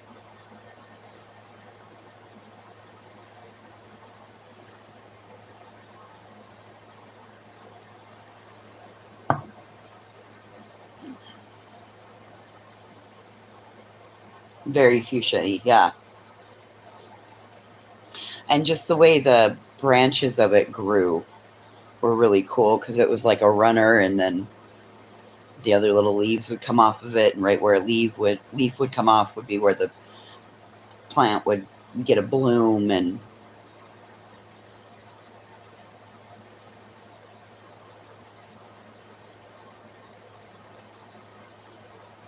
oh yeah, listen, I read Taiwanese. Hey Grain, thanks for your help on the bracelets. Remy, I appreciate yours too. It's been rather helpful having people that actually venture to the markets, and B, people that know beads and stones, because like I said, I have no idea if it's what it is because of the way they didn't come labeled.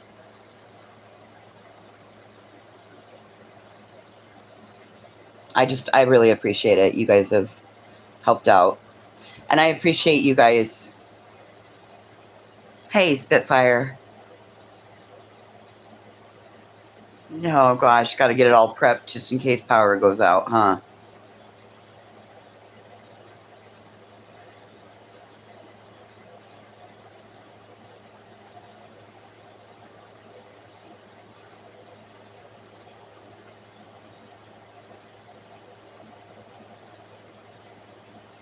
Oh, nothing big, Spitfire. It's just been kind of a little hangout.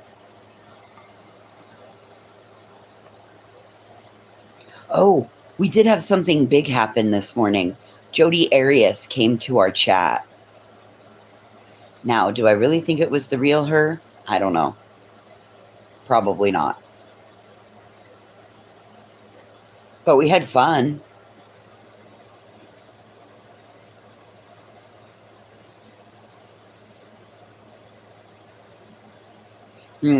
Hydrangeas are beautiful.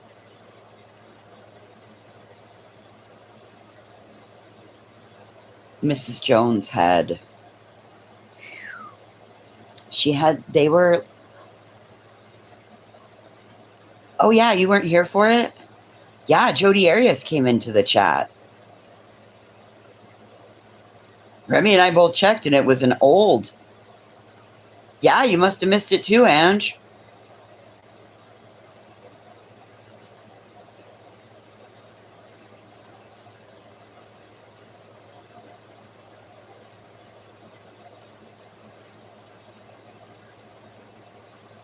And she even took questions. Coco and I asked her questions. I mean, Bunny XO went into Queens, so why couldn't Jodi Arias come into ours?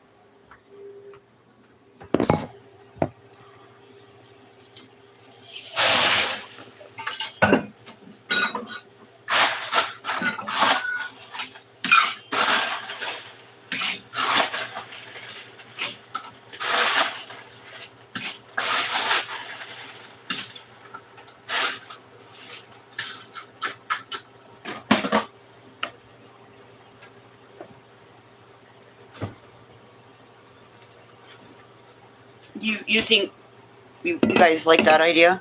Well, I mean, that we know of.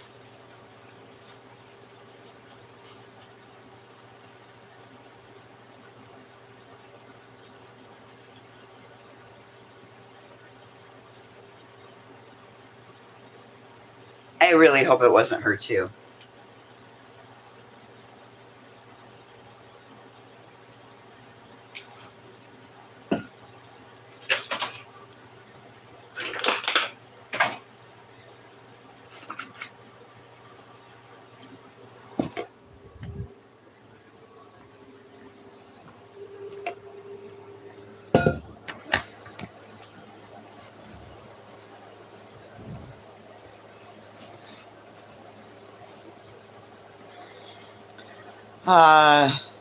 Her victim's name was Travis. I think, didn't she kill him in the shower? Oh, you're in love with Stacy's mom? Stacy's mom, she's got it going on.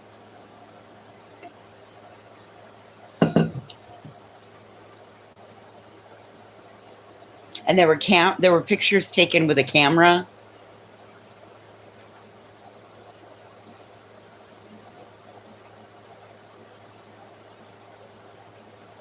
Yeah, okay, that's what I thought it was.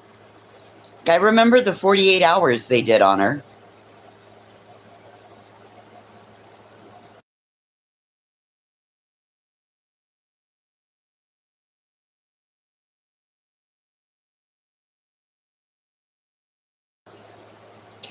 She even put a knife in the chat.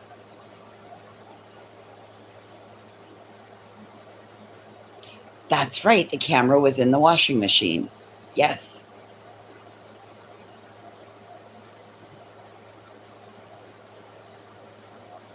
Anyway, somebody with the username Jody Arias, and the account has been around a long time because both Remy and I checked. We were like, figured that we'd look at it and see if it started yesterday. She said that she gets 15 minutes of internet time.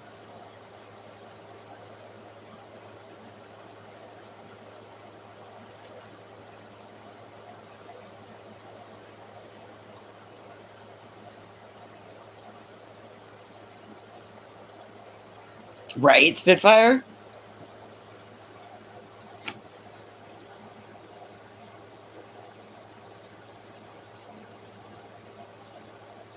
Now, do I really think it was her? No, I don't.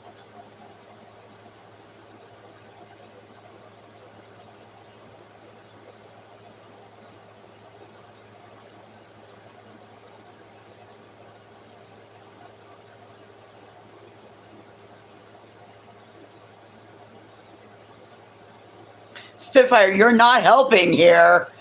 You're wrapping my tinfoil a little tighter. I would say it was a troll, to be honest. Spitfire's over here going, you guys. Hey, you guys.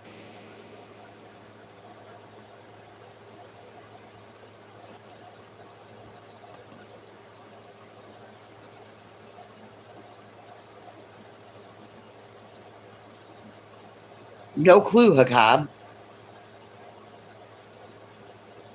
But why would she end up in our chat? Oh, that's true, Brie. God damn it. All right, everybody. We have now reached the tinfoil helmet portion of our program. Please reach underneath your seats, pull out your goodie bags, and reach inside and grab the tinfoil, and please start assembling it into a helmet shape around and place it on top of your head. I'm freaking right!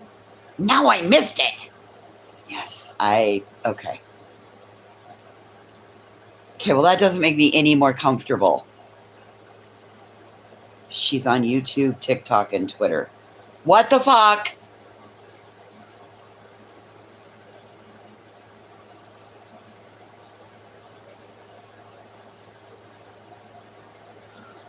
Oh, for fuck's sakes.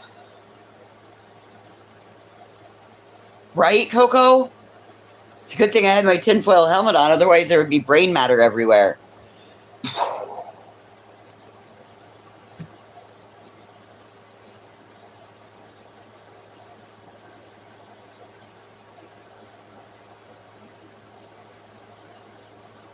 11 of 25. Oh, I don't know.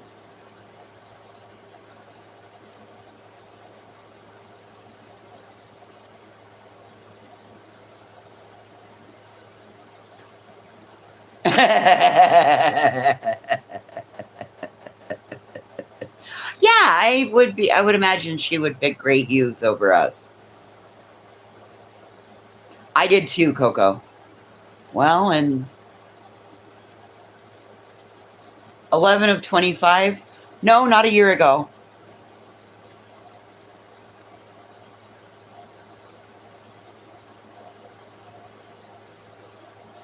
No, it was just Jodi Arias.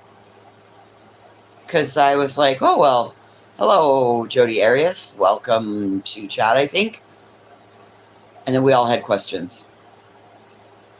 Because I'm like, I don't think it's the real Jodi Arias, but we have questions. And then they said, yes, I am her. Like I said, I'm pretty sure it was a troll. Pretty sure.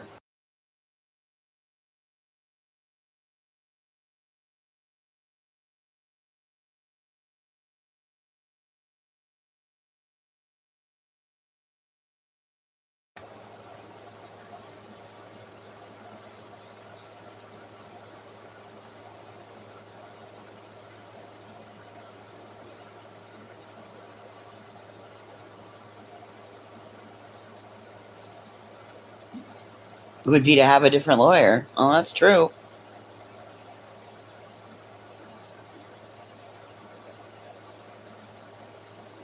That was John Cena, Ange Carter.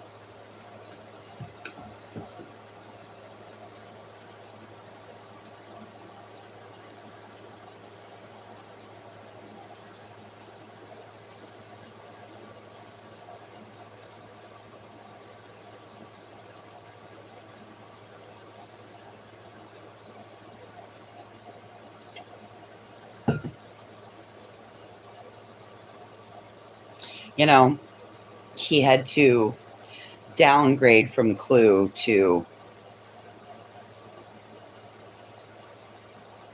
Brie Bella or Nikki Bella. Nikki Bella, I guess it was. The one Bella twin.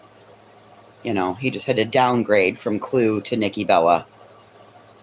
You know, she just wasn't that into him. You know how it goes. You know, at that time, he would have been what? At the height of his WWE career? And you really weren't into him? Hmm.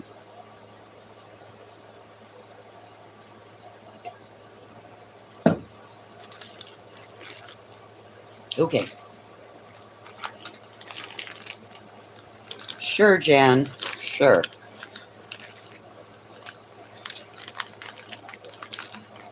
Oh, that's right. He did chase her. That's right. And then she broke his heart, and he had to take up residency chasing Brie Bella.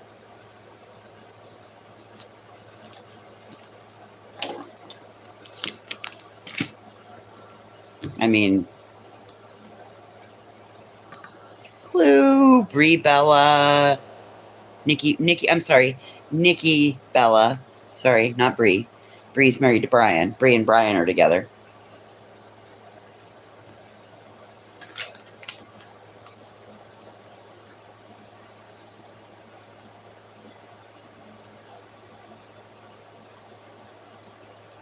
I don't see her running. What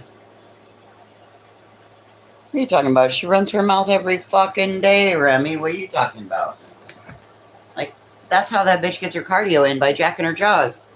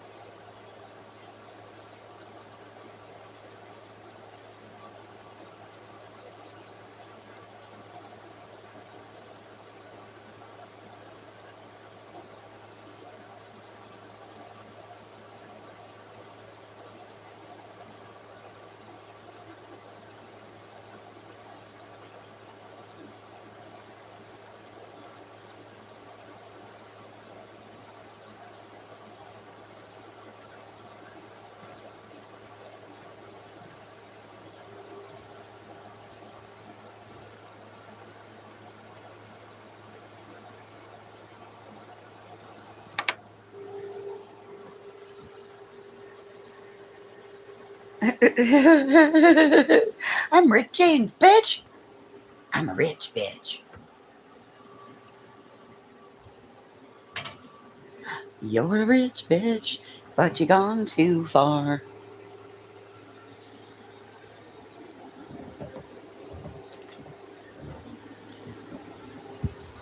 Yeah, morning med check. You guys all do your meds?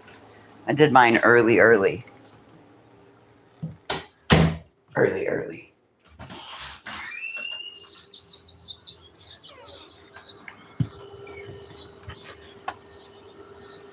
You're remodeling a yacht. Nice.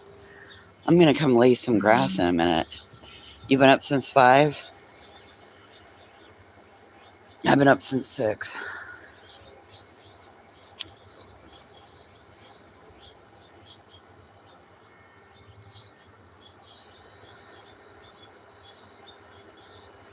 Oh, I'm so excited to try to get this grass out.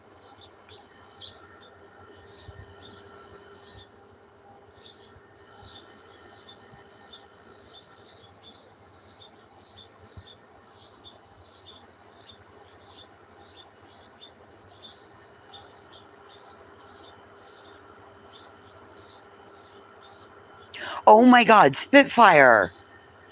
You are not helping.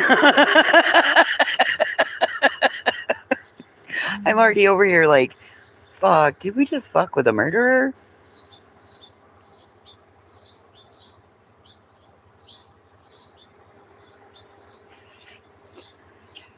Coco, my same sentiments. I know it was supposed to be sentiments, but if you know, you know. My same sentiments.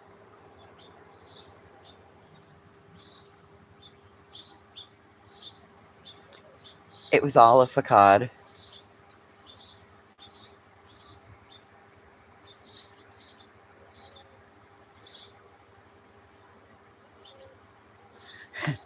But do you believe in dinosaurs?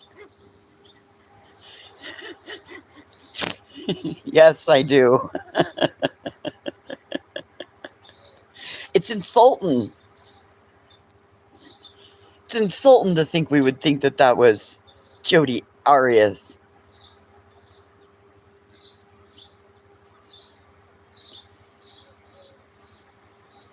Oh my God, if you know, you know.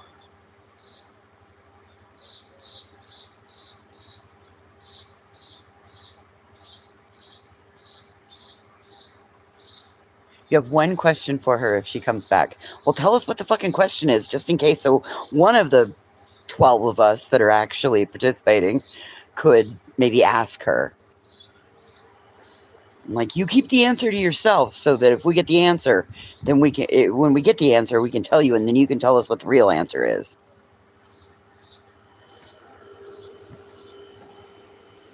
You know what? It had to be all the murder mittens talk.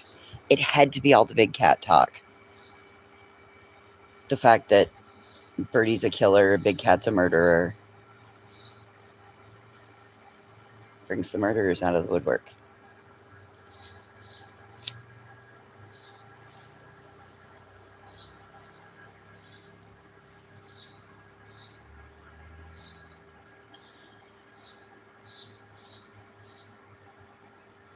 How to get blood out of grout? Well, you're going to use your steamer attachment with a bleach, a 3-to-1 bleach, 2 water solution. 3 parts bleach to 1 part water. You're going to shake your thing up really well. Hydrogen peroxide is another one that works really well. Yeah.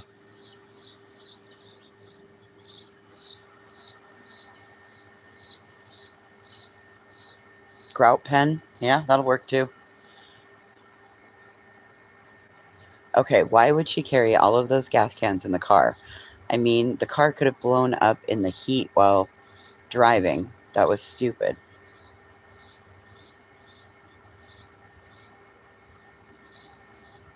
Okay. Gotta ask why she had all the grout, all the gas cans in the car. Not the grout, the gas cans.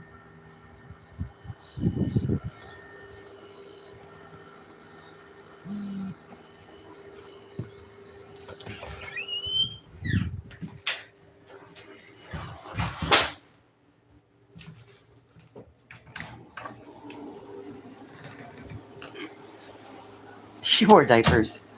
Well, apparently some YouTubers that wear diapers too. Fly on your wall, we pulled you out of the bushes. They must have a generator for those gas cans. Oh, good thought.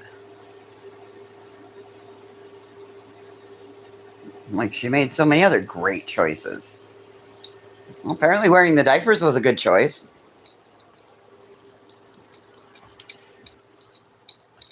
You're always watching while cleaning.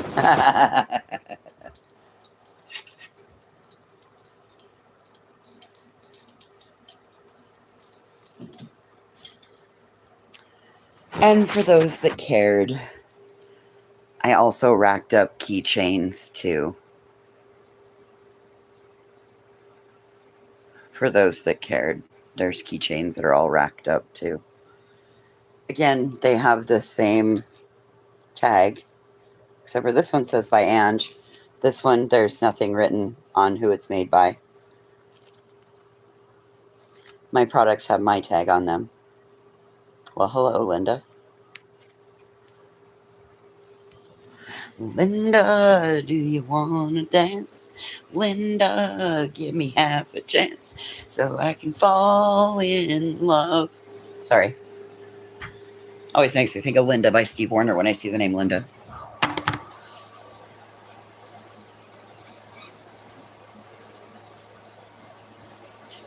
Oh, Fly on Your Wall, those are from last year. Those are from when I first started my press. Can't even really see my press right now. It's pushed back. I haven't unpacked my farm bag yet.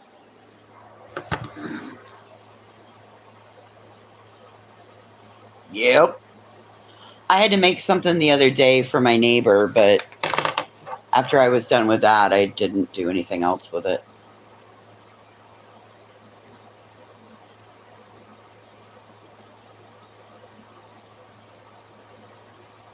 Have not heard from Fred.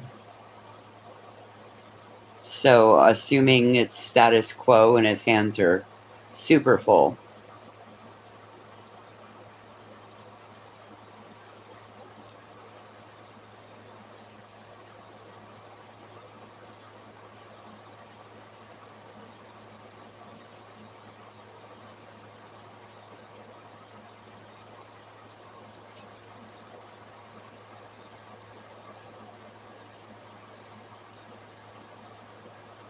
Wow. What a Sunday.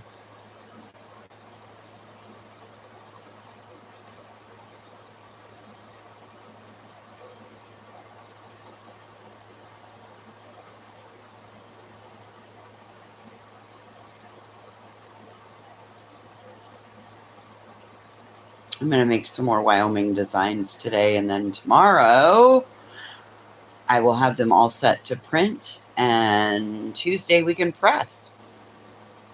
So I see sublimation in our near future. There's so much editing that goes into it to get them to be, and resizing.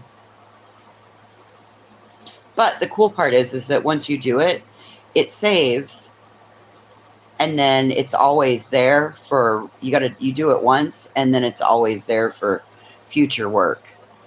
And if you're smart, you built a template before, and then you just go in and open that template, and then everything that you do, you just drop into that folder, and it resizes it automatically for you. So it took there's a lot of other work that you have to do. Just because I'm actually not producing, I was learning how to resize, how to use Canva for my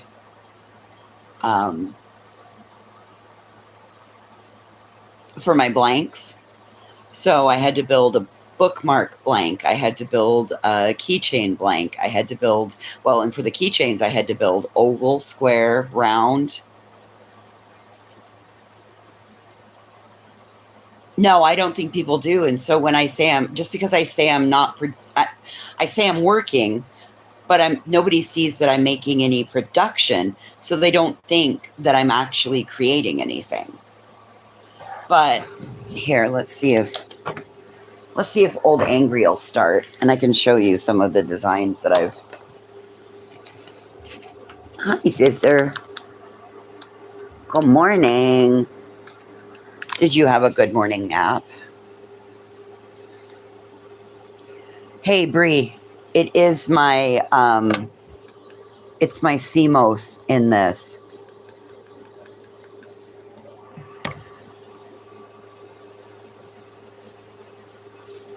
Because when it starts, it says CMOS error. So exactly what you thought it was all that time ago.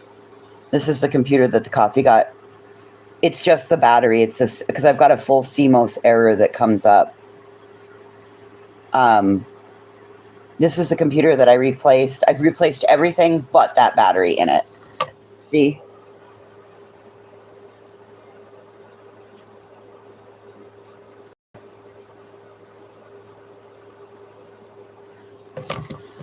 So this is that computer that the coffee got spilt on that day. And I had to replace the fan, the power supply, all of that. And I lost the backlight on my keyboard. So I just need to I need to open it and pull out the right battery and go down to the battery store and take it in there. We have like a Batteries Plus.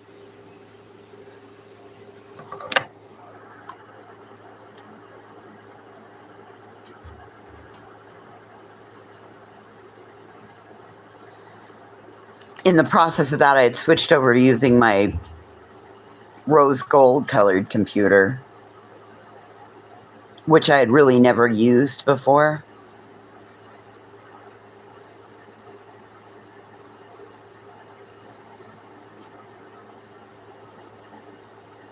Yeah,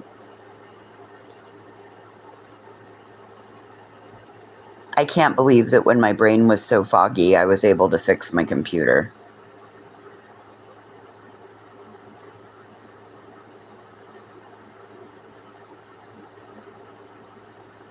And as long as I don't want it unplugged, it still works just fine.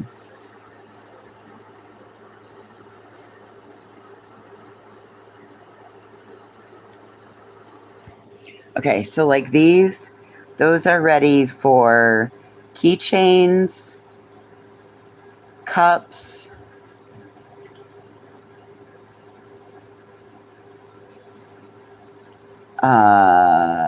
keychains, mugs, bookmarks, ornaments, and then they're just saved in this.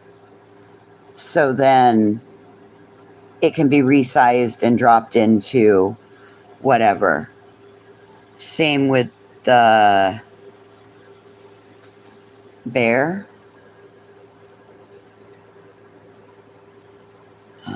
I did it with this design because I thought that might make a great bookmark.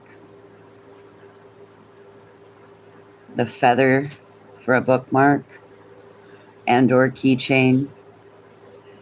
Can koozie.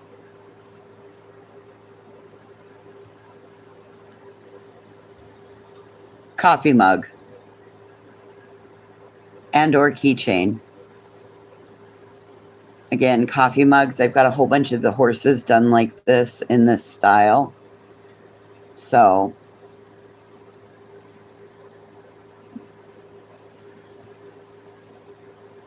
where it looks like watercolor.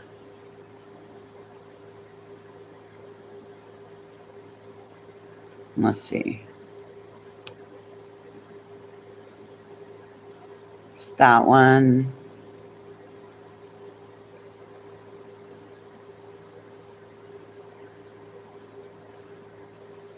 Then I have some graphics.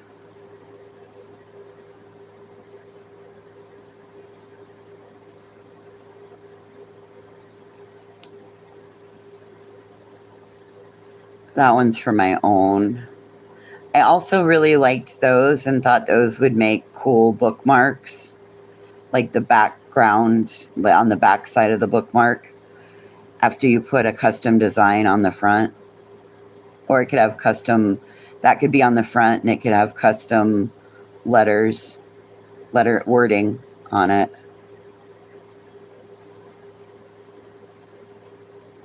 I really wanted that one for a coffee cup. And then we've got more colored animals. Because I want to do a Wyoming coffee cup series.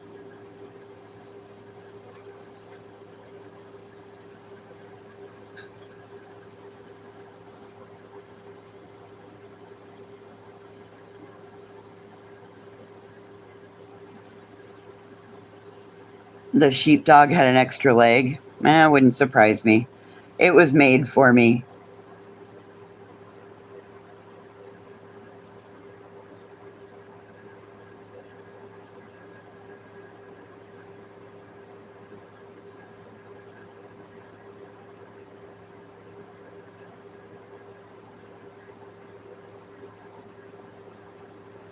And figure that I need to make something with that.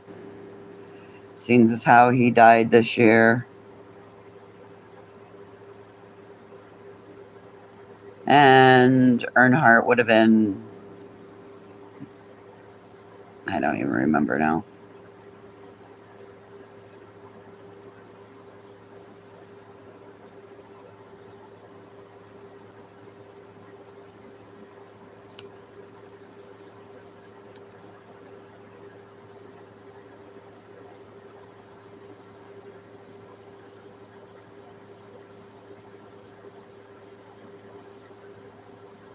So yeah.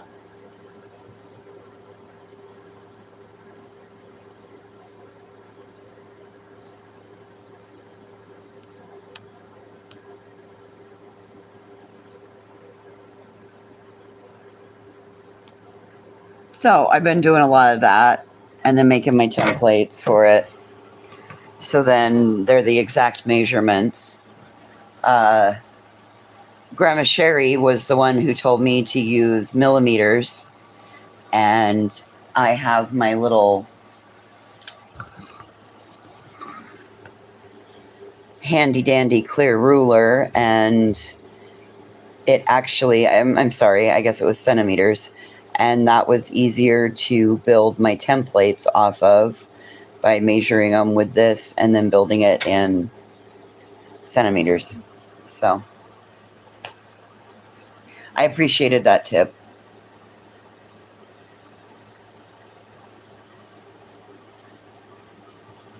Okay, we got to go back and look at the sheep now. Now you got me questioning. I'm like, it had an extra leg. All this time we've looked at it and we never noticed it.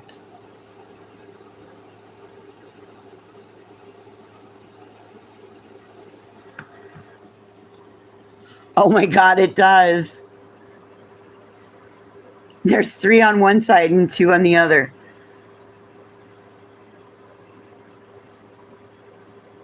Oh no, that's funny as hell. It's a good thing all I've done is edit it, because now I'll delete that out of here. But that's funny as hell. I didn't realize that. Oh my God.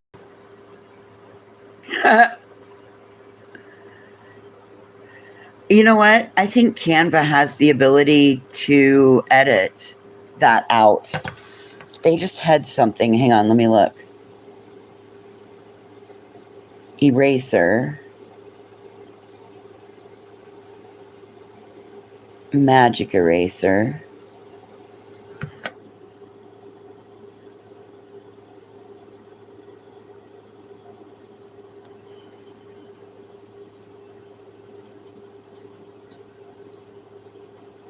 There we go.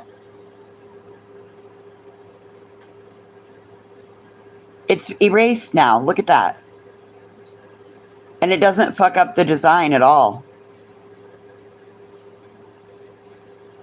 I knew Canva had a better option.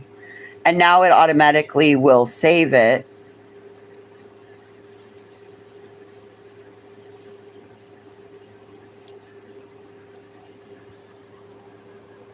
And we're right back to now it works.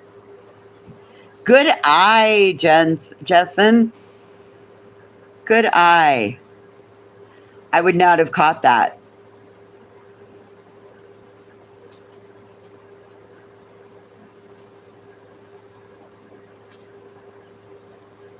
How cool is that? I just showed you a new trick on Canva.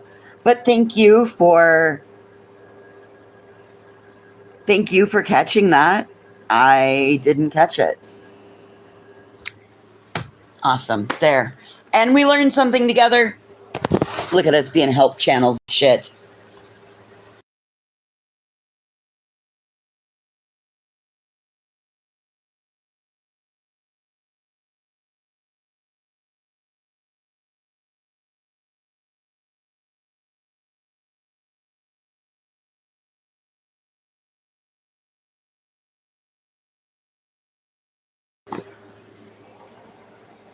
You like the tie-dyed sheep, Coco? Are you feeling better, honey?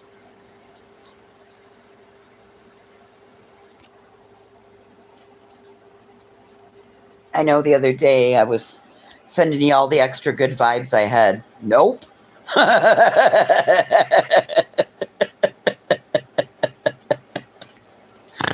Of course not.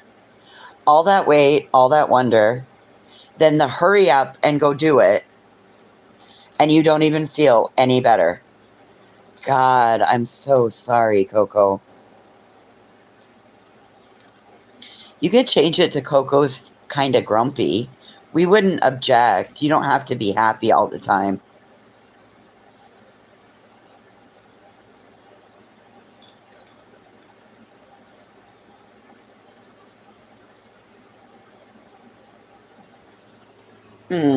God.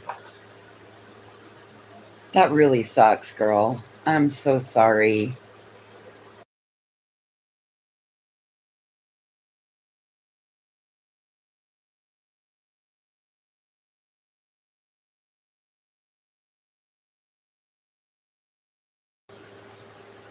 Well, when you messaged me the other day and you were like, they called me for my appointment, I thought, oh, wow. Oh, wow. Good. They're going to get in there. They're going to do their stuff. They're going to read the scans. Yeah, Coco's, leave me the fuck alone already. I thought, all right, they're going to get in there. They're going to read the scans. They're going to be able to see something, and that'll explain it all, and it'll be the missing piece to the puzzle.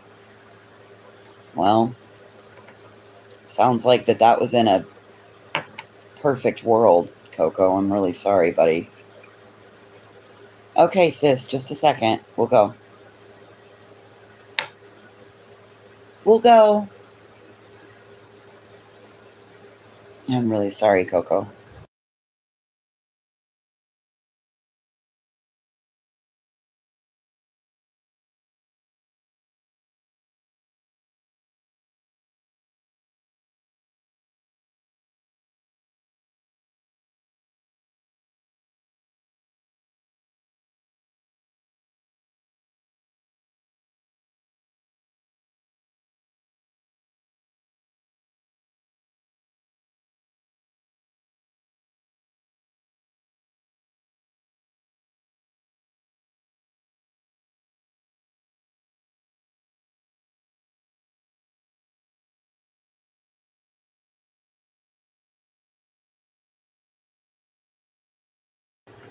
Hmm.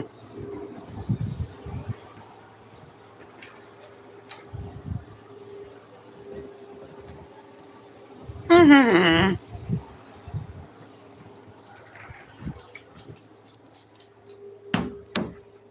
Hmm.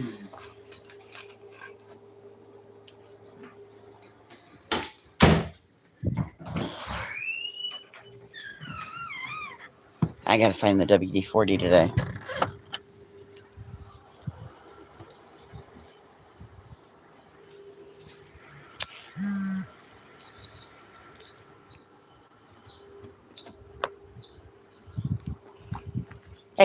Stop it. Get in your yard. It was a great try, though.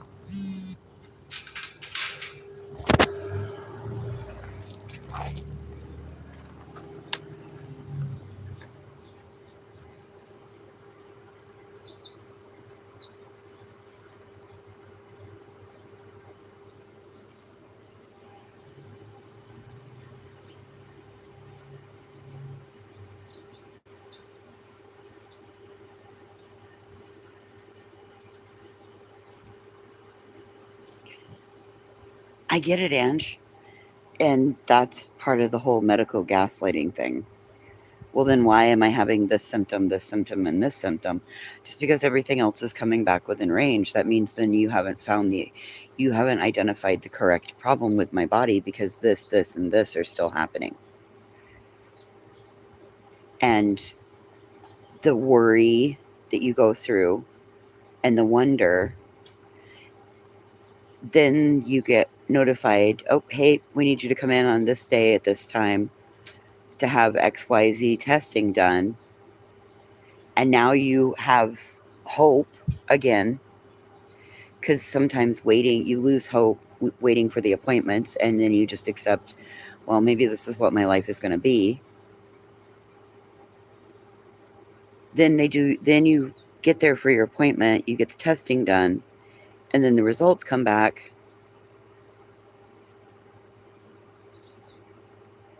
And they say, well, I don't see anything on your scan. Okay, motherfucker, then can we do another scan? Maybe we need to look somewhere else.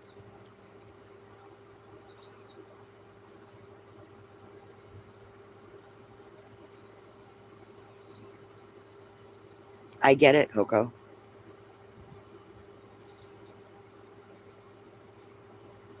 Well, and sometimes it's not autoimmune issues.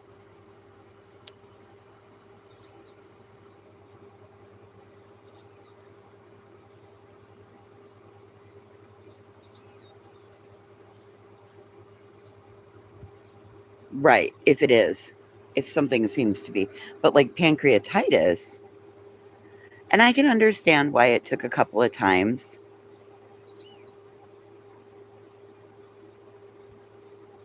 Well, honey, pancreatitis is so fucking painful. And do you have your gallbladder?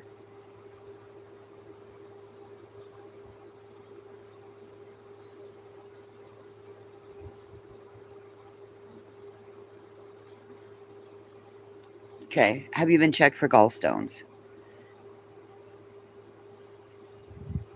Yeah, you got to go gastrointestinal for that. You had C. diff.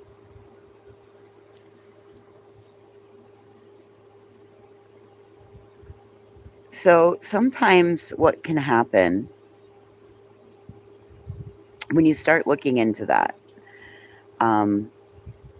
sometimes if the gallstones are like sediment, so there's a lot of little ones, sometimes that sediment can get through and it can sit right at the beginning of the bile duct for the liver. And that's kind of, good Lord. And that is why you can't be outside. That car went through here at 40 miles an hour. Jesus Christ. But you could have a great big gallstone, Ange, that could be sitting right between where it empties from your gallbladder into your liver. And that causes that type of pain every once in a while.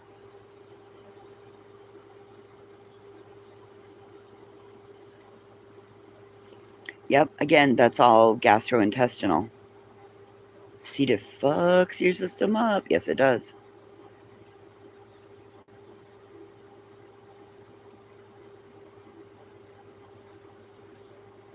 Well, that sounds like bladder, Ange. If it hurts when you pee, that's something with your bladder.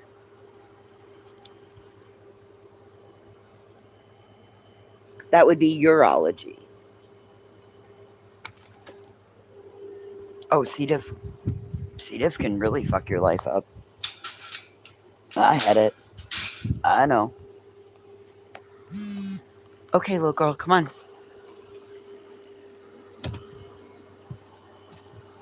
Come on. Hey, let's go.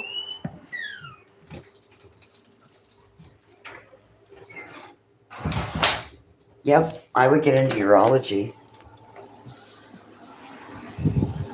Those are the piss prophets. They know all the kidneys and the urethras and the ureters and all of that.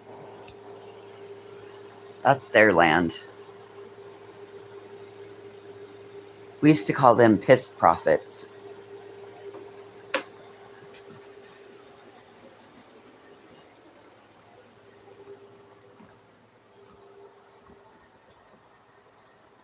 Oh, Jesus Christ.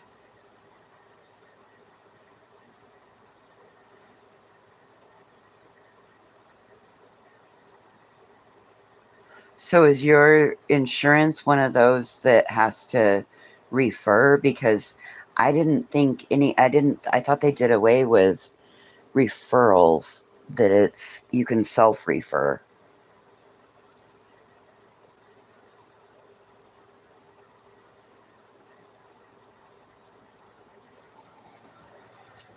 You may be able to self-refer though, Ange. And then in October, when the window opens, you have to change. That's when you'd be able to change your PCP. Yeah. I think that just requires.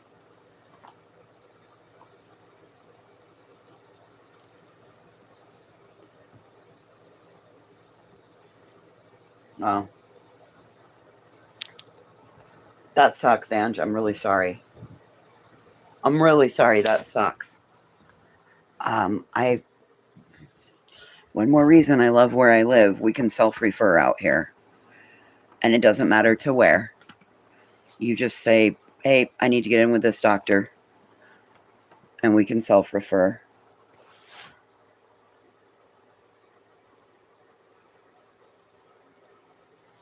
Yeah, I'm really sorry. That sucks, Ange. It really sucks. Just make sure you set a notification in October for the month of October.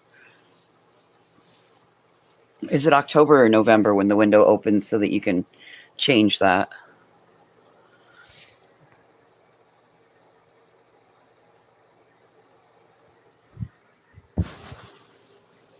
Okay, but have you called your insurance to say you have the incorrect PCP listed?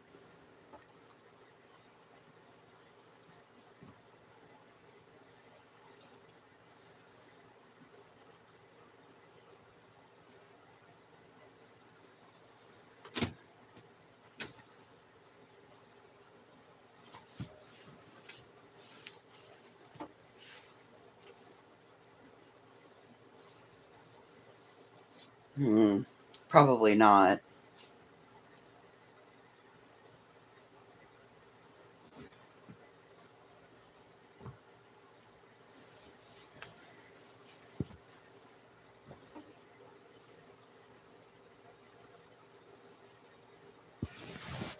Damn.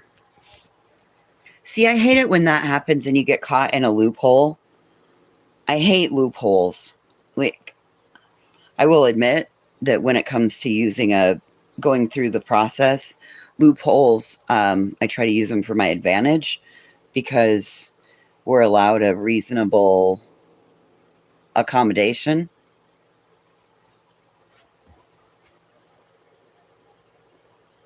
But that sucks. It is frustrating.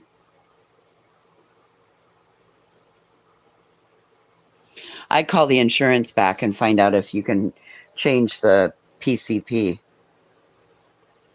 or put in for a callback from them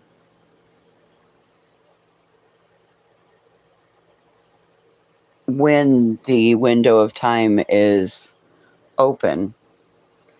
And in the meantime, I would call the urology office and ask if, hey, Bob,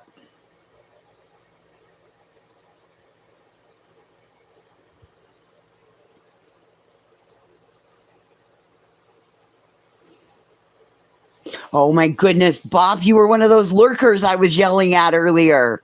Sorry. You know, if you are one of the friendly lurkers, the message isn't meant for you.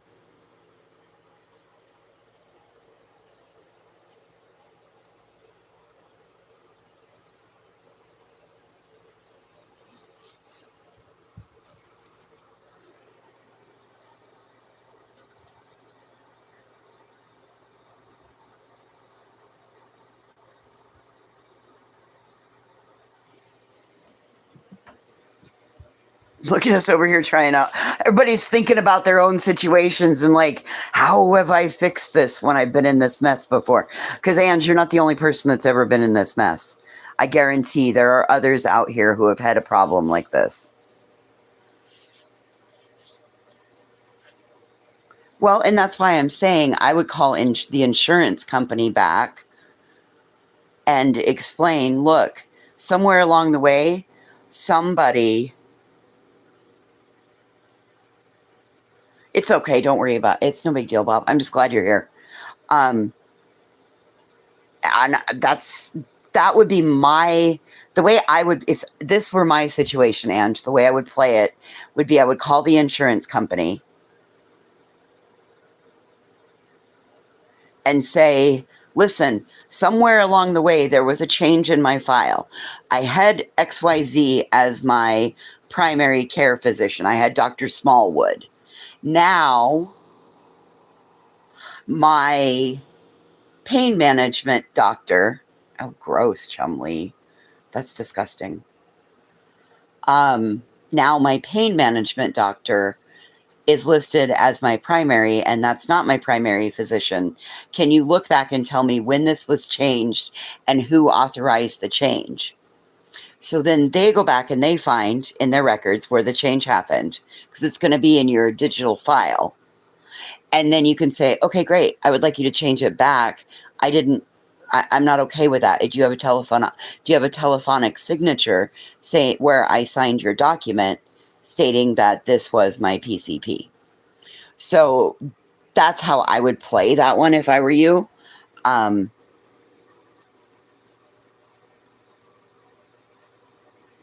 I would try to track it back and find out when it was changed, by whom, and for what reason. Because all this time, you've had Dr. Smallwood as your PCP. That's never changed.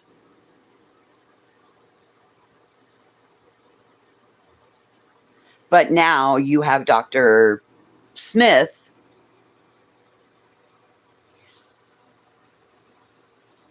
is listed, and now you're caught in a loophole. So you are tracking these changes back, and you want to know, and you want the date, the telephonic signature, or a digital image of your signature changing your PCP. Because it may just be that during insurance billing, somebody changed it so they could get a claim to go through, which in retrospect has screwed you for the future. So that's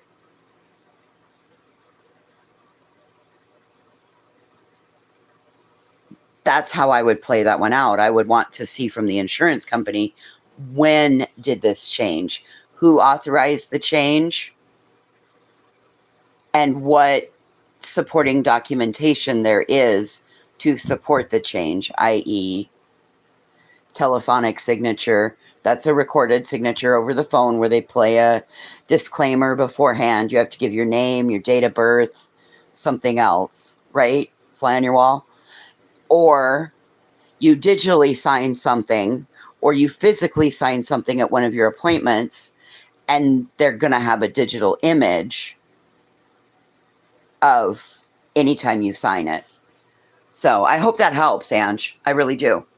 Because I would want to track it back. I've had that happen before and had to have the same thing done. And that's how we fixed it, was we tracked it back.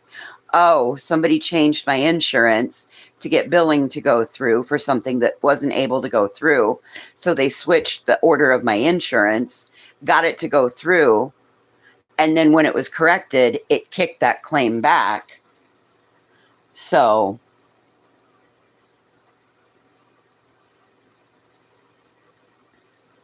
and until you get stuck in a loophole, nobody calls to identify that there was a fucking problem. Nobody's going to tell you, oh, hey, this is what was changed on your insurance, even though anytime anything changes, you should receive something in the mail. When you have a telephonic signature, they do send you a copy of it saying you made on this day you had these changes made. So if you don't have anything like that, it's possible somebody reversed the order of your insurance to get a bill to go through, and now the secondary is the primary, and there's where your problem is.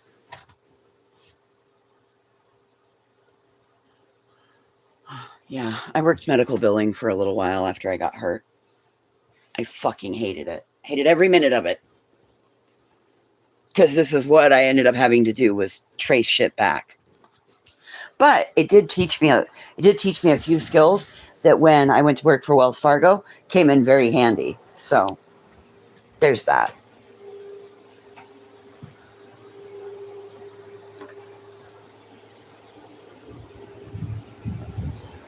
Oh God. And then it never fails, Coco. Like 4 or 5 transfers in, the call gets dropped. Because it's like it's been transferred one too many times. Transfer limitations exceeded. Well, this is a way, Ange, to be able to stay with the person that's the telephone rep that answers your call. Because then you have them go in and look in your file to find out what date it was changed on.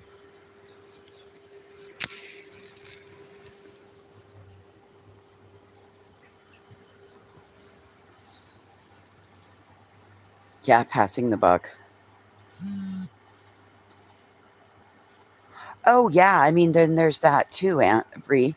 It could easily just be something that somebody looked at the wrong when they were typing in data when they were inputting data into their fields of information.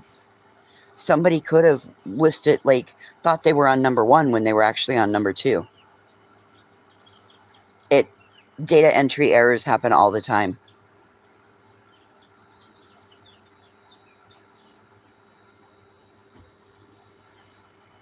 I understand, but this is the way you fix it. Because nobody, think about it. Then they have to admit that they fucked up. And that goes against quality assurance numbers. Maybe you got a manager that's a nightmare manager and concerned about quality assurance scores.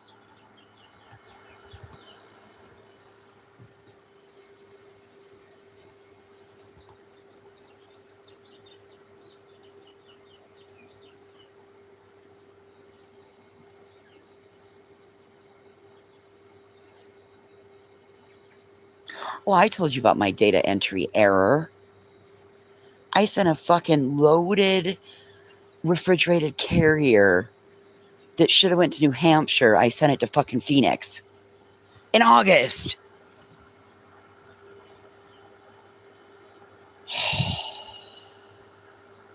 Mistakes happen.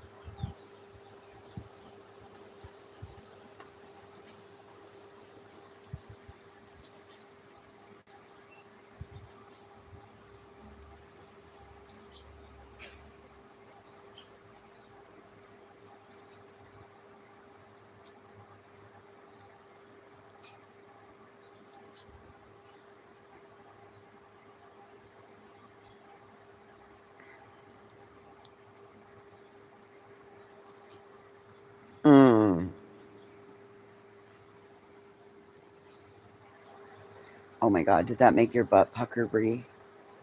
Hearing the story made my butt pucker. I'm missing $1 million. I mean, it's in a suitcase in your office somewhere. You just can't lay your hands on it, right? All because one field was...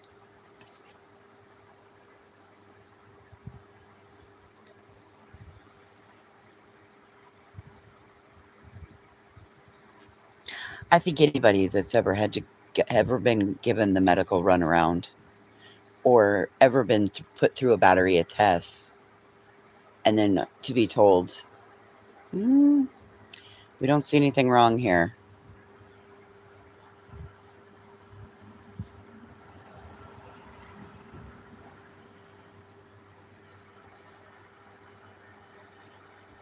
I think we can all relate.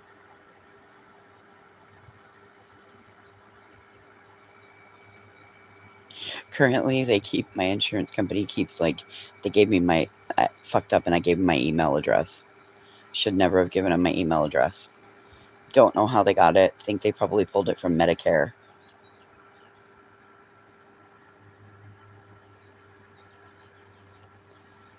Right. It's not real money yet, but there's a bag of dollar signs sitting around somewhere in your office or your hard drive.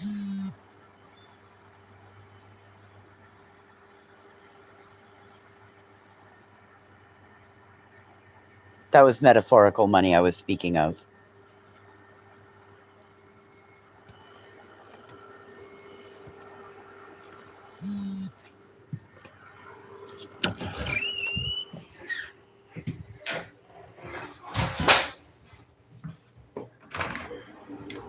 Okay, so Ange, for my back injury, I went to doctor's appointments for 3 years, went through 2 surgeries, went to every physical, never missed an appointment. You know what I got out of it? A fucking pain pill addiction and a fucked up back surgery. And it was all work comp. I understand exactly what you're going through. Because for some reason, up until they found it, they didn't see anything. But nothing else fucking showed, according to them. One little blip on one little test, and then it was, oh, it's real. She really is hurt.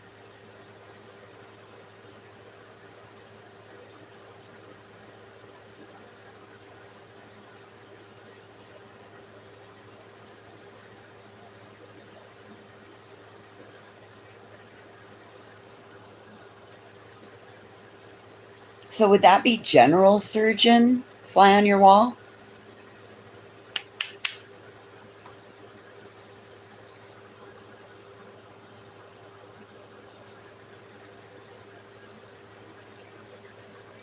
"19 dealerships, 854 cars, and $6 million.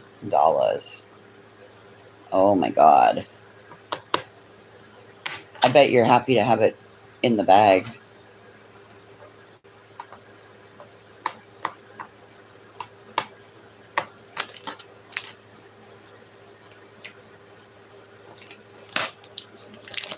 I gotta get more glue. I don't know.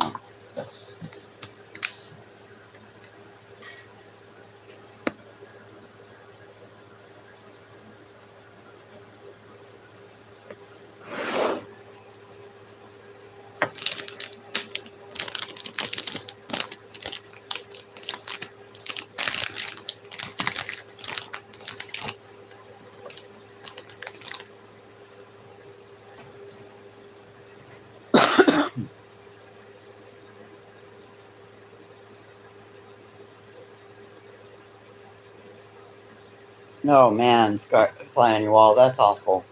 I'm sorry to hear that. Oh, it's hot out. Like 7 inches from the midnight sun. It's a hot one.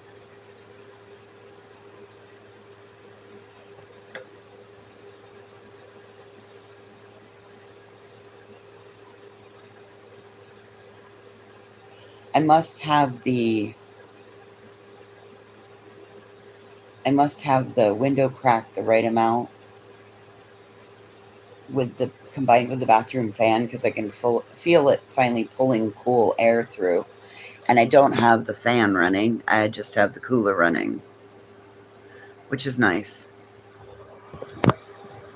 Because I'm starting to feel cool air over here on this side of the room.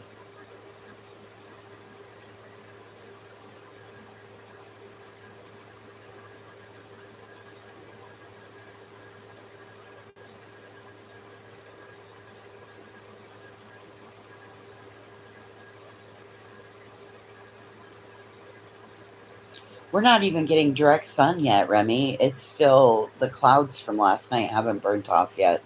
It's not blue sky. Oh, I get that, fly on your wall. I 100% get that. And like, people don't understand that when your mind isn't in that state, you can't do anything.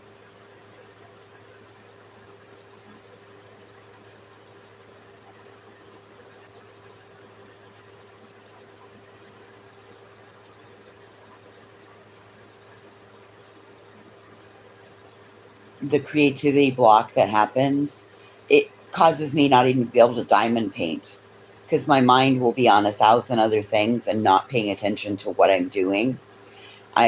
It's just something for my hands to be busy while my mind processes shit. And then I get stuck in a continuous loop.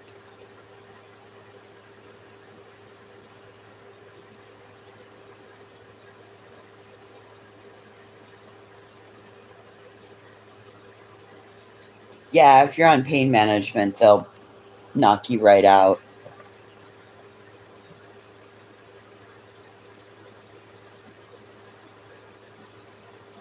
Hey, here's the one thing I'm going to say. I'm not going to say that I'm going to start a crafting club or anything, but I am going to say that we are closer than I've been in a long time to actually starting to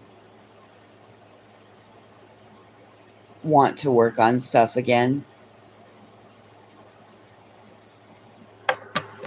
So I think that's a step in the right direction.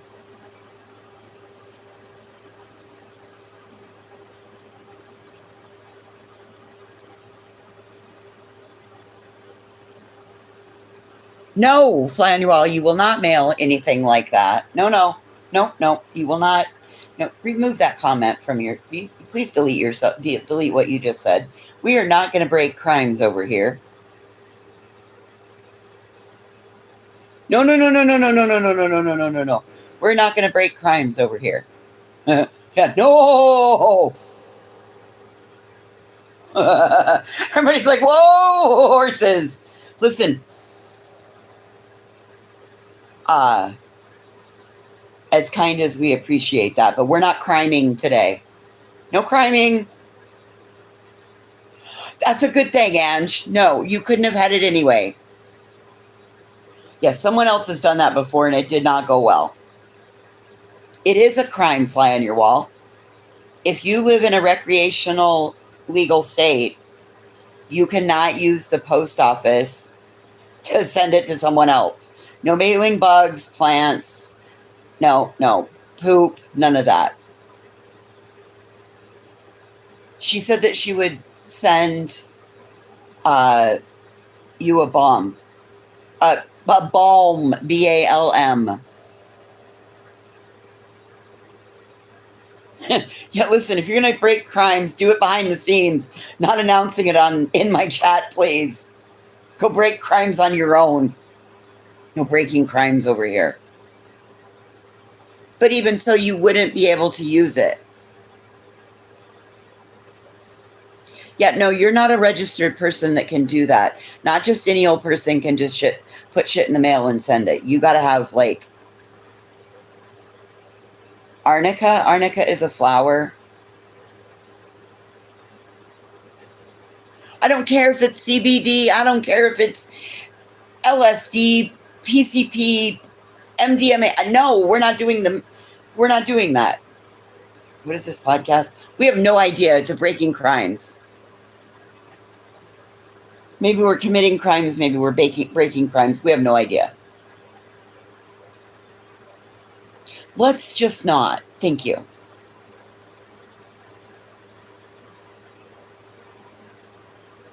We are breaking the crime rings over here. We are not going to be criminals going forward. Just kidding.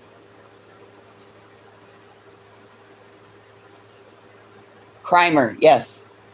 Crimer.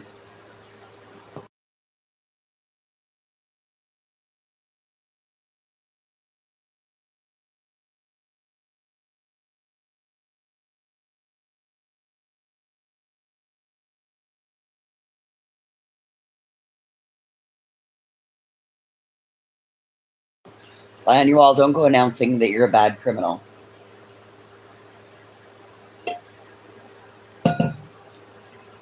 You need a leash from your friends. We got you. There are leashes in your goodie bag. There are leashes in your goodie bag underneath your seat.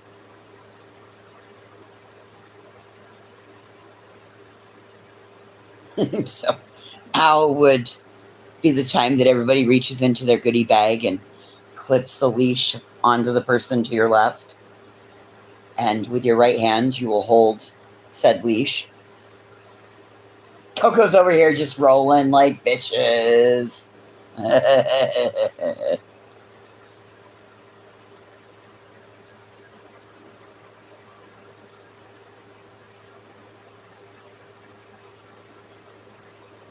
Yes, a feather. Who goes smoke a joint day?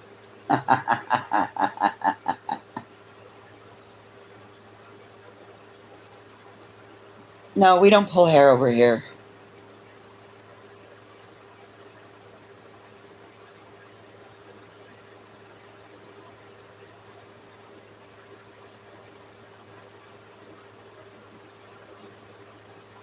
Well.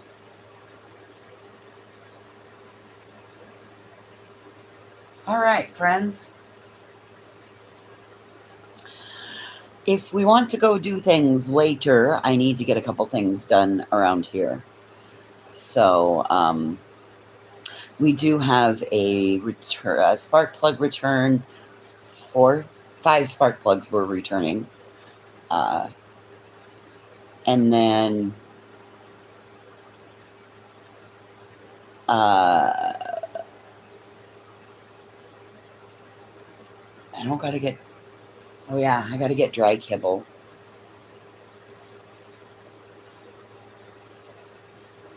And I need to get a little gallon of milk.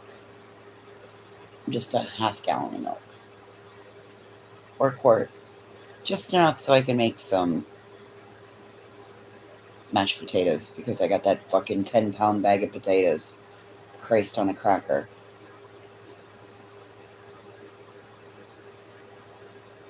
Alright, well. The center service is over. So, make sure you drop your tithings in the box at the door, and I hope you have a... Can we put in a call to the prison? Oh, Fiesta potatoes?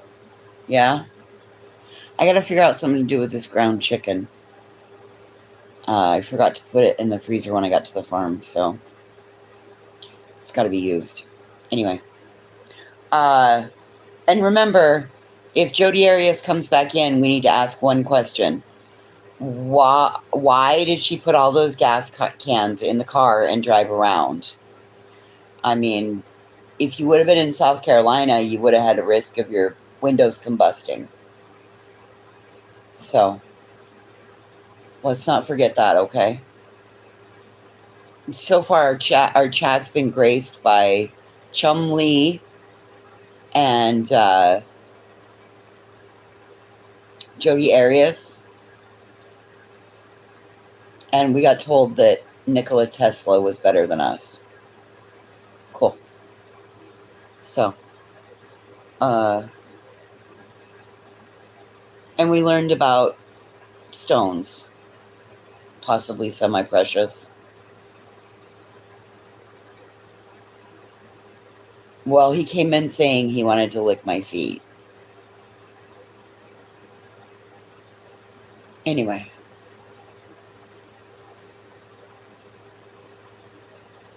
I hope you stay safe, and we'll do an adventure later. Bye, guys. No, I don't think it's Fred on an alt.